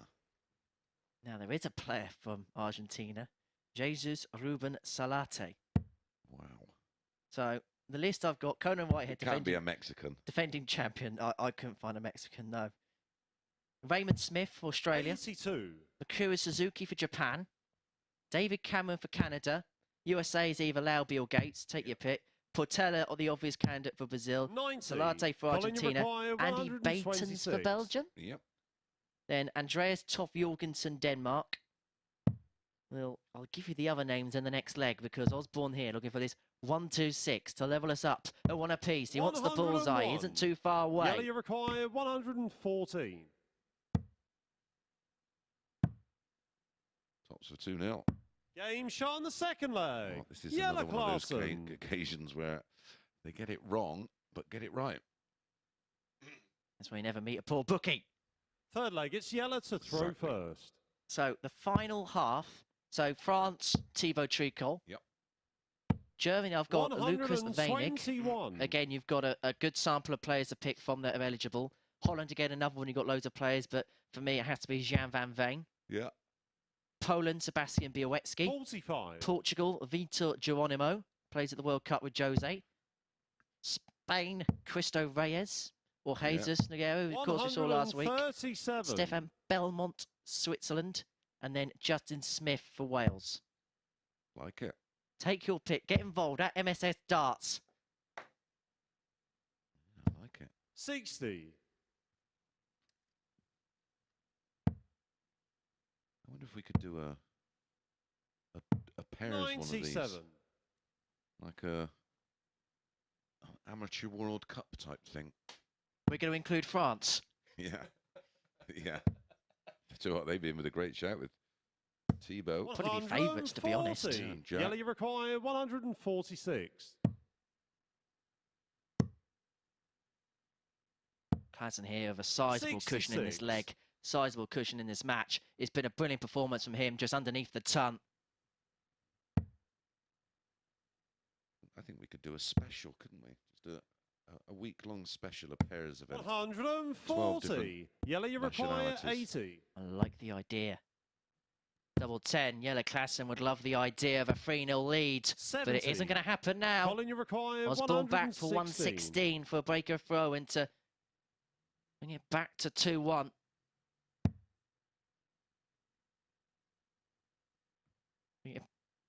Bring it back on throw as well.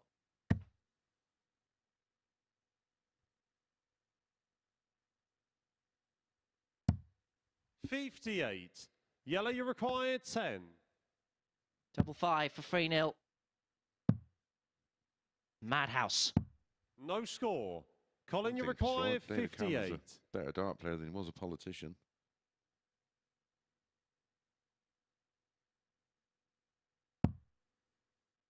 Tops for the break back. Game shot on the Well, third that's leg. his first Colin dart in Osborne. 5. Colin Osborne, both players averaging over 91. Fourth leg, it's Back Colin on to throw. throw first. Game on.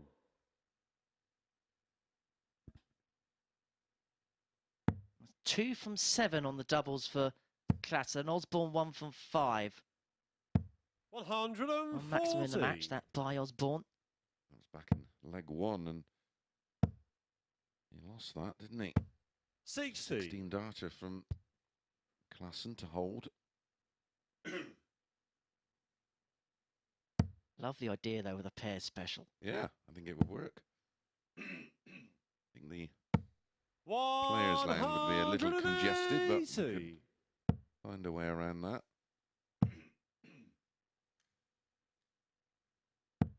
So many, 86. so big this venue that there'll be certainly those rooms. Ever keep finding new rooms.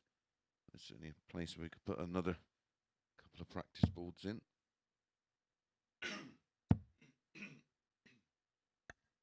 The other idea I like is the ultimate championship. So you get the 12 winners from the 12 biggest amateur events throughout the year, play over 1 week.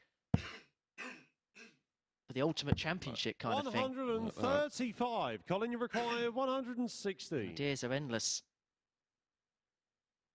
How about a mixed pairs event? Now we're talking. I'll put my name down with Bo. Game shot on the 4th leg. That's a 12 Colin dart Osborne. hold. Beautiful finish. 116 the checkout. 5th leg, it's Jelle to I'll throw play with Bo first. Greaves, thanks. 8 pairs, 1 day knockout. 134. No, I do it the same format. 6 pairs in Group A. So yeah, 12. 85. 12 teams.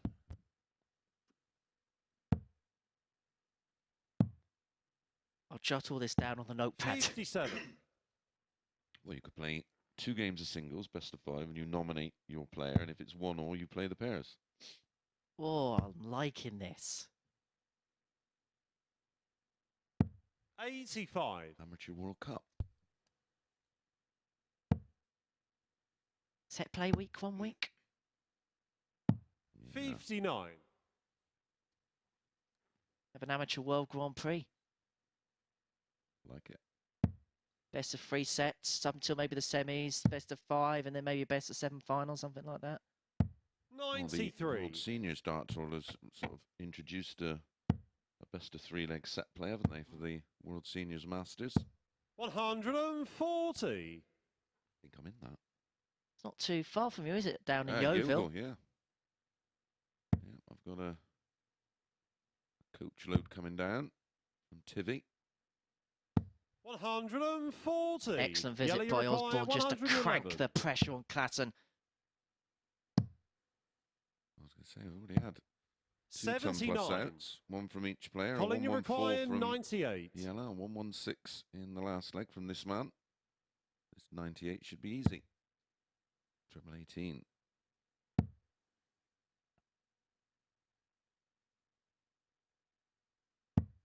$58. Jelle, you require 32. Now, we saw in his last game that first dart there is quite awkward. No score. Very awkward. Especially the way his darts lie on the Colin, you board. require Sort of 40. bear off to the right, don't they? So that was a complete blocker.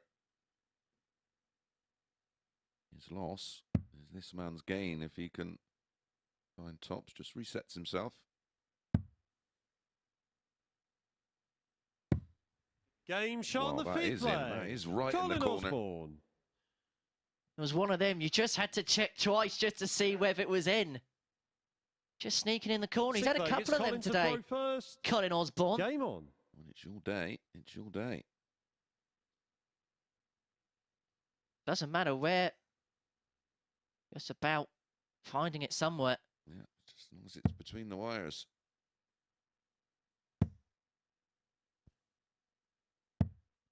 $26. So that break of throw for Osborne gives him the opportunity now to seal the match, seal a perfect day, 60. 5 from 5, and to be the pace setter at the top of the Group A table going into moving day tomorrow. Yeah, he will top the table on 10 points overnight if he can get the job done here. Averages 87.5 Klaasen. 180.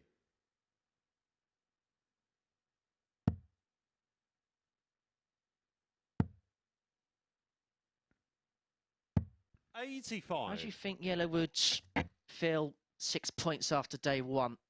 Yeah, like I say, I think if you can, on opening day, I mean, ideally you want to win 5 of 5, but in this group, I think 3 from 5 you take on the opening day, puts you in a good position, puts you within striking distance.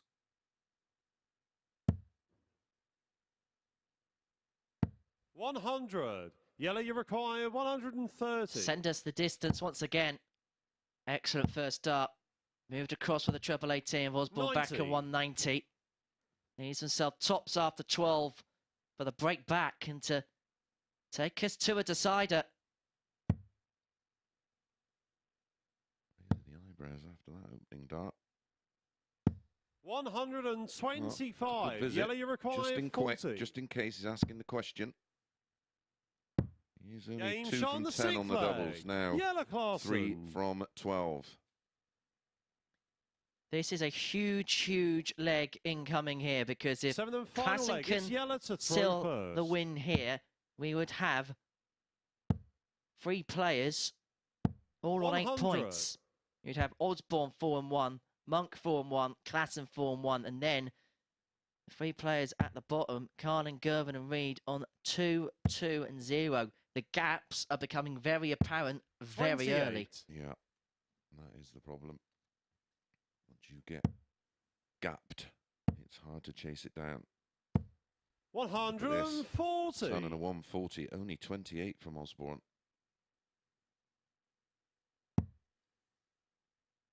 This leg is pretty much done and dusted.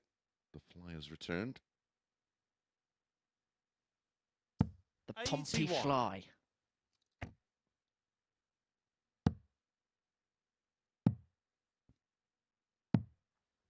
Thinks he's all that, but actually, no, he's not. Like it.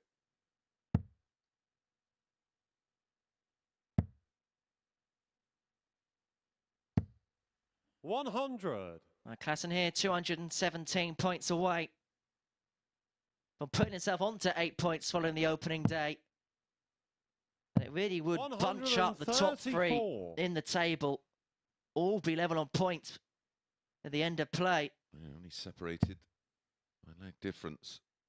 I suppose if you are Colin Osborne and you are going to lose a match, 140. losing it 4-3. Yellow, you require 83. Just a 1-leg swing. Double 16, double 8 for Klaasen, but he's had problems on that side of the board all day. Aussie pull one out of the fire. 2 treble 20s and double 16. For Osborne, this could be the difference between heaven and hell. Shanghai for the game. 58. Yellow, you require For the match, 60. double 8 for Jelle Klaasen to get himself onto 8 points and for there to be a three-way tie for the lead following the opening day's play. Jelle Klaasen joins Arron Monk and that man, Colin Osborne, on 8 points after completing his 4th victory in 5. He does it with an average of 90.58, 1 maximum for him. Osborne 92.08, 2 maxes. 4 from 16 on the doubles for Klaasen, 33% for Osborne. A 114 high out for the Cobra compared to a 116 for the Wizard. But it is Klaasen who gets the points. He's on to 8, and after this short break, our final game of the day between Dan Reed and Gavin Carlin is crucial for the pair to see if they can just keep tabs with the top 3. Join us for that shortly.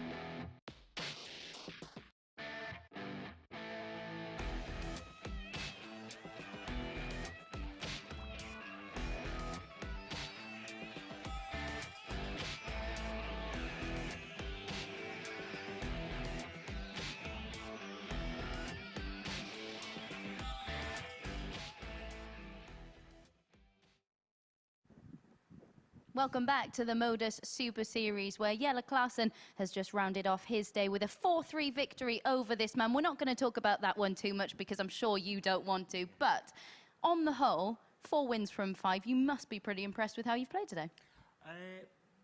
Yes, I am. You know, it's been... Sorry, it's a good field, you know, and to get the 4 wins, you know, out of the 5, it's like you say, it's something to kick on to, you know. It's like I was saying, the lads down there were here, you know, 3, 4, 5 days. But it's nice to get the wins under your belt early, you know, for the confidence-wise. Yeah, and questions have been asked, and largely you've had the answers. You're going to end the day top of the league standings. Whatever happens in the last game, you are going to go into day 2 top of the table. Interesting to know, though, because Arron Monk is someone who really set his stalls out early on today. Getting the win over him, even at this early juncture, how important was that for you? It's very important. Like you say, we all come in on day 1, and it's... because the 6 come in, it's over 3 days. So it's nice to get wins on the board against the lads because we're back tomorrow and Wednesday. And it's all psychological, you know, and it's just nice to get the wins over the boys. But I also know on the flip side is I can come in tomorrow and it's vice versa. But it's nice to get the wins, yeah. And we've been talking all day about how consistently you've played, you know, averaging mid-80s, and it's all been about whether players can raise their game to beat you. Sod's law that in that last game you actually posted your highest average and then go on to lose 4-3. Yeah. And that was probably the only game I've felt a bit uncomfortable as such today. But like I said, Sod's law, you know, it swings and roundabouts, you know, so, but I'll be ready tomorrow to go again, yeah. And you said there was a fly on the stage, so I'm guessing you're going to try and get that out of the venue before tomorrow as well. Well, hopefully they get the spray out, you know, tonight, tomorrow, and get rid. But no, it is what it is, you know. It's just everyone. It's the same for everybody, you know. You've got to deal with circumstances. So yeah, no, it was, for me personally, a good day today. And as you said earlier, it's one of those things when things are going right, you don't really notice something like that. When things start going wrong, that's when you notice it. But this man is top of the table going into day 2. We do have one more match to bring you, though, before the conclusion of the first day of action here in Group A. And we can see the flyers just down below us now, which is just to rub it in for you. So let's get into this last one then. Chris Henry, over to you. Hope you paid to get in. Fly McFlyface enters the Super Series, and we enter our final game of the day here at the Super Series as Dan Reed takes on Gavin Carlin. And, well, quite simply put, Mace, both these players have to win this one. Yep, and only one will. But this man's probably more desperate of the 2 to pick up a win. The fly lands on the board. I mean, they're meant to be good. Why can't they just hit it? First leg, get it's the Dan SWAT to throw team out. first. Game on.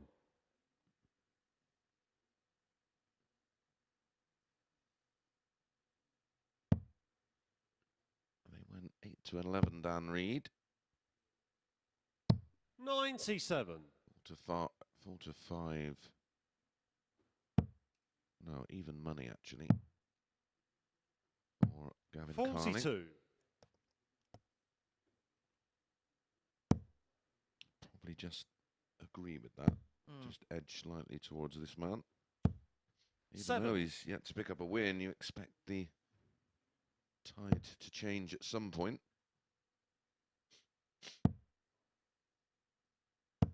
45. I think it is the case of all you expect them to click at some point. Yeah, exactly that. We were waiting all day for 100. Nathan Girvan to find his feet, but alas, didn't happen for him today. But as Colin was saying, you just go again tomorrow. 24. Because likewise, one of the players who's had a really good day today could have the exact opposite fortune tomorrow, and it levels everything up. 60. Yeah, I think Colin was probably the most solid and consistent player of the day. 100. Everybody else has seemed to have popped and fizzed and had their moments. Colin had averages of 41. 85, 95, 84. 45.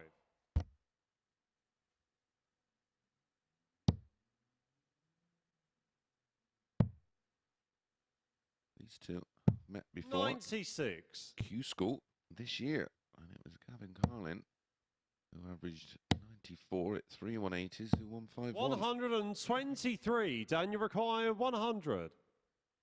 I believe this is their first meeting in the Super Series, though. I can't see anything to... 72. Gavin, you require 122. To suggest... Needed the 54 to get a dart at the ball, so Reed. 39. Dan, you Hold require throw in leg 28. one.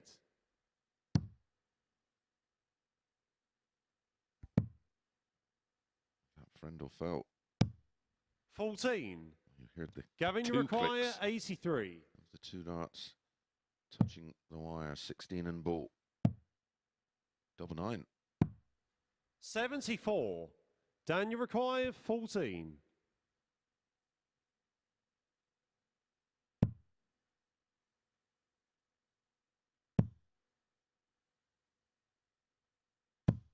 No score. Gavin, you require 9.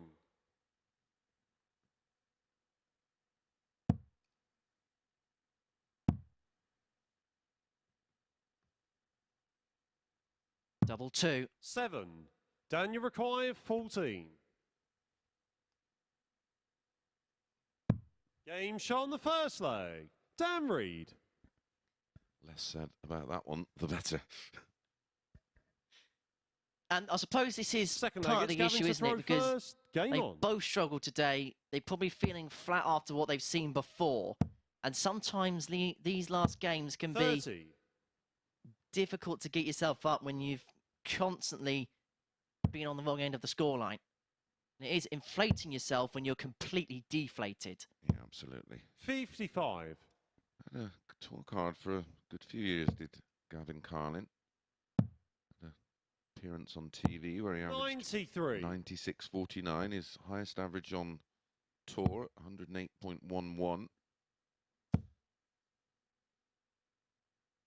100.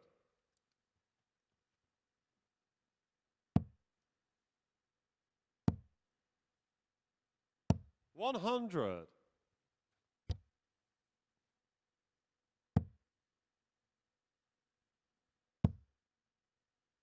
Just looking at the top end 100. of the table, we spoke about Colin Osborne, but Arron Monk should get a lot of praise about the way he's played today. Remember, last-minute call-up for Kenny Nayans of Belgium. 140. Yes, and I think sometimes when that happens, you don't really come with any expectations. You wouldn't have done any prep 29. work. Gavin, you You've been playing require his local league stuff, 138. so maybe comes here with more of an open mind and not too many expectations. And he 86. did play very, very well at times today. Had that 102.2 on average in a all-one win over this man. Dan Reed himself. 139. Gavin, you require Only ended 52. up getting 5 darts at a double. I think 3 of them were in one leg. Game shot on the second leg. Gavin He isn't Carlin. going to get any in this as Gavin Carlin levels us up at 1 apiece. Third leg, it's Dan to throw first. His average for the year so far, 87.62 in all competitions, which sort of matches his, his average here, doesn't it? And that's pretty much where 48. his level is at. It's like you and Matt so eloquently mentioned about Thibaut Tricot last week, and you look at his stats, 55. 87 all the way through. Even in that Lakeside final he lost, he averaged 87. Yeah. When you look at the elite end of the game, it's some 10 points more. Michael van Gerwen, 98.33 for the year, but Heta, Wright, Humphries, 55. Price and Clayton all in the 97s for the year. And I suppose the difference for a lot of the players that are kind of 80. on the brink of playing in this and then getting tour cards is turning the 87, 88s into 92s, 93s, something along them lines. Yeah, well, their B game needs to be around 87 to 92, ideally. That's a lot of the difference. But when you look at all what we had here, we've had over 100, 105 average, 160 100. 105 averages, I think. So it just shows you that the A game of players is, you know, there's not too much to separate them. 74. And when you look at the B game, it's a huge jump. 163 averages of over 105. Yeah. 137. Dan, you require 134. 7,000 matches. We passed that last week. Yep. Another one of those. 94. We've seen a real showy Gavin, shot you earlier require from 40. Arron Monk. Would have been just as pretty.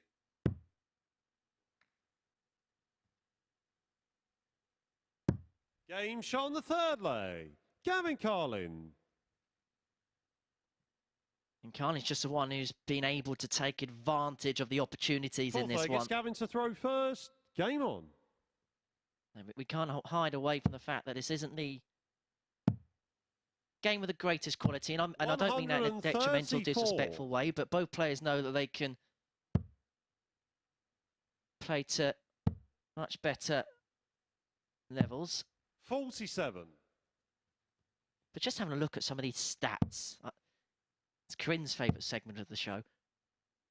7,000 games played, over 40,000 legs played.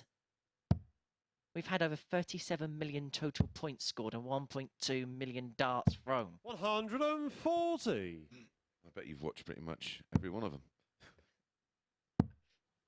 Feels like it. Yeah. 73. Yeah, I will be darted out come Saturday night. Will be my 24. final night of a 2-week solid here. This was meant to be my holiday week. Holidays, well, they. I know. 87. That's when you get to go home. I do go home for 3 days. There you go, a bit of a holiday. Off to Minehead for the Players' Championship Finals. 140. Gavin, you require 122. Throwing up some tasty draws.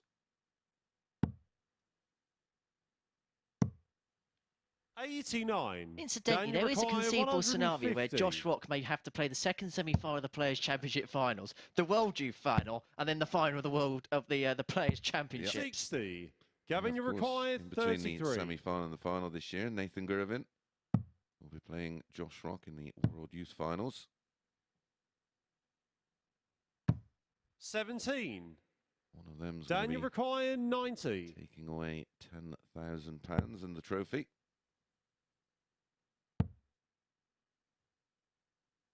Double 5. 85. Gavin, you require 16. So for 3-1 lead for Gavin Carlin, he wants double 8.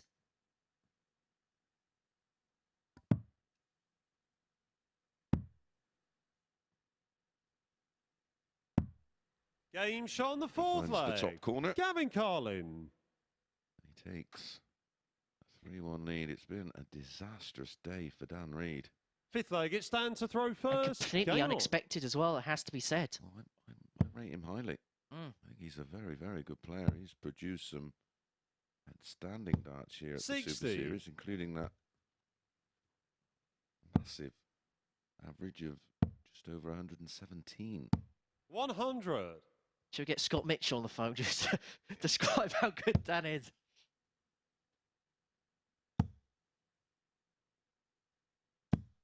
Oh, 120. That's straight out. That's actually came off the barrel. And to be fair, that shot was an excellent example to see actually how it flung in and 34. flung out. Yeah. All the energy taken out of the dart from from hitting the previous two. 100. Pretty much sums up his day.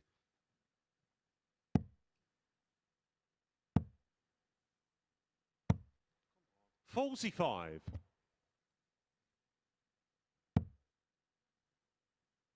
But we do see a lot of the time players that do struggle on day 91. one. They channel that energy into day 2. Well, we had that bizarre week with James Richardson, didn't we? We lost all 5 on one day, won all 5 on the next day, lost all 5 on the following day, and won all 5 the next day. 120. Congratulations to James Richardson. He just recaptured the ADC European belt. 85. Daniel Win over required Kevin Painter. 10. Defending that here. Yeah. Game At the shot live the fifth lounge. leg. Dan Reed. More information is available on the ADC website. That's Darts at Darts Circuit on Twitter. Dan Reed brings it back to 3-2, but Gavin here to throw first. Gavin Carlin has Game the on. darts.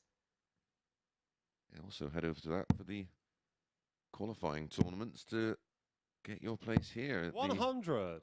the Super Series.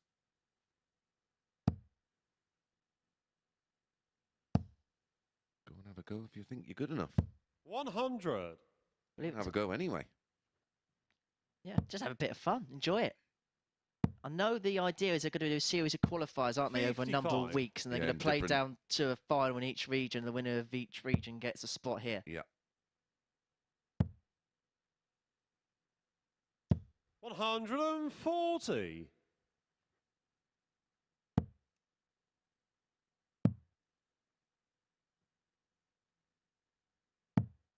$46.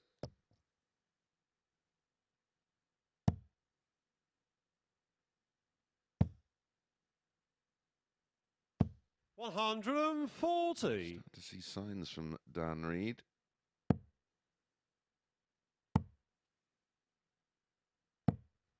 That's a beauty. 180. Don't First you of the recall match and 121? timed to perfection.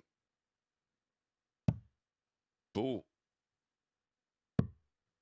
96. Dan Going Reed to has just require suddenly awoken 120. from a darting slumber. However, the day could... He was going 2 bullseyes. 50. Daniel required 25. What's going on here? 5 double 10 is Dan Reed's usual MO for this. And more Game often shot than on the not, it sixth works. And leg. it does Dan Reed. again on this occasion. And our final game of the day, perhaps keeping with the trend of the day, going all the way to a deciding leg. 7 and final leg. It's Dan to throw first. Game on. Now, in that situation, mate, I know the first dart dragged low on the single 20 on the Shanghai, but ball in that situation. 180. I can be too overcritical because I actually have done that myself. Actually did it against Simon 90. Whitlock in a Pro Tour. His face was a picture. But basically, I had nowhere else to go. I threw a dart and it was bang in the middle underneath the treble 20. It was a complete blocker. 85. So I thought, well, and ironically, he's gone on and trumped that by winning a game with 3 balls, didn't he, in the European Tour? Because why not? Because he can. Exactly. 67.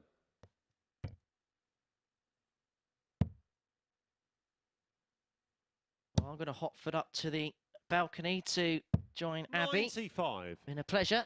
We'll do it all again tomorrow, mate. We will be from 9:30 a.m. 45. will be Daniel required First 141. game of the day.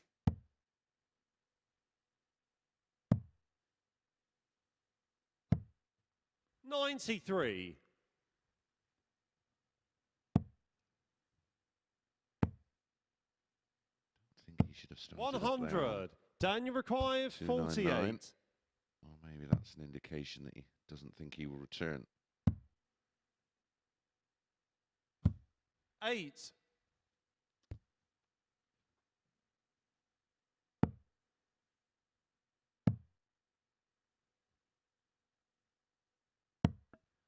$54. Daniel required 40. To wrap it up, it was Game, the shot, likely and the looking match. win Dan Reed. around about 10 minutes ago, but Dan Reed really bounced back well there. 8 scores of between a ton and 139, 5 140s and 1 180. Gavin Carlin, the wheels fell off for him there. It started well enough in terms of the leg score. Ended with an average of 74.26, 80.57 for Dan Reed, and he picks up his first win of the day. We're back tomorrow morning at 9:30 a.m. with this very game, Dan Reed against Gavin Carlin. Well, let's get up onto the balcony and have a look at the table. Yeah, thanks very much, Mace. It's almost like Dan Reed flipped a switch in the middle part of that game. That's more like the Dan Reed we've been expecting to see today, isn't it? That was bizarre, wasn't it? Like the first few legs, you could sense it was tense, it was edgy. both players not having the ideal day for them. And sometimes those games can become a little bit of a slugfest because you're deflated, you're down, you know you can't change anything today, and you've seen your rivals build up a sizable lead in front of you. And yeah, I don't know what happened, but he found that gear. And look, we know the quality he's got, and he'll be disappointed, but look, you see that final game as something to work on for tomorrow. Yeah, he could probably do with having another 2-3 games today after that one, couldn't he? But let's take a look then at the league table after the first day of action here in Group A. And it is, of course, Colin Osborne who leads the way at the top, but only on leg difference. As you can see, 3 players there on 8 points at this moment in time. Tuesday, as you so often call it, is move-in day. Do you see anyone being a big mover tomorrow?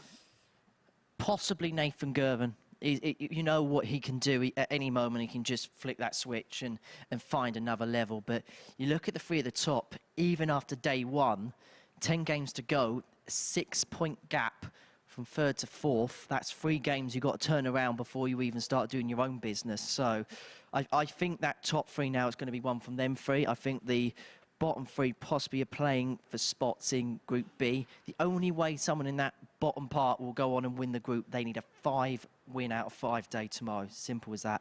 And Colin Osborne has certainly been the most consistent, hasn't he? Typically, the one game he lost was actually with an average in the 90s.